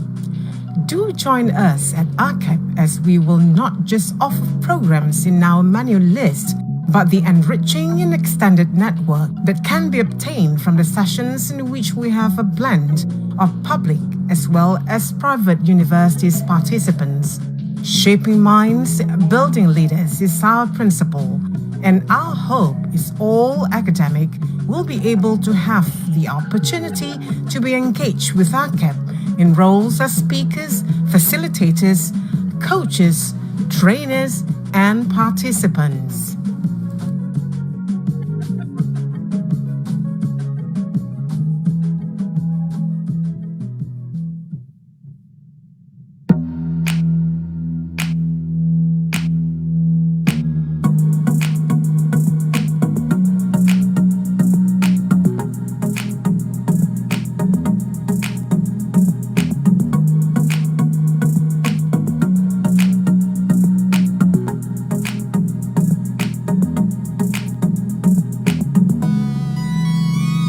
Welcome to the 4th AKEPT Global Series President Forum. This public-private partnership will, in the long term, Would like to personally welcome and thank all panelists we engaged, not only to staff. The Malaysia Falsafah Pendidikan Kebangsaan, which calls for the nurturing life and so on. And I especially commented that a number of injustices have been embedded in the concept of sustainable development itself. One can integrate innovation from education. So that's Malaysia. A Malaysian planned yesterday. It's of everybody who is in my age group. And then you begin to speak because Both adopt. And underneath are all the United Nations days. so I think our countries, other countries, learn from this. And we And when we're talking about greening curriculum, I think that we all should have this foundation. Should add into it to do for the women to go golfing, so they get another big network than playing golf. mainly focusing on educating, mobilizing, organizing staff and students. Higher learning institutions' autonomy with accountability. So themes were sustainability in leadership, autonomy, and talent building. Whether the lecture and nature, it is natural or it can be developed. Graded across all functions, including the academic function. In the forefront of it, where students from different parts of the world actually undergo internship program, very clearly structured. Sometimes we are all looking for that. Today the Experience, sharing of wisdom, who are the voice of reason to now say yes. All this culture can be embedded.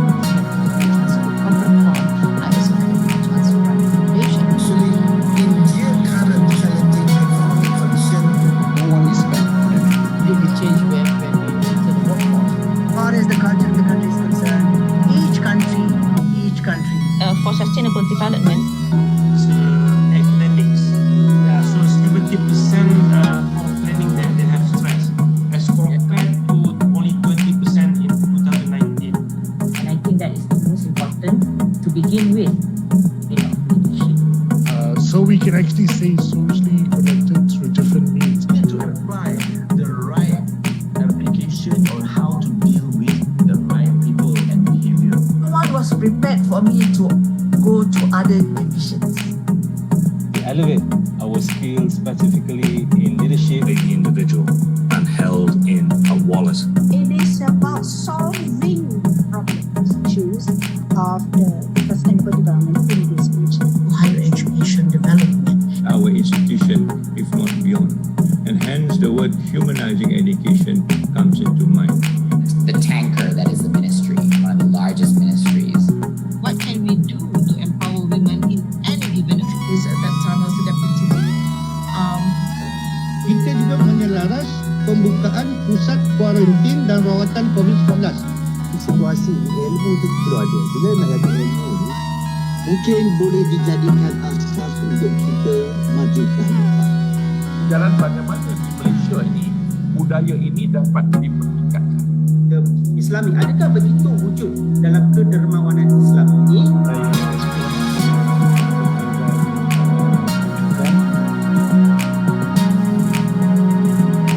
Sektor pendidikan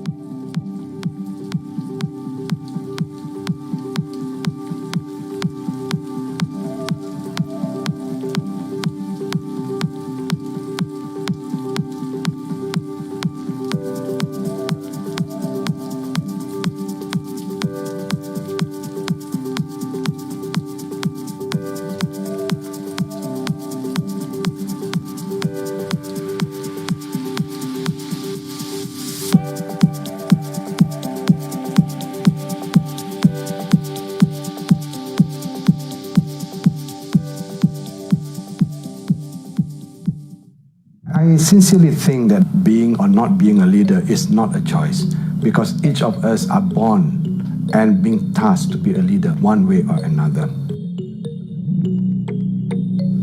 It is rightly mentioned in Surah Al-Baqarah ayat 30 that kita perlu menjadi khalifah di muka bumi ini. Itu adalah tugasan diberikan kepada Allah pada kita. Therefore, being a leader is not a choice. For that matter, we need to understand what leadership is all about. And leadership is never about power, it's never about stature, but it's more of responsibility and the amanah and accountability that is being given to one person.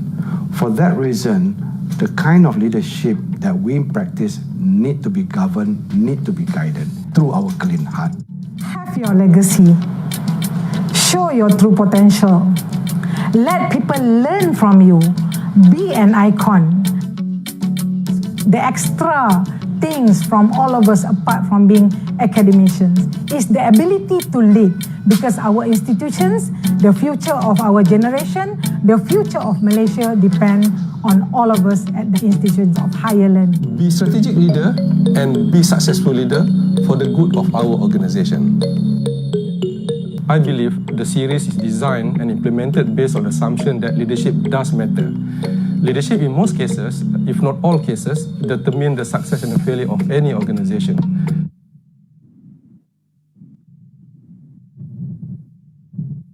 Akademi Kepimpinan Pendidikan Tinggi, or in short, AKEPT, is one of the agencies under Ministry of Higher Education that focuses in competencies and values development among leaders and future leaders of higher education.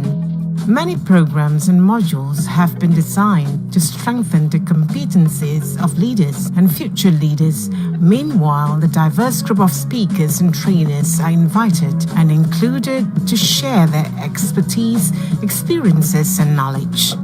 Apart from gaining valuable experience from great speakers, participants will also be able to build strategic networks through engagement from different institutions. Center for Leadership Development, or in short, CLD, is one of the centers under AKEPT organizational structure that plays a crucial role in designing and organizing leadership development program. The CLD Leadership Program is designed based on the AKEPT Leadership Competency Model that has a lifespan of 2 to 3 years due to the changing demand and expectations of higher education. Programs organized under CLD are competency-based and organized in small groups of 30 to 40 participants as to allow for interaction and discussions to take place. There are 4 main categories, which are AKEPT Signature Program, AKEPT Smart Partnership Program, AKEPT Leadership Onboarding Program, and AKEPT Academic Leadership Program. These categories are to cater to a more structured and holistic approach in determining the contents of each and every program. The main objective of programs organized by CLD is to align with the competency model and strengthen competencies among incumbents of key positions in higher learning institutions.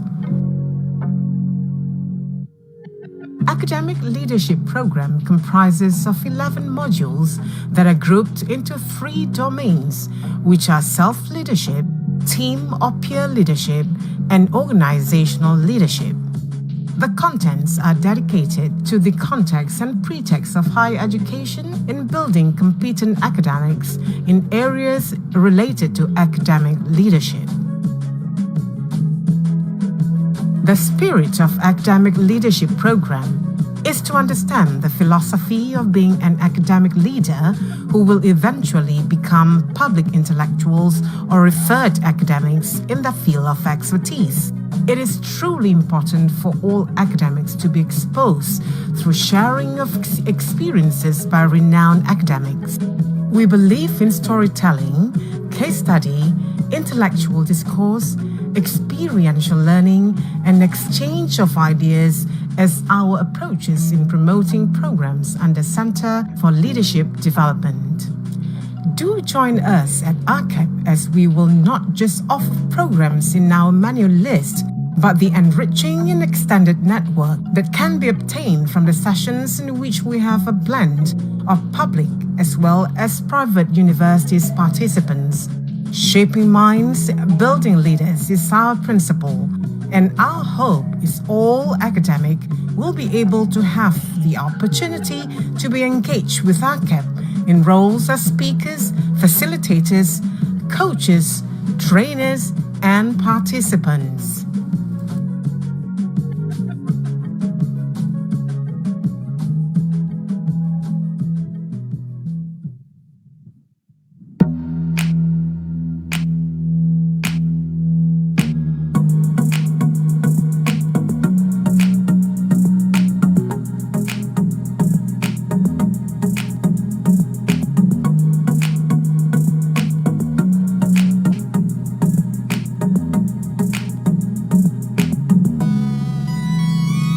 Welcome to the 4th AKEPT Global Series President Forum. This public-private partnership will, in the long term, would like to personally welcome and thank all panelists we engaged, not only to staff the Malaysia Falsafah Pendidikan Kebangsaan, which calls for the nurturing life and so on. And I especially commented that a number of injustices have been embedded in the concept of sustainable development. One can integrate innovation from So that's Malaysia. a Malaysian plant yesterday. It's of everybody who is in my age group. And then you begin to explain how because both of the dots. And underneath are all the United Nations days. so I think our countries, other countries, learn from this.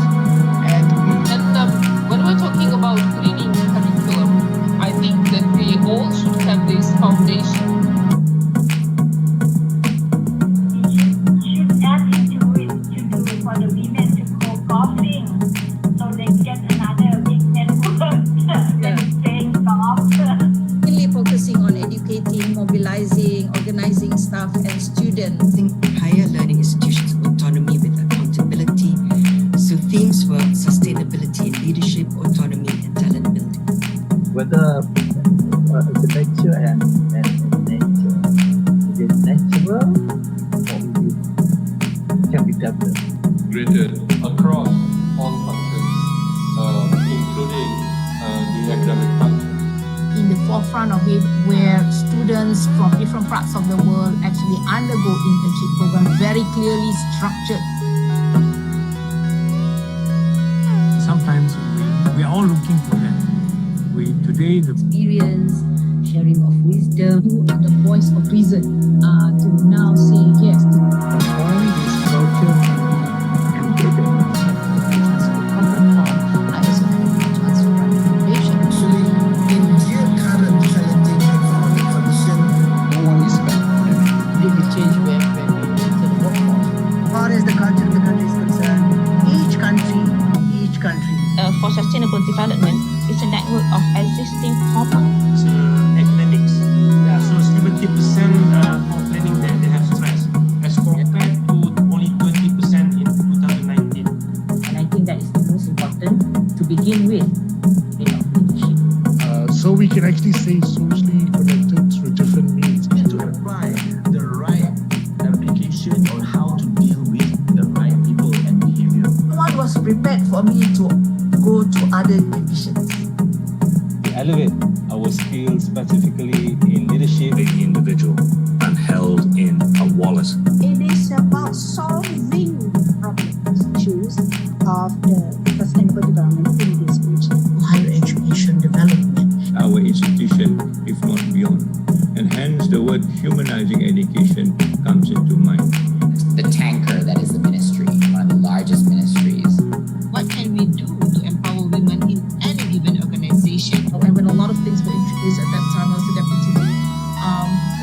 Kita juga menyelaras pembukaan pusat kuarantin dan rawatan COVID-19. Situasi situasi ilmu tu perlu ada. Bila nak ada ilmu ni, mungkin boleh dijadikan asas untuk kita maju ke depan. Jalan bagaimana di Malaysia ini budaya ini dapat dipertingkatkan. Islami, adakah begitu wujud dalam kedermawanan Islam ini?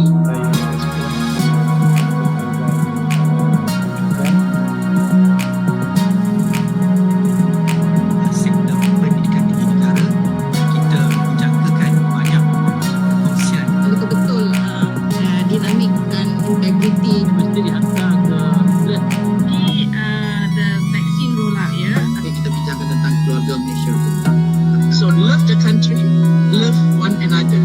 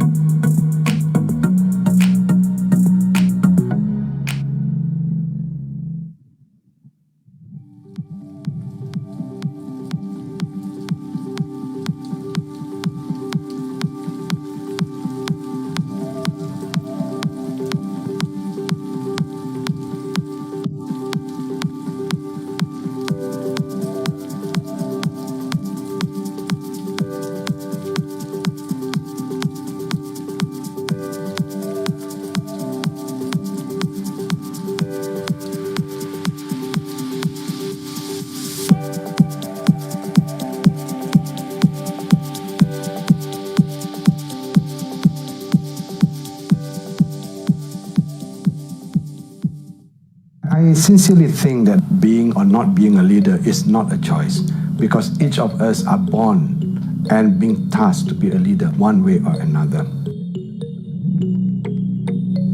It is rightly mentioned in Surah Al-Baqarah ayat 30 that kita perlu menjadi khalifah di muka bumi ini. Itu adalah tugasan diberikan kepada Allah pada kita. Therefore, being a leader is not a choice. For that matter, we need to understand what leadership is all about. And leadership is never about power, it's never about stature, but it's more of responsibility and the amanah and accountability that is being given to one person. For that reason, the kind of leadership that we practice need to be governed, need to be guided through our clean heart. Have your legacy. Show your true potential. Let people learn from you. Be an icon.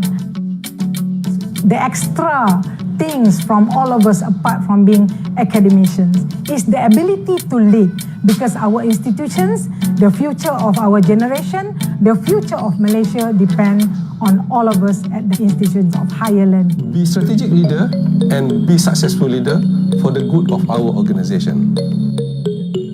I believe the series is designed and implemented based on the assumption that leadership does matter. Leadership in most cases, if not all cases, determine the success and the failure of any organisation.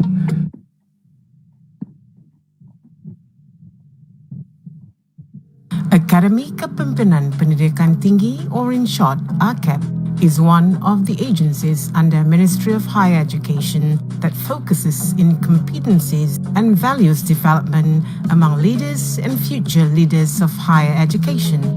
Many programs and modules have been designed to strengthen the competencies of leaders and future leaders.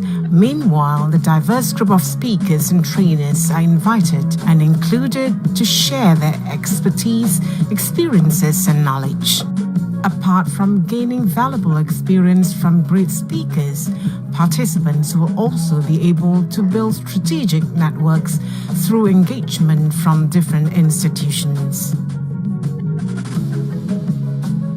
Center for Leadership Development, or in short, CLD, is one of the centers under AKEPT organizational structure that plays a crucial role in designing and organizing leadership development program.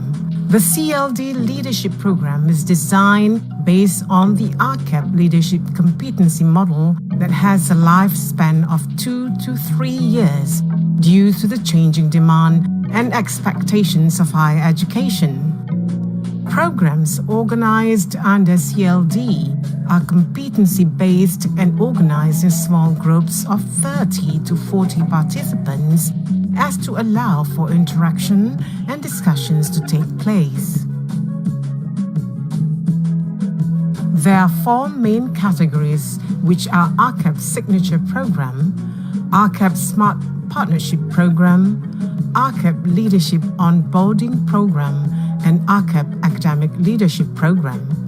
These categories are to cater to a more structured and holistic approach in determining the contents of each and every program.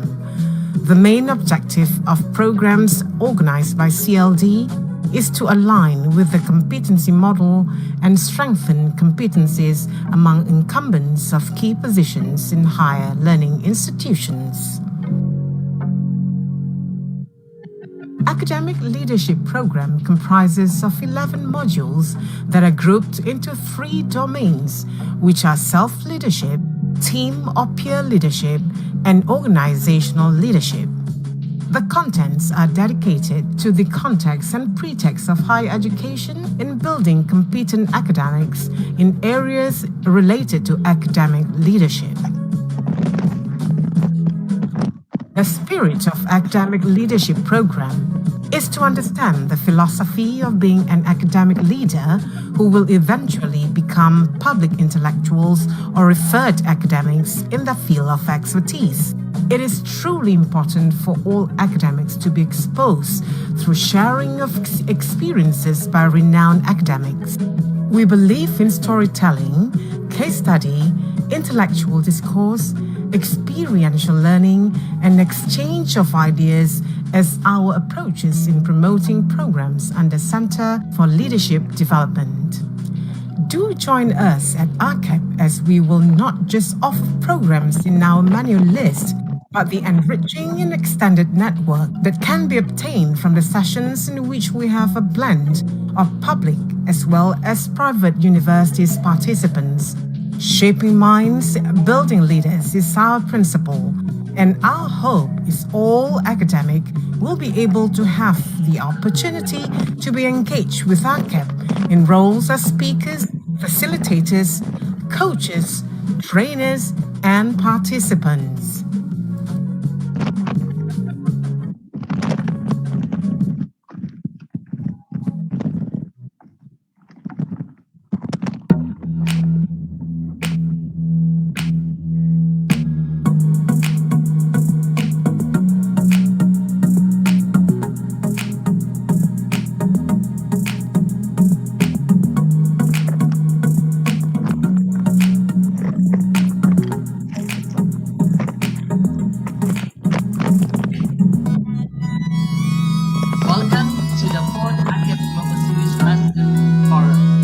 Public-private partnership review in the long term. Would like to personally welcome and thank all panelists we engaged not only to the Malaysia Falsafah Pendidikan Kebangsaan, which calls for the nurturing life and so on. And I especially commented there's a number of injustices has been embedded in the concept of sustainable development. One can integrate innovation from a Malaysian plant yesterday. It's of everybody who is in my age group. And then you begin to because both the dogs. And underneath are all the United Nations days. So I think our country also, other countries learn from this. And when we're talking about greening curriculum, I think that we all should have this foundation.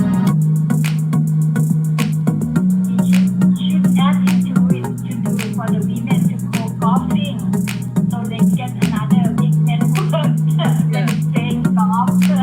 Really focusing on educating, mobilizing, organizing staff and students. Higher learning institutions autonomy with accountability. So themes were sustainability, leadership, autonomy, and talent building. Whether the lecture and nature, it is natural or it can be developed. Graded across all functions, including the academic function. In the forefront of it, where students from different parts of the world actually undergo internship programs, very clearly structured. Sometimes we are all looking for that. Today the experience, sharing of wisdom, you are the voice of reason to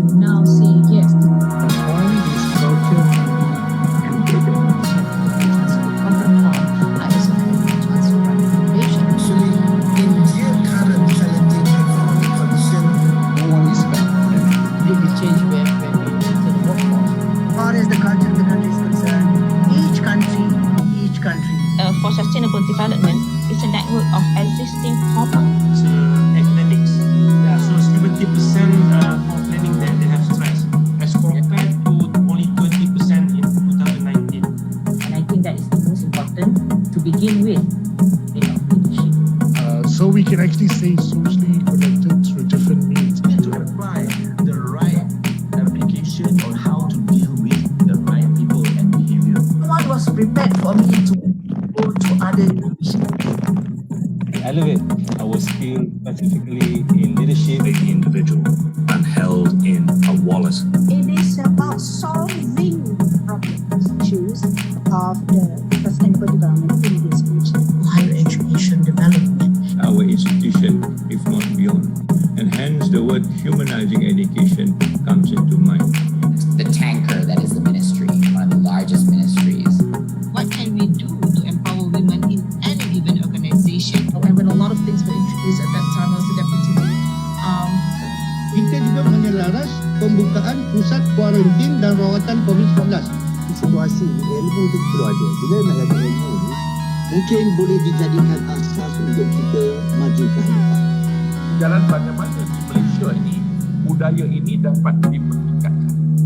Islami, adakah begitu wujud dalam kedermawanan Islam ini?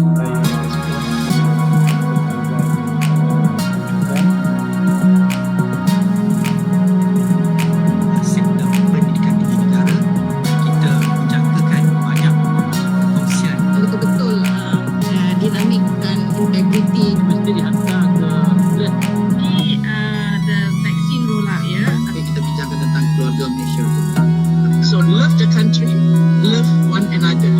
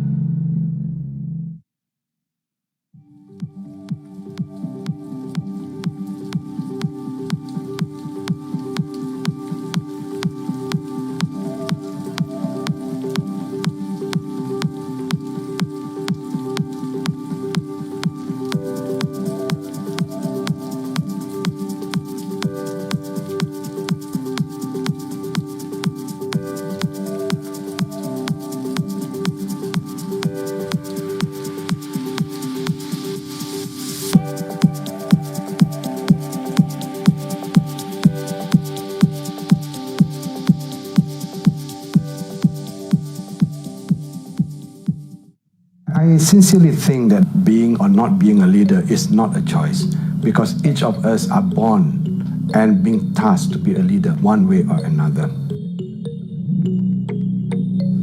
It is rightly mentioned in Surah Al-Baqarah ayat 30 that kita perlu menjadi khalifah di muka bumi ini. Itu adalah tugasan diberikan kepada Allah pada kita. Therefore, being a leader is not a choice. For that matter, we need to understand what leadership is all about.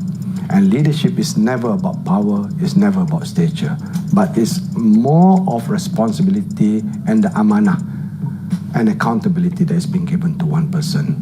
For that reason, the kind of leadership that we practice need to be governed, need to be guided through our clean heart. Have your legacy. Show your true potential. Let people learn from you. Be an icon. The extra things from all of us, apart from being academicians, is the ability to lead, because our institutions, the future of our generation, the future of Malaysia depend on all of us at the institutions of higher learning. Be strategic leader and be successful leader for the good of our organisation. I believe the series is designed and implemented based on the assumption that leadership does matter. Leadership in most cases, if not all cases, determine the success and the failure of any organisation.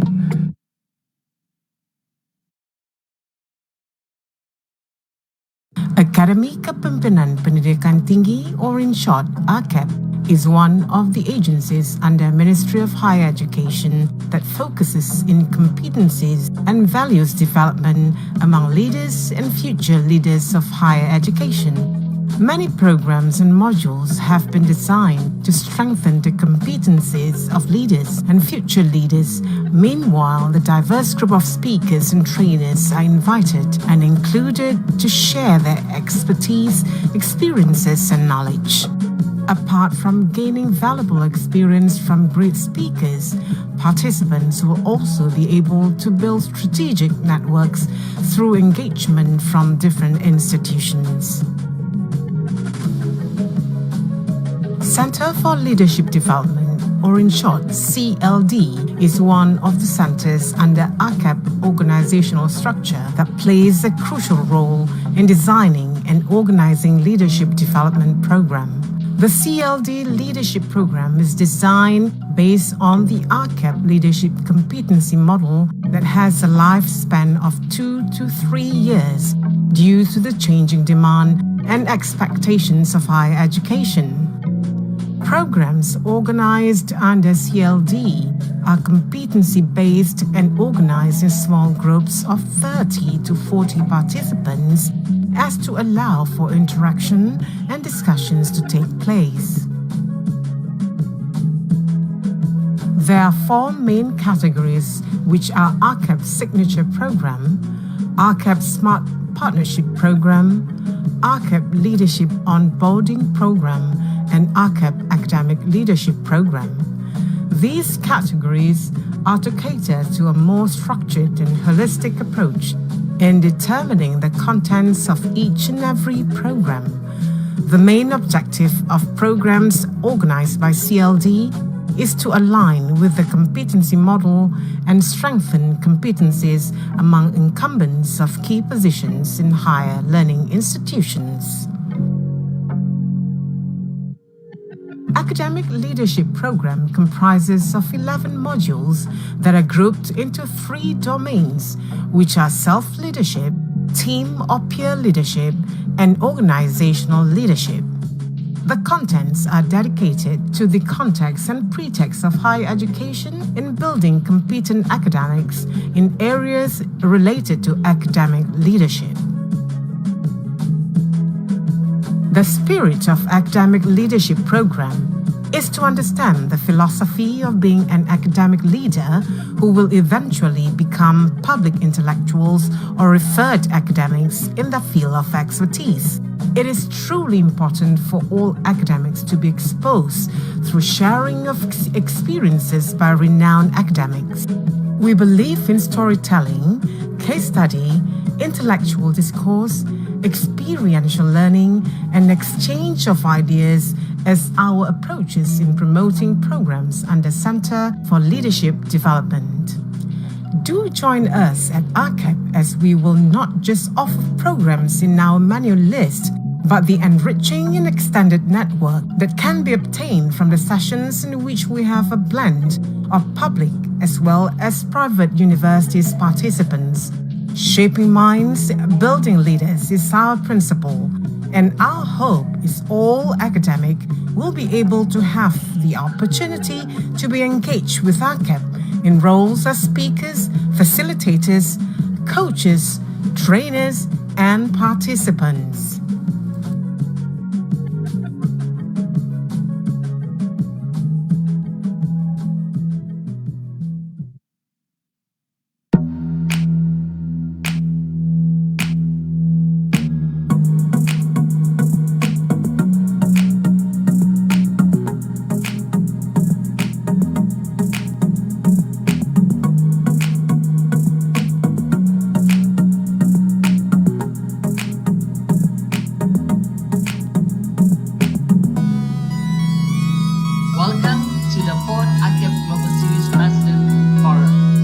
Public-private partnership review. In the long term, would like to personally welcome and thank all panelists we engaged not only to come the Malaysia Falsafah Pendidikan Kebangsaan, which calls for the nurturing life and so on. And I especially commented that a number of injustices have been embedded in the concept of sustainable development itself. One can integrate innovation for so that's Malaysia. A Malaysian plant yesterday. It's of everybody who is in my age group. And then you begin to experience how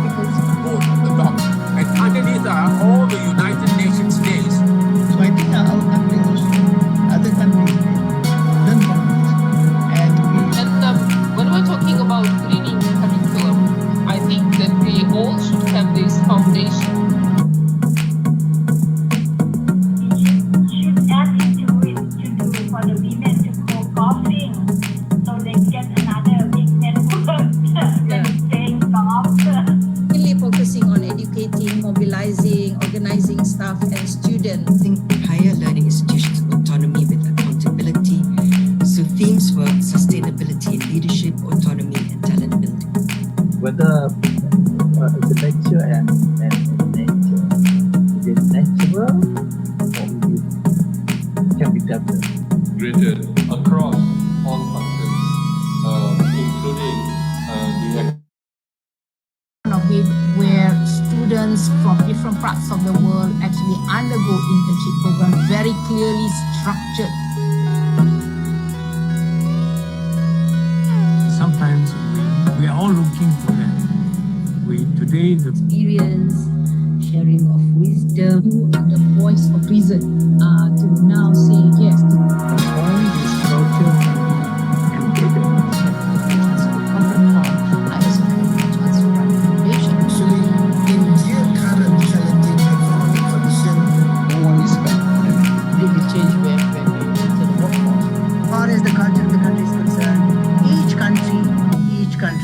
For sustainable development, it's a network of existing common academics. Yeah, so 70% for planning that they have stress as compared to only 20% in 2019. And I think that is the most important to begin with. So we can actually stay socially connected through different means. We need to apply the right application on how to deal with the right people and behavior. No one was prepared for me to go to other divisions. To elevate our skills, specifically in leadership, the individual, and held in a wallet. It is about solving problems, issues of the sustainable development in this region. Higher education development. Our institution, if not beyond. And hence the word humanizing education comes into mind. The tanker that is the ministry, one of the largest ministries. What can we do to empower women in any given organization? And when a lot of things were introduced at that time, I was the deputy. Kita juga menyelaras pembukaan pusat kuarantin dan rawatan COVID-19. Situasi ilmu itu perlu ada. Bila nak ada ilmu ni, mungkin boleh dijadikan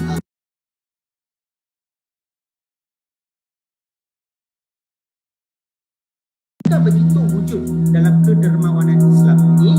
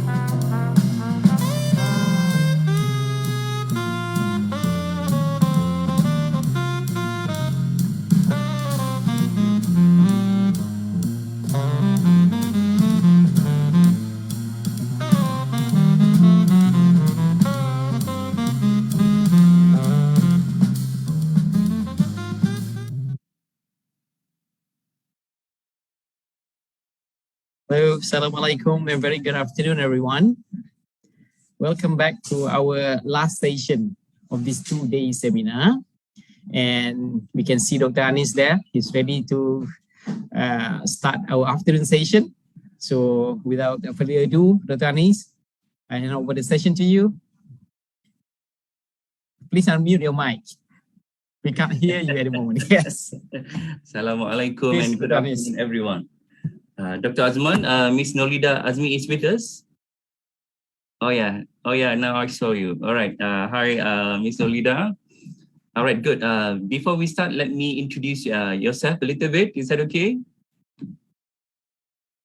Of course. All right. I'll be delighted. Thank you. Yeah, all right. Okay, good. Ladies and gentlemen, Miss Nolida Azmi is the Group Chief People Officer of Axiata Group Berhad from 2021 until present.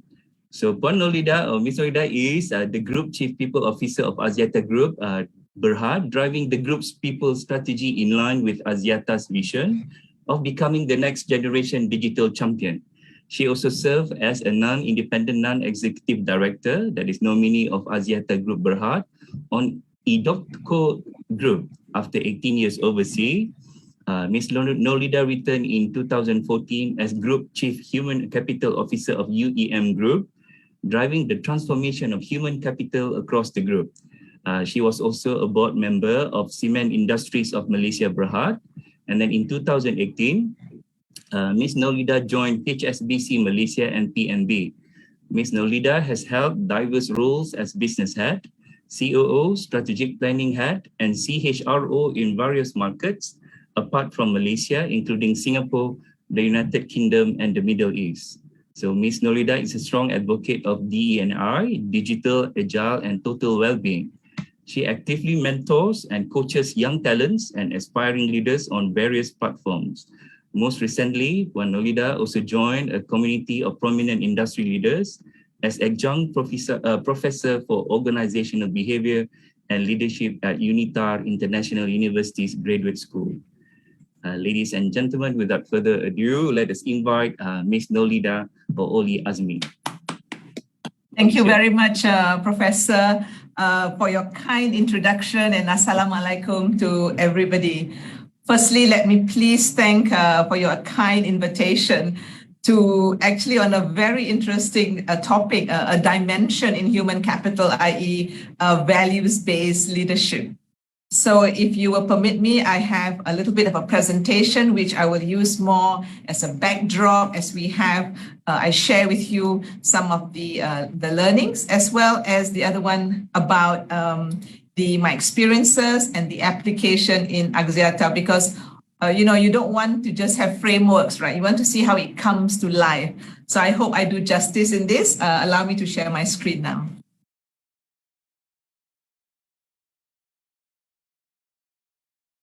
Yeah.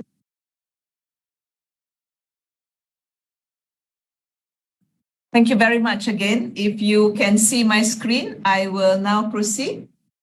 All right. Good. So as mentioned, I'll share a little bit. And like I said, it's going to be maybe for about 30, 40 minutes. I would love to have questions and hopefully can do justice to the quest. This is the end of a 2 days, so I'm sure the people who've spoken before has also shared with you the interesting aspects of values-based leadership.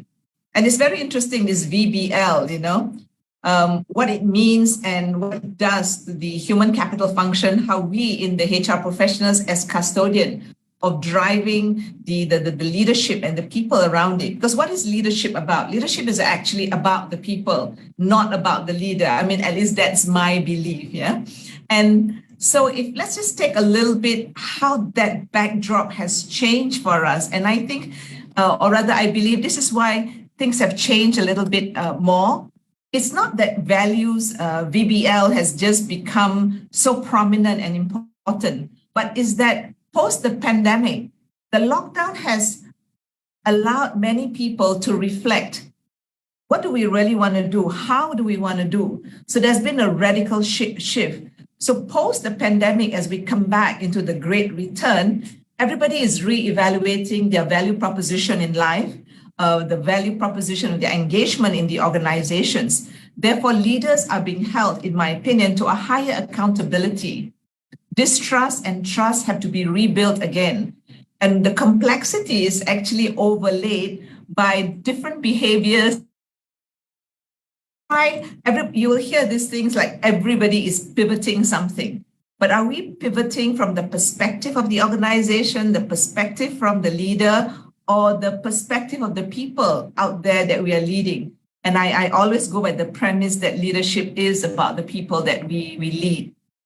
And it's very interesting also that increasingly there are new topics that comes up to reflect that you are actually empathetic to what's going outside.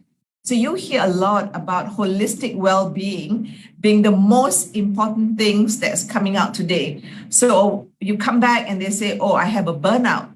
And the reintegration into the new ways of working is bringing new stresses. So that's why there's a lot of a re-evaluation. So this new era is actually asking us, how can we retain a leadership role? Because things are more fluid. You may have an organizational structure actually that talks about hierarchy. And in some societies such as ours, we may be a bit more respectful. But if you want to be a global talent and we want to be a global and regional player, we must expand our mindscape to say, okay, how am I going to be a good, effective leader when this is a world of about increasing connections? Axiata is in the digital telecommunication industry, so connections has been way with us even during the lockdown and the pandemic. There has been an unprecedented automation, IoTs, technologies, and this is the reality about balancing the human-centered technology world. There is lower transaction costs, and of course, the huge demographic shifts. It will be quite interesting to see, I am sure, the multi-generational workforce, the multi-generational attendees we have today, because the nuances and your triggers between me and you will be different. When Dr. Anis was reading my long list, that shows how old I am. Unashamedly, I am a baby boomer. But one of the things that I'd like to pride is that I'm able to shift and understand that you need to be really flexible and pivot yourself. So therefore, it really goes to the heart of what we talk about, value-based leadership. How do we bring about cohesiveness and collaboration? For some organizations today, we are either fully remote or fully in place, but then in hybrid organizations, how do we bring that cohesiveness? And there is also the elements that you would have heard about collaboration. So how does a VBL leader brings about collaboration if it's hybrid and also if it's multiple geographies? Axiata is quite fortunate that we have the opportunities to participate in 11 markets via our 7 entities. But how do we bring those people to adhere to the same values that we have and it's consistent? And different organizations will have different values. How is it that you want to drive their business? So therefore, we talk about human-centric organization. Gartner has a tremendous literature and study that's called human-centric HR. And it really calls about a very radical shift in our engagements. And this is about where we're talking about being inspiring and influencing, being collaborative. And being collaborative is very different from teamwork. Being collaborative is really engaging on a very professional platform and brainstorming effectively on the various tools that we have. But I must say, I still like doing brainstorming in person. The other one I wanted to also mention is this. As organizations operate within an ecosystem that becomes more porous, it's no longer you being a leader in the company. You have to be a leader in a larger ecosystem. It could be with your clients, it could be with your shareholders, but it also could be with the communities that you strive to bring in your CSR programs, to the societies that you want to uplift. And in Malaysia itself, there's so many other agendas that comes to be about how can you drive that collective agenda. So value-based leadership really requires people to be on the ground, to be connected. You can still be shy, but you must be able to reach out. So to me, I just wanted to set a little bit of context before we go into the sharing. And the way that I'd like to do, with your permission, is that I'll talk about some of the principles, but then I'll share with you a little bit of my experience, maybe what we do, the leaders that I have had that has actually demonstrated this huge and deep sense of VBL. And I hope in some instances where I am as a leader also reflective of it.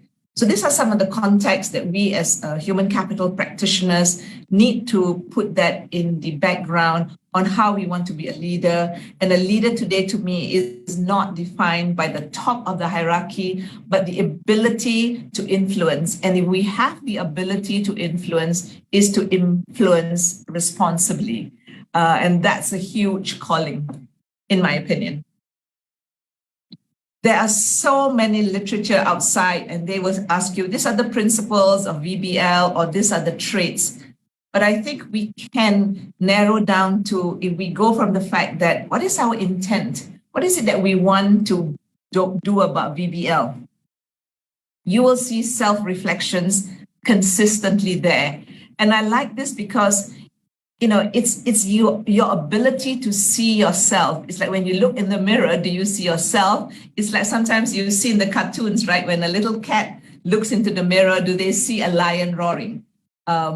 And you know, how do you reflect? What is key, I feel VBL leaders do, is that they take a time each day or at critical instances to reflect. What has their decisions resulted in? What are the rippling effects? One of the things that I'm learning in our multi-generational workforce is that the clarity of purpose that comes and articulated by a leader is very, very key, because we are all re-evaluating. And therefore you think about what is it that matters to the organization, what it matters to our people. It's a huge paradox about, you know, how is it that you're going to balance between, if you're, you have shareholders. And for me, this is where you begin to understand what are your blind spots, and ask your friends, ask your enemies. I put down there about HRM lens is from the human capital side is, you know, there are psychometric assessments. I like psychometric assessments. Some people hate it. I like it because it is one of the data points. It should not be the only sole data points, because it allows you to leverage on your strengths.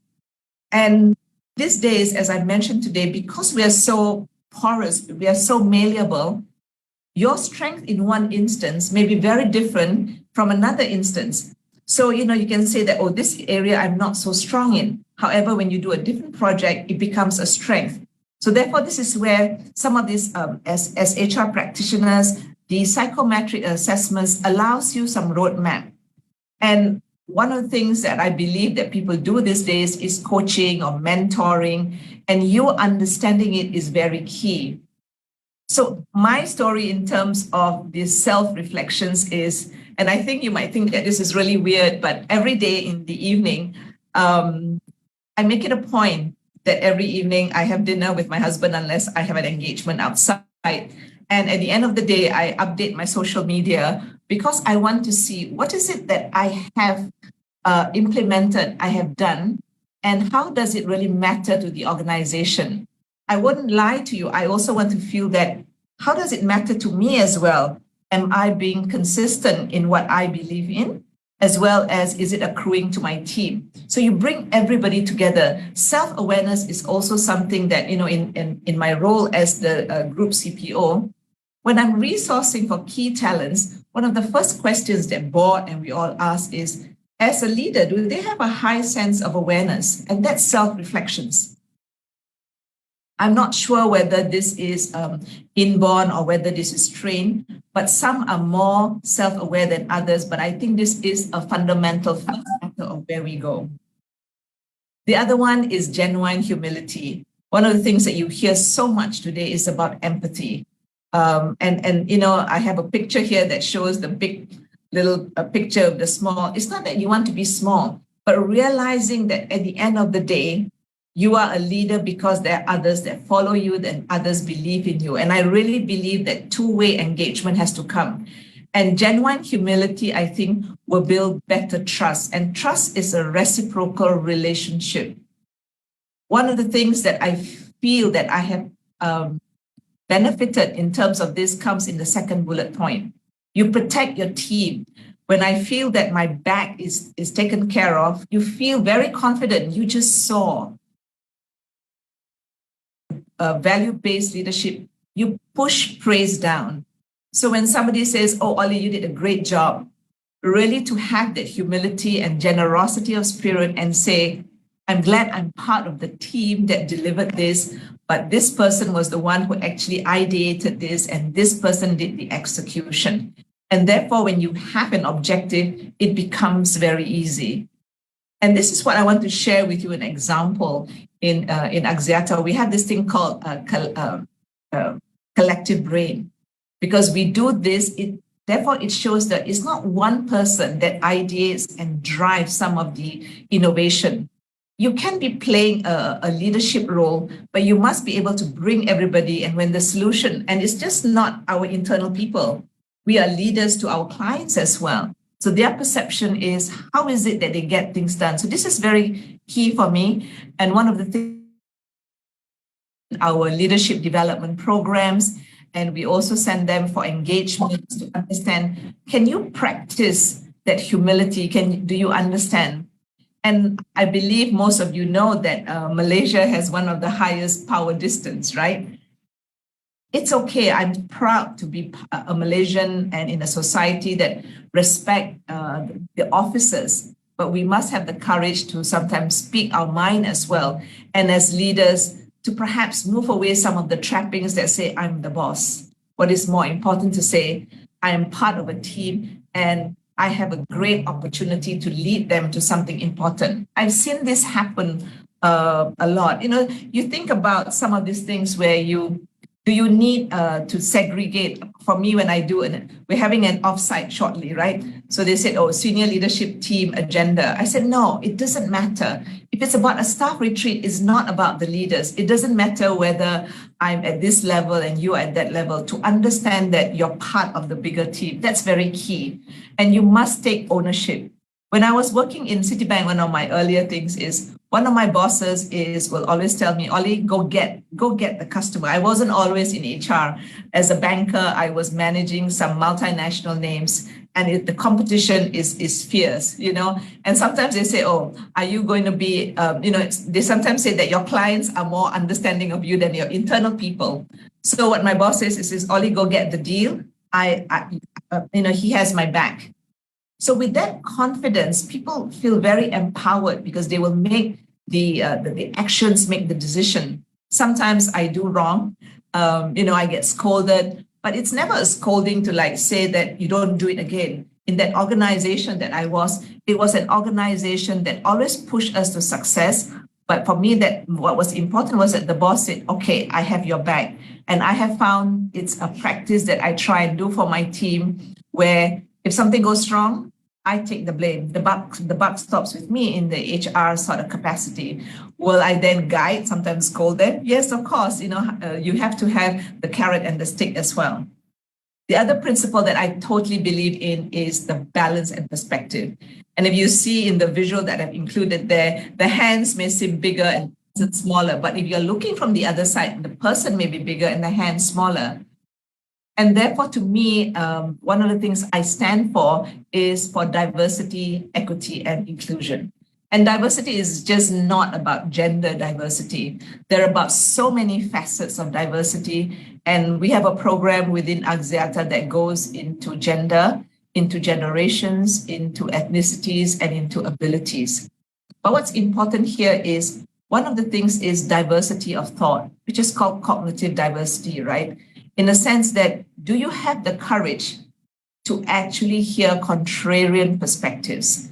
And therefore, if you're a VBL leader, you want to invite people, you want to give them a safe space, say something that's different, because we cannot personalize everything in an organization or when you're working in a community. So we must have the courage to, as a leader, to invite contrarian, but also then bring about, okay, I've heard the views, how do I bring it together? And the other thing is the ability of the leaders is, like I said, because everything is, there's a radical flexibility being called upon.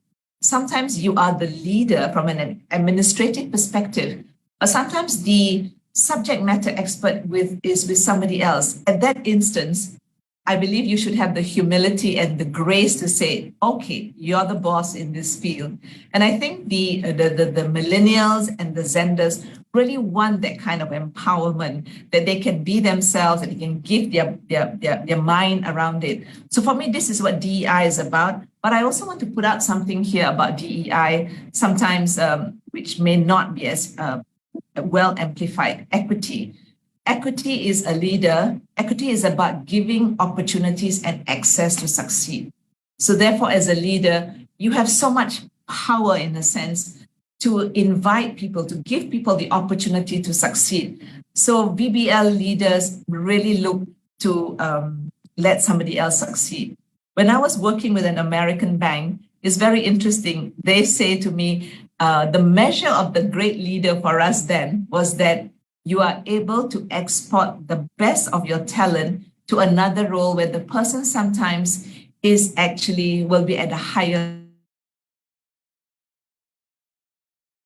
because you take pride that people in your team are actually succeeding. That's very important for us because you don't suppress down. It takes a different level of maturity, perhaps, but I believe me, it pays back.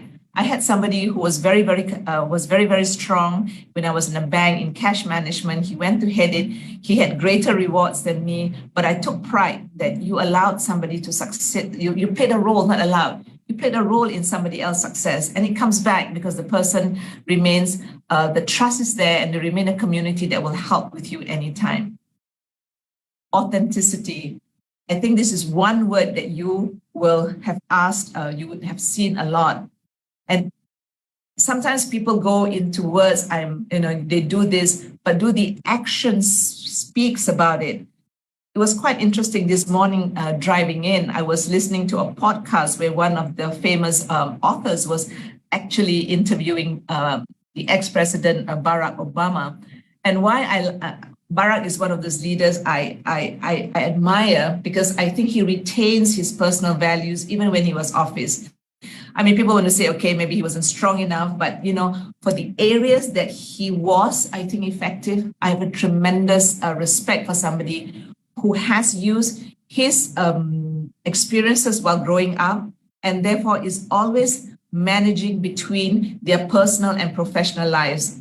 I don't think today in a world where there is such a huge life and work integration that you can say that I'm going to be A and then I'm going to be Z, because people will see consistently, or they look into your IG account and says, oh, Oli, you actually like this, but actually at work you don't. So leaders are held to that such a high level of authenticity and consistency.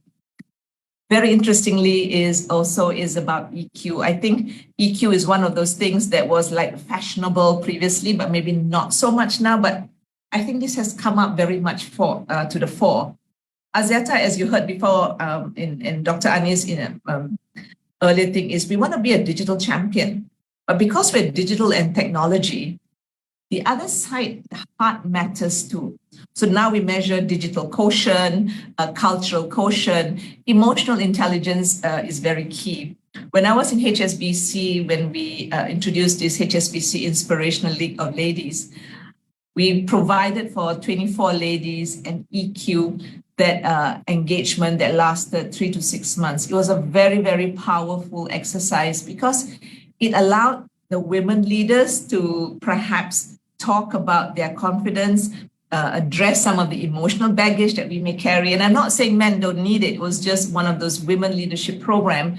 And we put these 3 programs, which I'm very, very proud of, that I think we should continue to invest. So those are key elements of some of the, and true self-confidence comes is, do you have, like I mentioned a little bit earlier, feedback loops?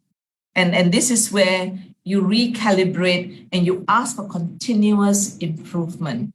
I'm one of those people that believe that we don't need to roll out a perfect solution, but rather you learn and calibrate as you go along.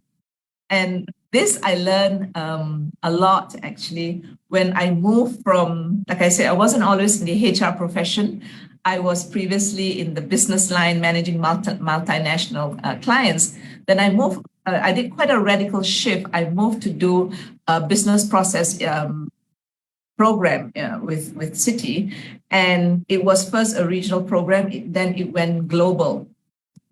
It was very, very interesting is that when we went to roll out the improved process and systems, we actually did not roll out a perfect system, but over time you got recalibrated. So first we did the essence of what we improved the client process. Then we connected it to the finance. So the idea is that you're constantly recalibrating, and we would give the feedback to our boss. And then this is, okay, this is what you do. So for me, these are instances where I have seen my seniors exhibit that very VBL leadership traits. And I aspire in a sense that that is like my role modeling, that at that time when I was younger, I said, this is what I want to be when I become the boss. It's still quite nice to be the boss sometimes, but today the boss is much more of a coach rather than a directive person. At least that's to me. So feedback loops, organizational health assessments, and the way I use, why I say organizational health is, it's not just engagement surveys. You have to see also whether there are other parameters that indicate there's a lot of disciplinary issues, because not everything is roses and sunshine, right? The reality of it, you have to deal with the negatives and the positives, but how can you amplify on the positives, and how do you work to actually get something else better on some of the weaknesses? So I think I've in part shared with you in my narration about how this VBL brings about the improved communication. What I like to share here on this slide is actually communication it's not about perfect English. One of my bosses say, it's not what you say, it's how you say it. And I think that's so true, because sometimes you share good news, sometimes you share negative news, but in all instances, you always respect the person that you're talking to. Be very careful of the words that you say. And one of the things about communication, if it's written, you're angry, go, I don't know, run around the field, come down, and then you can perhaps put anything written. It builds strong relationships because you trust the person and you think, oh, wow, this person is really genuine. And you forget about I'm the boss or I'm the subordinate, because those words are, you don't want to use that kind of relationships anymore because they don't matter. I do believe that when you have VBL leadership, which is a key element of culture, performance of the organization will be a natural outcome, because this actually motivates and inspires the people. When I'm hiring people, I like to hire people that are naturally motivated. Then it's not a matter of trying to elicit their performance, because they will feel what they want to do, because the goals are common. One of the things that's very key is that nowadays in my conversations when I'm hiring people, first questions they ask me, what is Axiata's culture? That's key. Then the other one is, what is your stance on DEI?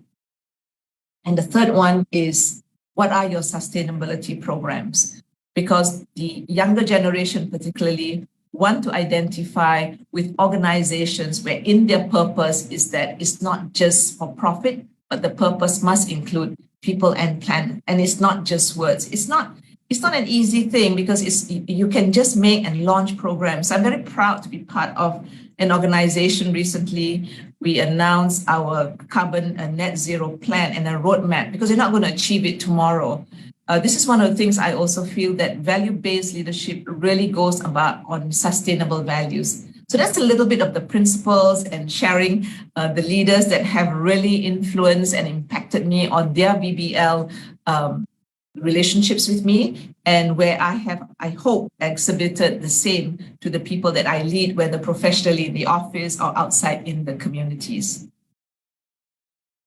The reality of it is, now I want to share before I go into what are some of the things that we then put into Axiata that brings this to life, right? So the new evolving norm is innovation and agility in this workplace. This hybrid, for us, we are totally hybrid. And one of the challenges I have, and if you read Gartner in terms of one of the highest emerging risks is one, is the retention or rather the attrition of talent. And secondly is also the degradation of culture. So in Axiata, which I share shortly is, we've had people, the resignation. So how do you then get them to embed, to subscribe to your culture? And culture is not about words on the wall. Culture is about the behaviors that we will see from our new people that says, okay, and I'm sure all of you know that when you join a company, after a while you say, okay, does their values and my values intersect? And we hope it do, because the bigger the intersection in the Venn diagram, I think the more seamless and the more comfortable you are. And therefore, this impacts the other processes that we come for as we build digitization, and we might lose the human connection. If we want to be successful as an organization, our speed to change must be really, really strong. We can put all the systems that we want. Our organization feel that the people have to move apace as well. And therefore, we have put some programs that we call the data citizen. It's not because we want to make everybody a data scientist, but understanding that digitalization, and analytics are going to be requisite skills. And some of this we can build our digital muscles quite effectively. And it behooves the HR practitioners to say, how do we ourselves in the division get up the skills on that, as well as how do we then ensure our workforce comes to it. So this is a little bit of what I said. These are some of my passion about building the right leadership, driving the right culture, and employee experience. EX has become very, very big. What do we stand for to our people and to the community at large? And one of the things that I feel is, though my career has been, they call it in HR word zigzag, right? So I went first from being a program manager, doing codes, and then to doing accounting, and then a relationship manager, risk manager, strategy, and then coming into HR. And it says, Oli, what made you go to HR? I think it's the right time for me to be in HR because it is a strategic enabler of the strategy that we want to be. The criticality is, can we then, as a practitioner, make sure that there is flexibility, adaptability, and creativity as we embed the VBL in our organizations. Let me share a little bit with you some of how we brought it into Axiata, and I hope you get some element of knowledge from here. So we want to be the next generation of digital champion by 2024. That's our vision and our direction. And I said to you before that our people want to know what is the purpose. And we are very realistic. We don't talk about being global. We've always talked about being regional. And it's truly about advancing Asia. So we've set it up as that. And we have a strategy that's called 5.0. I won't bore it with you today, but there's a clarity. One of the things that I was reading about post the pandemic is that they look for leaders to give clarity of purpose and business direction. And the other thing is our brand, which is comprised of our corporate brand, our talent brand, as well as our product and services brand. That's very key in what we are. It's not a single dimension. And I'm proud to say that on the culture side, of which the human capital function is a custodian, is we've put through what we call the Axiata way. And what's very key here is that line at the bottom here is saying, bringing the outside perspective in. We cannot be insular. The word is, they always says, cannot shock sendiri, right? So it's one of those things that comes about. And just to share with you, when we do this consideration, I was reflecting, how do I show what value-based leadership is about? We talk about, if you will allow me, our core values that is consistent regardless of which entity of Axiata is very simple: uncompromising integrity and exceptional performance. Some people might say, is this a paradox? And sometimes it is. But what we want to say is, what the Axiata way is, we want to win, but not at all costs. We have a corporate conscience. We do have a corporate conscience that keeps our purpose. And on the side here, I wanted to say to you, we focus on sustainable values, because building the human relationships on a daily basis, not by big programs, is what's going to set us apart, because this is how we are led and governed is really important. So our core values in everything that we do, uncompromising integrity. We have a little bit of an on behavior, off behavior to try and inspire people. Let's be the best in a very responsible way. And one of the things I'm proud about is we have this acronym called MAD, building a modern mindset and workspace, being agile and digital. I don't think I need to go too far, but clearly to say that the way that we do our things is, when we want to be empathetic, what the world wants today is to understand that we have to be mad in a positive way, the Axiata way of mad, not is, where you lose form of yourself. And I want to share with you how, for me, we have done what I call the people life cycle. How do we embed value-based leadership in Axiata? What I have here is what I call the people life cycle. I use this for every element that we are dimensioning. Is it a culture trigger? Is it technology and digitization? Is it enterprise risk management? Because this represents to me the critical touch points with our people, the critical touch points that our leaders needs to be sensitive to. And maybe I share with you a little bit, taking some of the to how it has impacted Axiata. So I take this, for example, the attraction and recruitment. And, because if you have a VBL and the people outside resonate to it, we can attract those kind of people that really comes and match our DNA. So you don't have to be worried about their integrity. And that's very, very key for us. Integrity is something that is non-negotiable. I also wanted to mention here that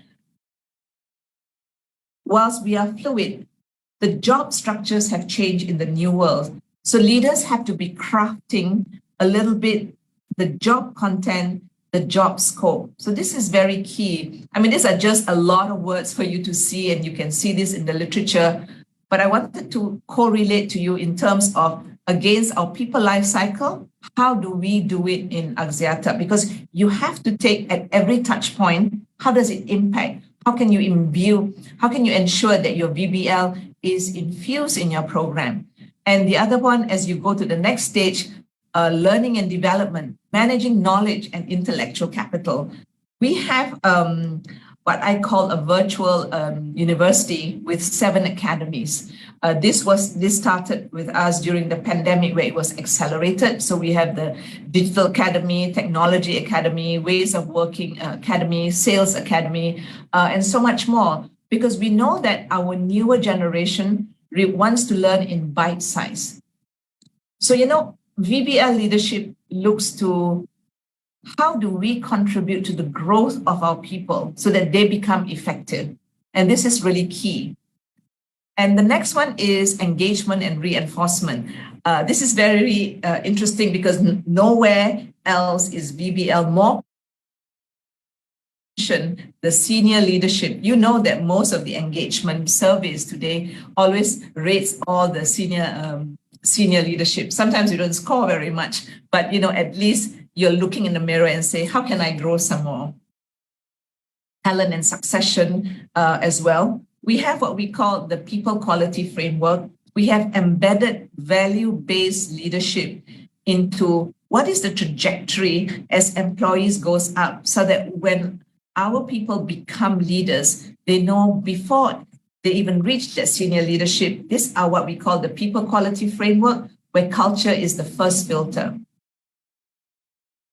Last but not least, of course, I wanted to share with you is that, as I mentioned, we have to have a governance. And this is where, like I said, I mentioned a little bit, we have to guide our people in terms of our code of conduct, our conflict of interest, and with the digitalization, there is cybersecurity. We must be responsible. And this is what I say, if we are in the position of influence, we should be influencing responsibly. Value-based leadership puts the people at the heart. And I'm very happy to say that last year, we pivoted our EVP and employee first always customer centricity forever. So those is the balance that we have. And our Axiata Cares is not just about safety in terms and well-being, but it's more holistic. Allow me to share with you. So we've got 6 dimensions, and this is our EVP that comes to, because it cares about me, but it connects to the wider ecosystem. So Axiata cares to me about well-being. I think no organization today can survive if we do not put the well-being of the people there, and leaders must give time, allow people to take time off to ensure that they have the mental well-being and balance. Safety is paramount. We are still in the endemic, we are observing, but psychological safety, which contributes to your mental well-being, has to be something that organizations do. Workplace, we have what we call flex at Axiata. So you flex time, you flex your dress, you flex your workspace, but responsibly. Flex benefits is something that we say that, sometimes these days we have traditional Chinese medicine, we include it as so it's not just Western medicine. So all those things, digital canteen, growth. I mentioned to you, we have this virtual academy, virtual university with 7 academies. You get points with it. We also do the Virgin Pulse for culture and health. We are very, very big into environment. But there's an environment which is the bigger scale, which is what you want to do in carbon net zero, but also responsible as a citizen. Do you use too much plastic? Do you print too many? Do your lights are LED? Simple measures that say that we as an organization understand what the people want. And last but not least is the community. We have Axiata Cares volunteers, which connects to people, whether it be for health, whether it be for prosperity or sharing of income. And last but not least is the DEI, celebrating our differences and respecting our differences and actually embracing the differences, which makes our country actually a very nice case. Last but not least is really that value-based leadership will engender the individual to feel very empowered and feel valued. And that will lead into an organizational productivity and therefore better results. It's not an easy journey, but certainly the repivoting post the pandemic has proven very, very interesting. And one of the key challenges we have is how do we continue to attract, retain, and I should have said, develop the people that have given us the commitment to be part of our organization. Thank you so much for listening for the last 45 minutes or so, 45 minutes. And maybe with the last 10, 15 minutes, if I may pass back, I'd like to take questions. Professor, thank you so much, everybody. Right. Thank you so much, Miss Oli. Yeah, it was very entertaining and very mind engaging session with you. You have given to us so many experiences and then life experiences with Axiata and then all these theories and everything like that on VBL.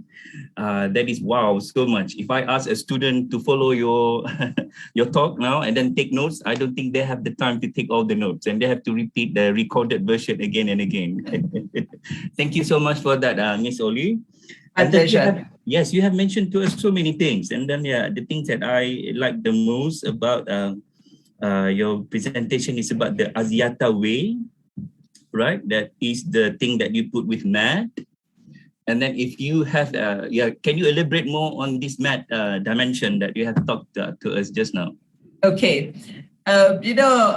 Professor, it's like, they say, when I first...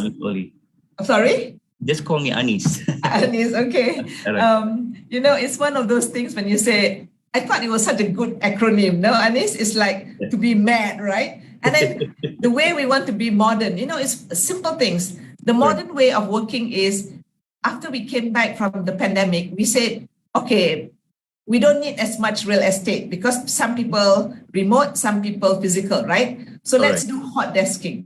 So that's the modern way of working. But we have a challenge, Anis, because Yes, correct. we still value our desks, right? We can put the picture of our daughter, of our cat, on our plant, right?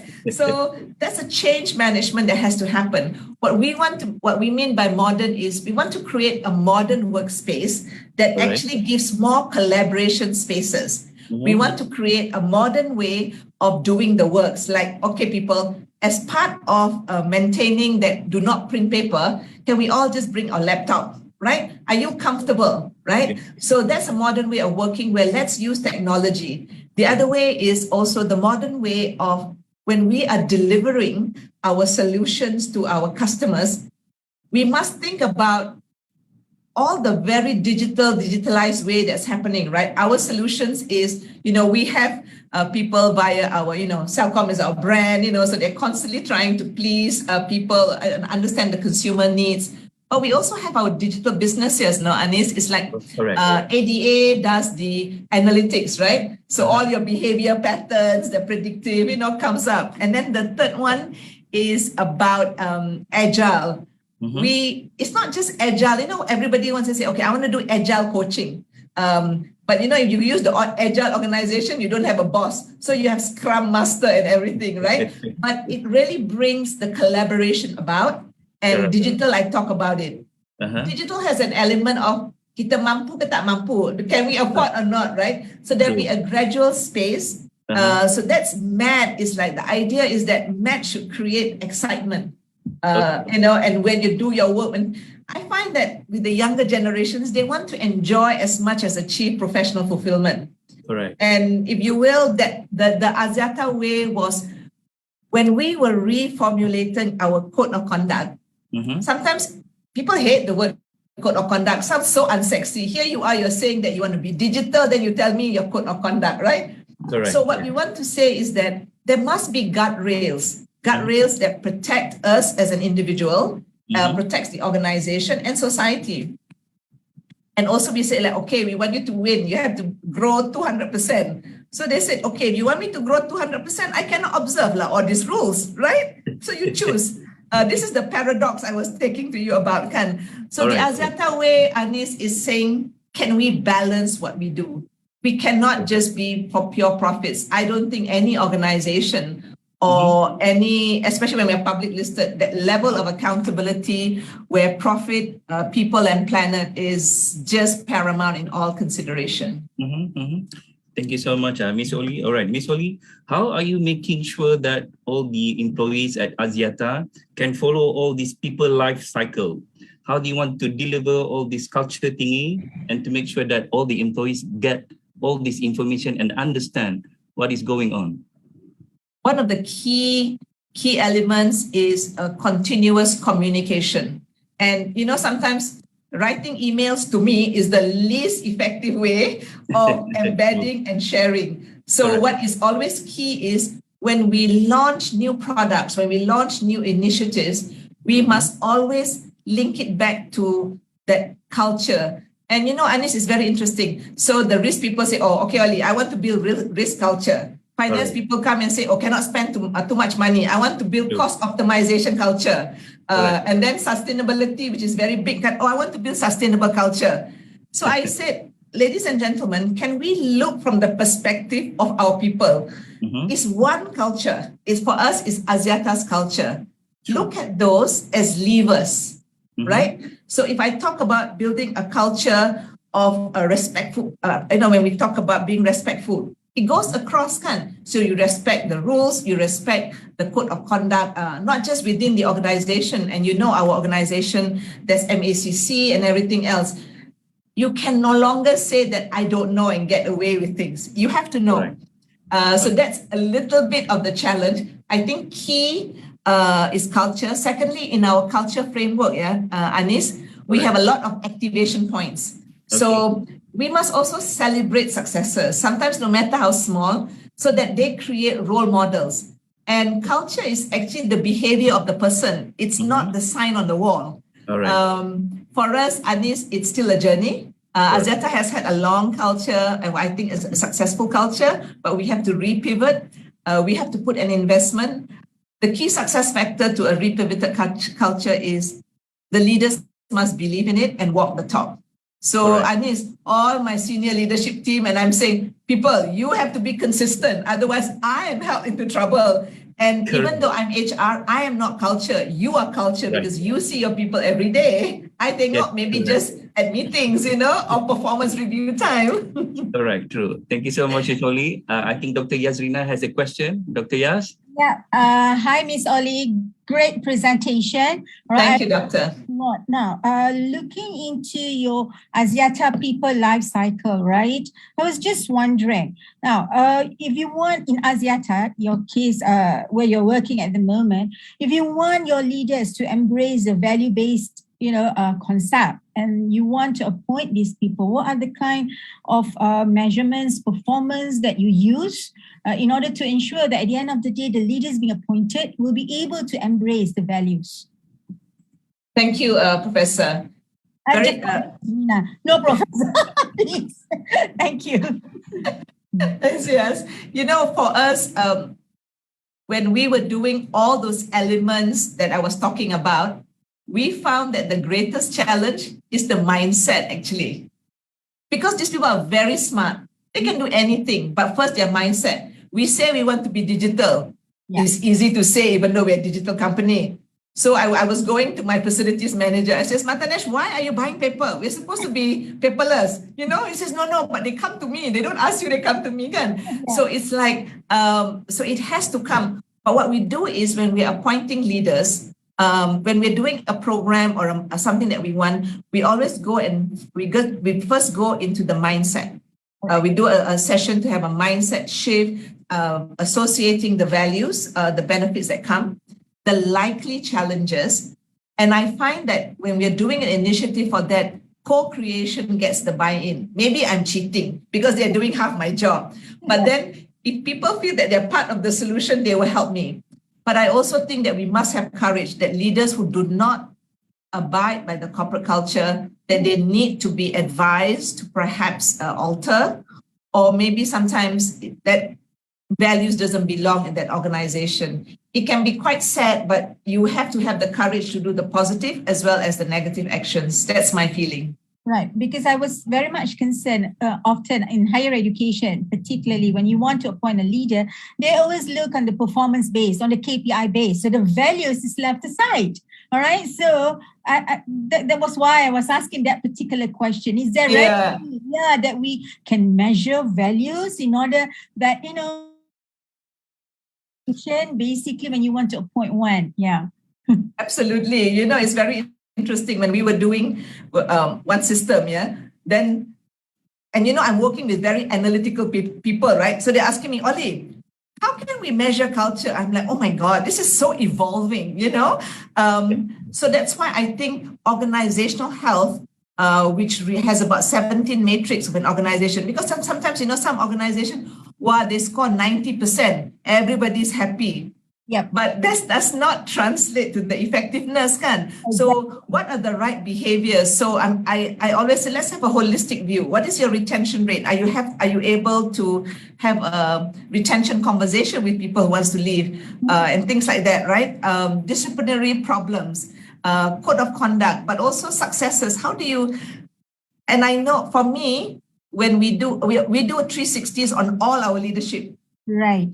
So we are held to a higher accountability. So siapa-siapa yang those who don't score as high may feel like, but I also think I want to highlight here, performance management and KPIs, in my opinion, is only one of the data points that makes a successful or a cool leader. I always say these days, cool leader, because otherwise you can be a leader, but with the younger generation, nobody wants to follow you. You are macam like a force leader, you're just a position of hierarchy. Right. For me, I really believe a leader is somebody who influences responsibly.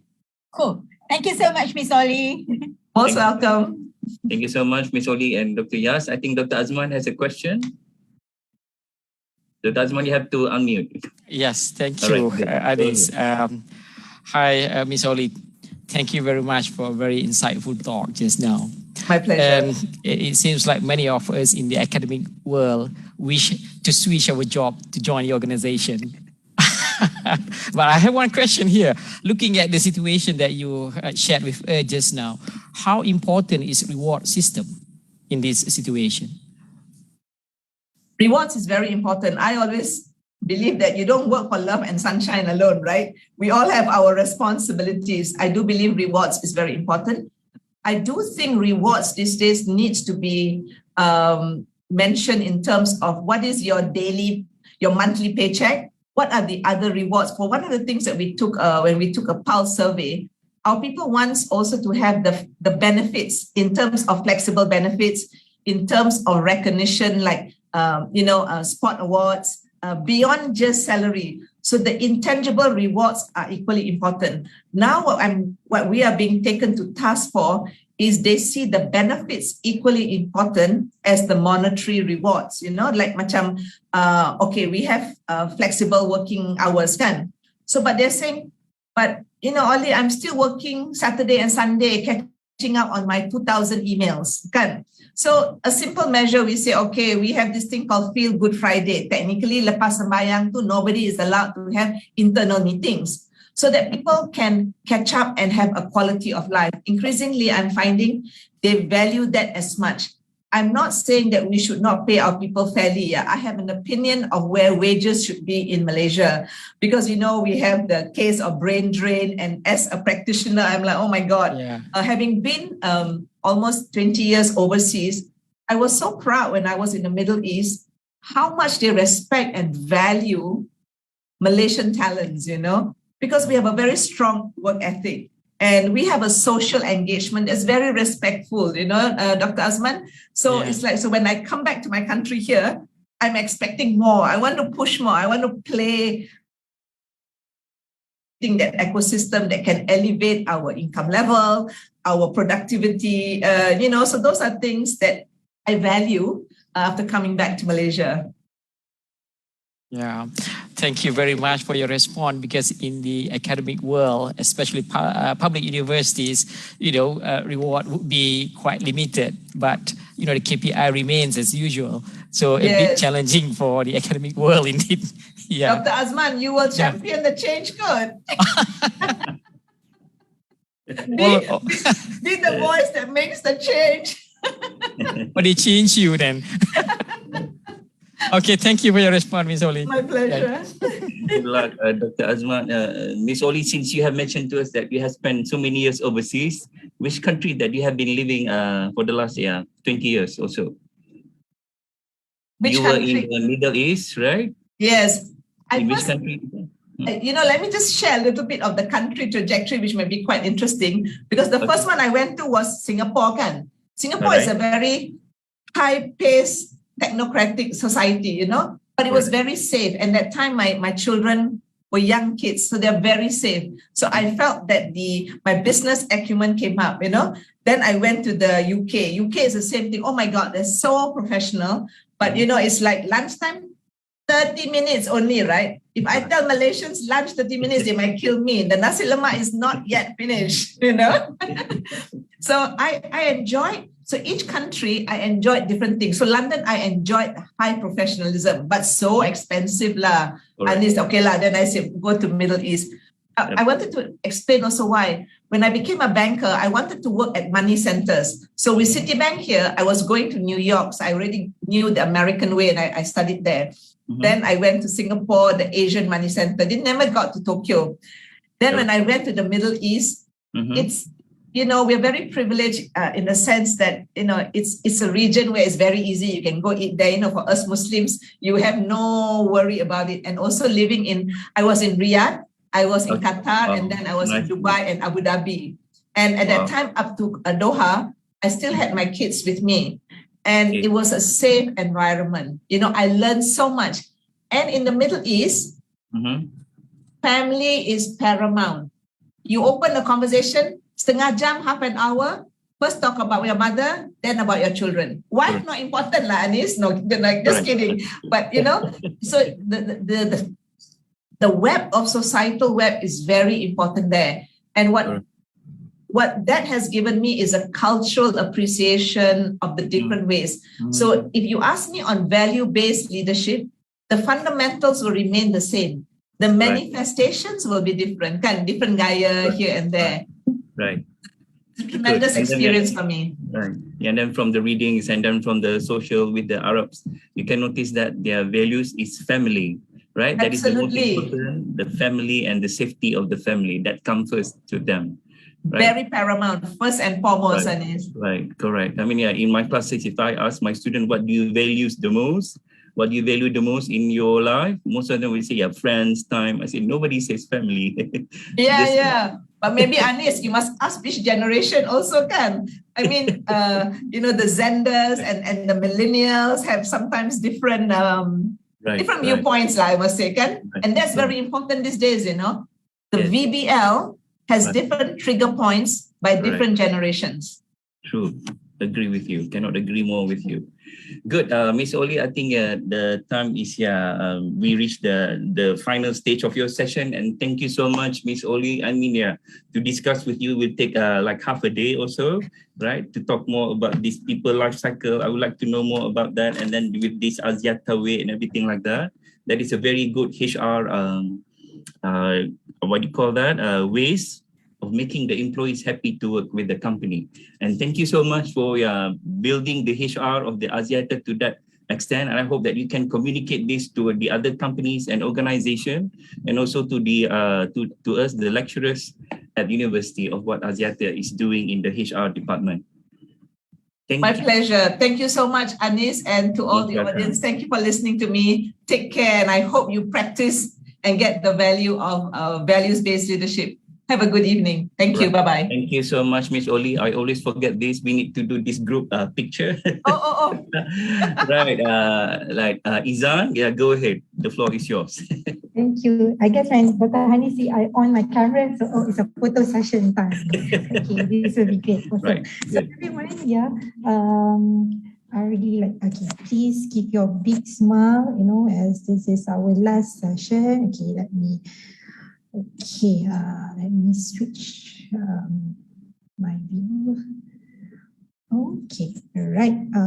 Okay, guys. Okay, remain your big smile. Okay. Let me check myself also. Okay, with a count of 3, 1, 2, 3. Okay, first page, next page. Big smile, 1, 2, 3. Next page. Okay. 1, 2, 3. Okay, another page. 1,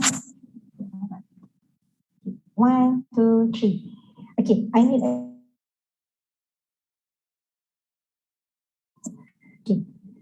Okay, big smile. 1, 2, 3. All right, awesome. Thank you so All right. much. Thank you so much, Izan. And thank you so much, Miss Oli. Till next time. Thank you. All right. Take care. Bye-bye. Bye-bye. Assalamualaikum. Waalaikumsalam. All right. For the rest of the audience, we're going to continue with the last session. That is, we can continue, Dr. Yas. All right. We will continue with the hindsight and foresight and closing remarks by Associate Professor Dr. Yazrina Yahya, the Deputy Director of AKEPT. Ladies and gentlemen, let us welcome Dr. Yas. Thank you very much, Associate Professor Dr. Anis. You have done such a magnificent, good job along with Philip this morning. Thank you so much. Bismillahirrahmanirrahim. And peace be upon you. Now, Datuk Professor Dr. Nasruddin bin Muhammad, Director, Higher Education Leadership Academy. If you guys hear some sounds, okay, it's actually going to, I think it's already raining cats and dogs behind me. So there'll be some thunderstorm, sound actually, okay? So forgive me for that. Now, Assistant Professor Dr. Romyan Kosaikanont, the Center Director, Southeast Asian Ministers of Education Organization, Regional Institute for Higher Education Development, SEAMEO RIHED. My honorable speakers, Professor Emerita Datuk Dr. Asma Ismail, Ibn Sina Chair for Medicine, IIUM, Datuk Hamidah Naziaddin, Independent Non-Executive Director, Nestle Malaysia and Maxis Berhad, Dr. Sanitan Sandiratai, Group Chief Economist, Southeast Asia, Associate Professor Ida Fatimawati Adi Badrul Zaman, Executive Dean Research and Director of Center for Education Research, Sweden University of Technology, Sarawak, Mr. Alam Nasra Ikhlas, former Directorate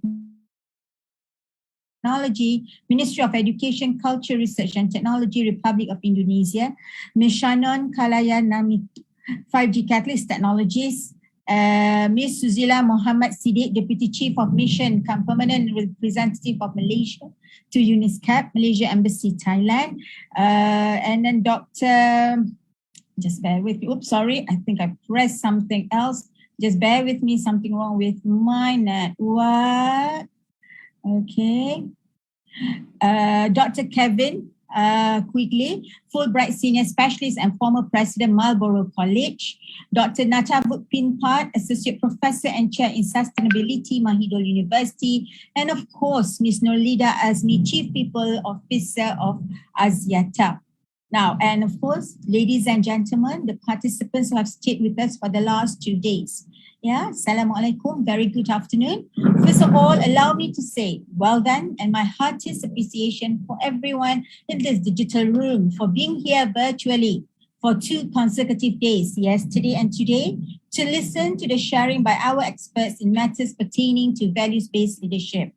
Before I provide the recap of the talk, I would like to thank Universiti Teknologi Mara, UiTM, and SEAMEO Regional Center for Higher Education and Development, SEAMEO RIHED, for this strategic collaboration with Higher Education Leadership Academy, AKEPT, through the Center for Leadership Sustainability for successfully executing this seminar. A round of applause to the speakers for their valuable contribution in the seminar.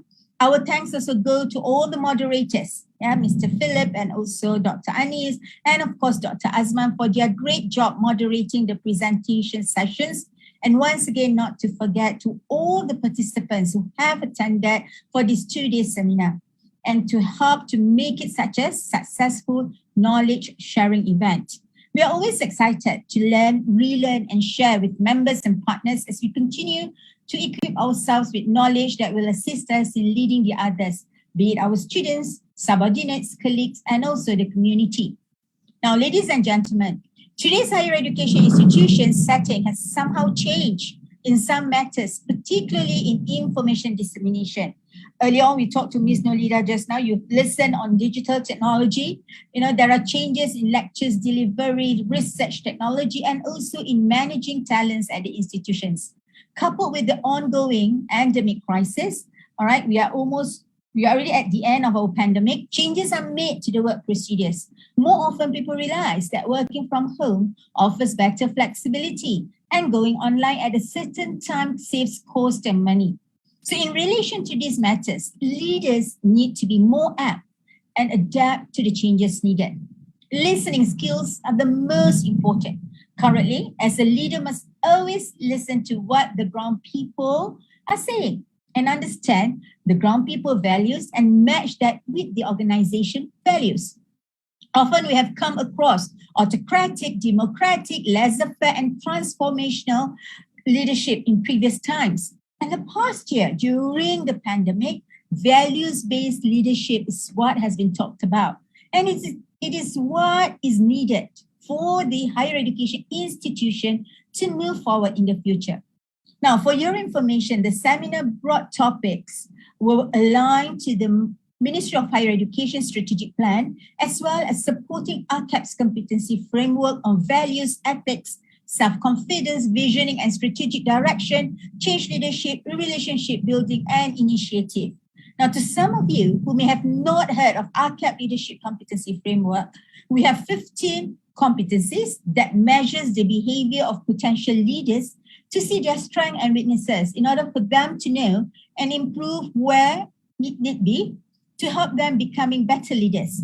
Perhaps when you have the time, those who are from local universities do ask your talent management division on this matter to equip yourself to be better leaders. For the past 2 days, you have listened to the speakers sharing experiences and knowledge. And I believe all of us have gained a few good takeaways on the topic discussed, such as values-based leadership and organizational culture, how leadership skills can influence the values and the future of work, titles don't make leaders, ethical leadership in higher education, leadership values and gender equality, that we have the impact of different human resources management practices on values-based leadership. Now, member of participants, when we first came up with the theme, leave no leaders behind, it is understood that in essence, a leader should never leave anyone behind.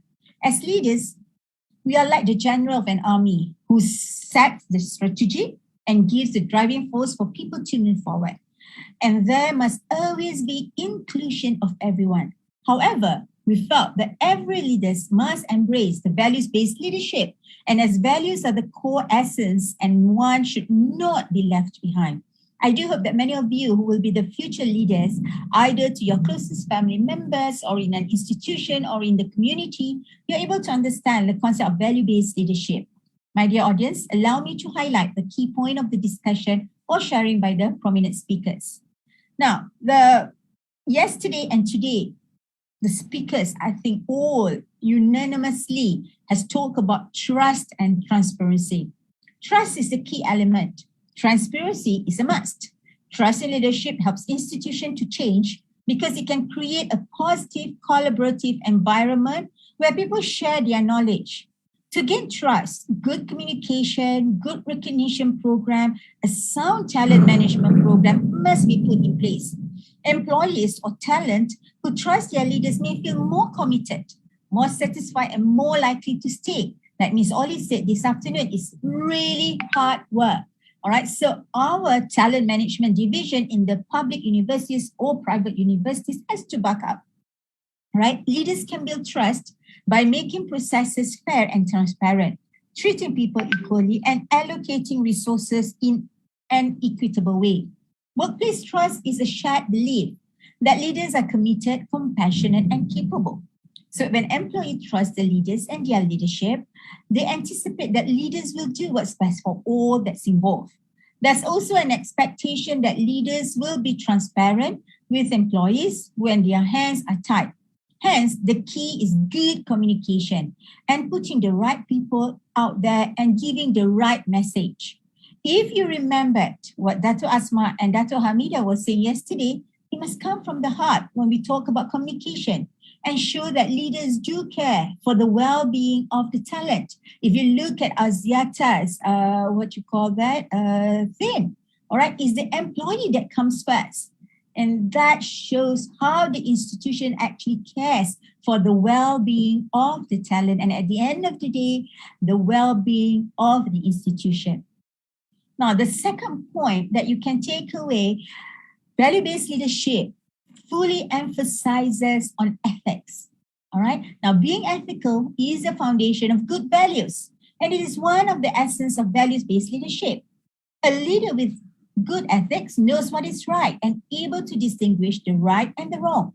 Being ethical also means having the respect for the right of others. Hence, again, it is related to trust, honesty, consideration, and fairness.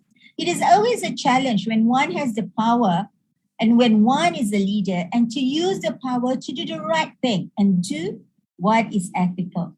Now, using titles to gain more power may not be ethical, and one must know titles don't make leader or define a leader, but their actions do. True leadership is about intention, actions, and influence. If someone can inspire and influence someone else positively for a period of time, then the person is a leader. And the person who inspires may not be someone with a title. It can even be your closest family member, your mother, your father, or even an old man you met on the street every day. You know, but via his actions or these people's actions, that you see what you can learn that makes you get the good values. So these are leaders in terms of value-based leadership. So in addition, work ethics and character actually defines a leader. On another note, the return of value. Most of us in any institutions, particularly higher education institution, when we talk about ranking, when we talk about work progression, it's always about KPI and it's always about return on investment. People keep on asking, why do I hire you? What do you give to me? What do you give to the organization? But in embracing value-based leadership, one must be aware of the return of value. The return of value of the talent in the institution. Now, if the dean hires a person, an academic, what is the return of value? And of course, the return on investment by hiring this particular person. As a leader, putting the smile on everyone's faces, like Ms. Holly was saying, it's not easy, but it's doable. When employees feel more understood and more comfortable, the comfort builds trust between employees and employer, strengthening the connection. As consumers or as talent, they see the trend of values and beliefs, and hence they feel the sense of trust in the institution. And as an employee, when the relationship grows, all right, so does the relationship not only among employees, but also with the organization. Therefore, value-based leadership creates commonality among all employees, management and otherwise. Now, all of us, be it different religion, different races, even different gender, all of us deep down, when we were babies till we grow up until we go into our old age, we have that value that is embedded in us. We've got that good values, respecting of others, trustworthy, being truthful, saying the right words. What else? Being on time. Those are actually embedded in all of us. It's just how we push it out, all right? To make sure when we become a leader that we do not forget all those things. So with an aligned set of values, employees, talent can work better together and achieve goals faster, right? Employer and also managers can strive to complete the mission set not only for themselves, but also for the organization. Now, another component that is very much important is the culture. Simply put, the institution culture is the collective result of how people or how talent think and behave, their shared values, and how they react to internal and external stimuli. Okay, some may realize in our public universities, there are some unhealthy culture. Okay, if Ms. Holly just now, right, she was saying that in the United Kingdom, a lunch break is only for half an hour. In Malaysia, look at how long people have lunch break in the public division. Okay, people can go early for lunch as early as 12 o'clock. Some goes out for tea break at 10 o'clock and come back at 11 o'clock. So there is somehow an embedded culture there. And how do we change that? Now, so an institution culture is either decisively created and nurtured from the very beginning, or more typically, it can develop haphazardly over time through the belief and experiences of those on the team. Now, and this will have the influence. So as leaders, it is very much imperative, very much important for you to put in the right culture. We always say, for Malaysians who are here, we have that saying who says, kepimpinan melalui tauladan, all right? Leadership by example. So the leaders has to show good example. You have to be there on the ground. You have to be made yourself available because you have been appointed as the leader. So when an institution is facing the need for some kind of change to remain competitive, cut costs, develop new products, to be more efficient, improve quality, often getting the right culture or having the right culture will help to transform the organization. And how do we get that right culture? Is via communication, is via approaching people, is via being with them, understanding them, and their values has to map with what we want the people to do. Okay, because of new way of doing things, there are a lot of things that we can use. There are a lot of tools that we can use in making sure that this becomes a success. All right. Now, leaders must also lean on the values of the organization to drive performance, especially during times of change. An organization values should be the bedrock of why the institution exists, how it makes decisions, and its true purpose. Now, they must be authentic and relatively specific so that the leaders can actually resonate with the team. Another point that's important is inclusivity. It is imperative in promoting values-based leadership, essential for leaders to lead with equality, practice inclusive meetings, be fair in assignments and promotions, and bond with everyone in mind. Hence, to be an inclusive leader, one must always ask questions. Be curious of others' experience and background. Often that you listen, I think Dr. Kevin said this morning, when we have things online, we don't have that bond, those who attended the training, right? We need to understand the others in order for you to say or speak the same lingo, because there are people who are outspoken, there are people who are friendly, there are people who are not. So in order for you to be able to understand who are the audience or who are your talent, you need to sit down and talk with these people. You need to understand how do they foresee things. Now, if that's the case, everyone must be involved in the meeting. It takes a lot of time, a lot of work. So consult with people outside, not only within your meeting rooms, all right? So outside of the leader's own circle, which means seek others' perspective, particularly the executors. Now, to be inclusive is to build interpersonal trust. So when we have that good communication, when we include others, it is a step of building that trust. And once again, we must go back to the foundation of trust. Now, those are what I would say the core essence of value-based leadership. But what would be the mechanism?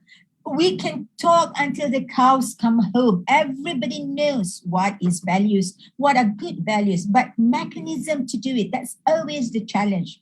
Now, the speakers earlier on have talked about what comprehends values-based leadership. Like I said, Dato' Asma mentioned, it's not something that is easy to be measured. It's not something that is easy for one to actually say it out, all right? Now, and a few participants yesterday has stated, it's a long life learning and it has to be established since your childhood, all right? Now, there are models stated as by the speaker on how institution structure can help to promote values-based leadership. An institution that has an organic structure, that has that agility, being agile, being able to, everybody is inclusive, everybody gets to do everything, that they'll be able to understand the hardship of others. All right, these are the kind of what I would say models, things that people can look in order for you to lead a certain small group or probably a big institution. In essence, what is most important is for the institution to have good talent management, organization and system in which values are embedded in the competencies and a good triangulation evaluation to obtain good leaders specific for the right task. If any of you notice, for the past 2 days, I have been asking, what are the ways, for us, in order for us to appoint a good leader, how do we make sure? It's either I talk too loud, God is angry with me. But having said that, now how are the leaders that we appoint are actually the right leaders? All right.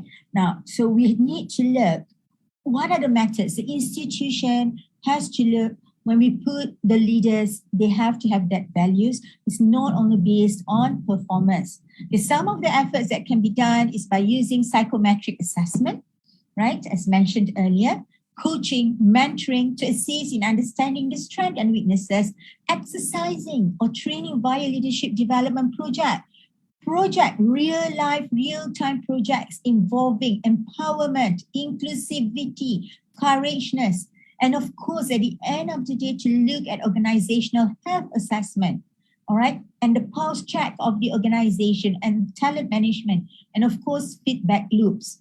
So these are the kind of different trainings, different kind of evaluation, which I would say a different level than most of us had experienced or participated in the local higher education.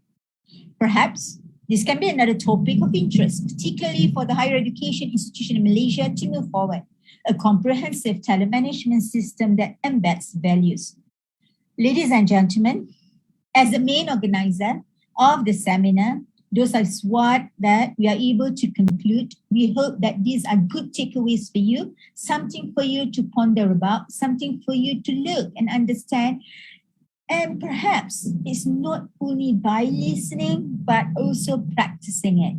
We hope that the knowledge sharing by the experts on their insights and strategies and model sharing has become one of the best sharing platforms on how you can transform, if not your small research project group, if it's not your small division, could be the institution towards practicing values-based leadership. AKEPT is definitely looking forward to organizing more programs to disseminate the leadership knowledge worldwide or even regional wide. Last but not least, once again, okay, before we say goodbye, I would like to convey again a special thank, my heartiest participants and the hardworking co-organizer UiTM, and a big gratitude to SEAMEO RIHED for being willing to establish a strategic relationship with us in implementing this seminar. Finally, once again, my deepest thanks, of course, is reserved for the committee members. They have worked hard for their priceless contribution and for running a very smooth event, I would say, the Seminar on Values-Based Leadership for Higher Education Institution. Until we meet again, thank you very much. Wassalamualaikum warahmatullahi wabarakatuh.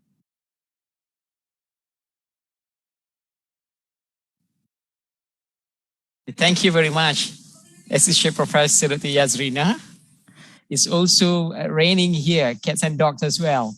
Yeah, so yeah, it was a very comprehensive closing remark as usual. Yes, yeah, I think it's completely wrap up the whole things from the first day, yeah, and the second day of our seminar on values-based leadership for higher education institutions, leave no leaders behind. Yeah, and also on behalf of the organizing committee at UiTM, yeah, the Faculty of Information Management, we wish to thank AKEPT and the team at AKEPT, yeah, also SEAMEO RIHED, as well as surely all the participants, yeah, and not to forget that our two moderators, yeah, Philip as well as Dr. Anis. So we would like to apologize for any shortcomings during these 2 days event, and you know, we look forward to seeing you all again. Yeah, inshallah. Please take a good care of yourself, and we meet again in the near future, inshallah. So thank you and goodbye. Stay safe, everyone. Thank you. Take care, everyone. Goodbye. Raining cats and dogs. Drive safely when you get back home. Okay. Okay. Goodbye. Bye. Bye. Goodbye, everyone. Thank you. Thank you, Dr. Azman. Thank you, Dr. Anis. All right. Thank you very much. Assalamualaikum. Thank you. Assalamualaikum. Thank you. Assalamualaikum.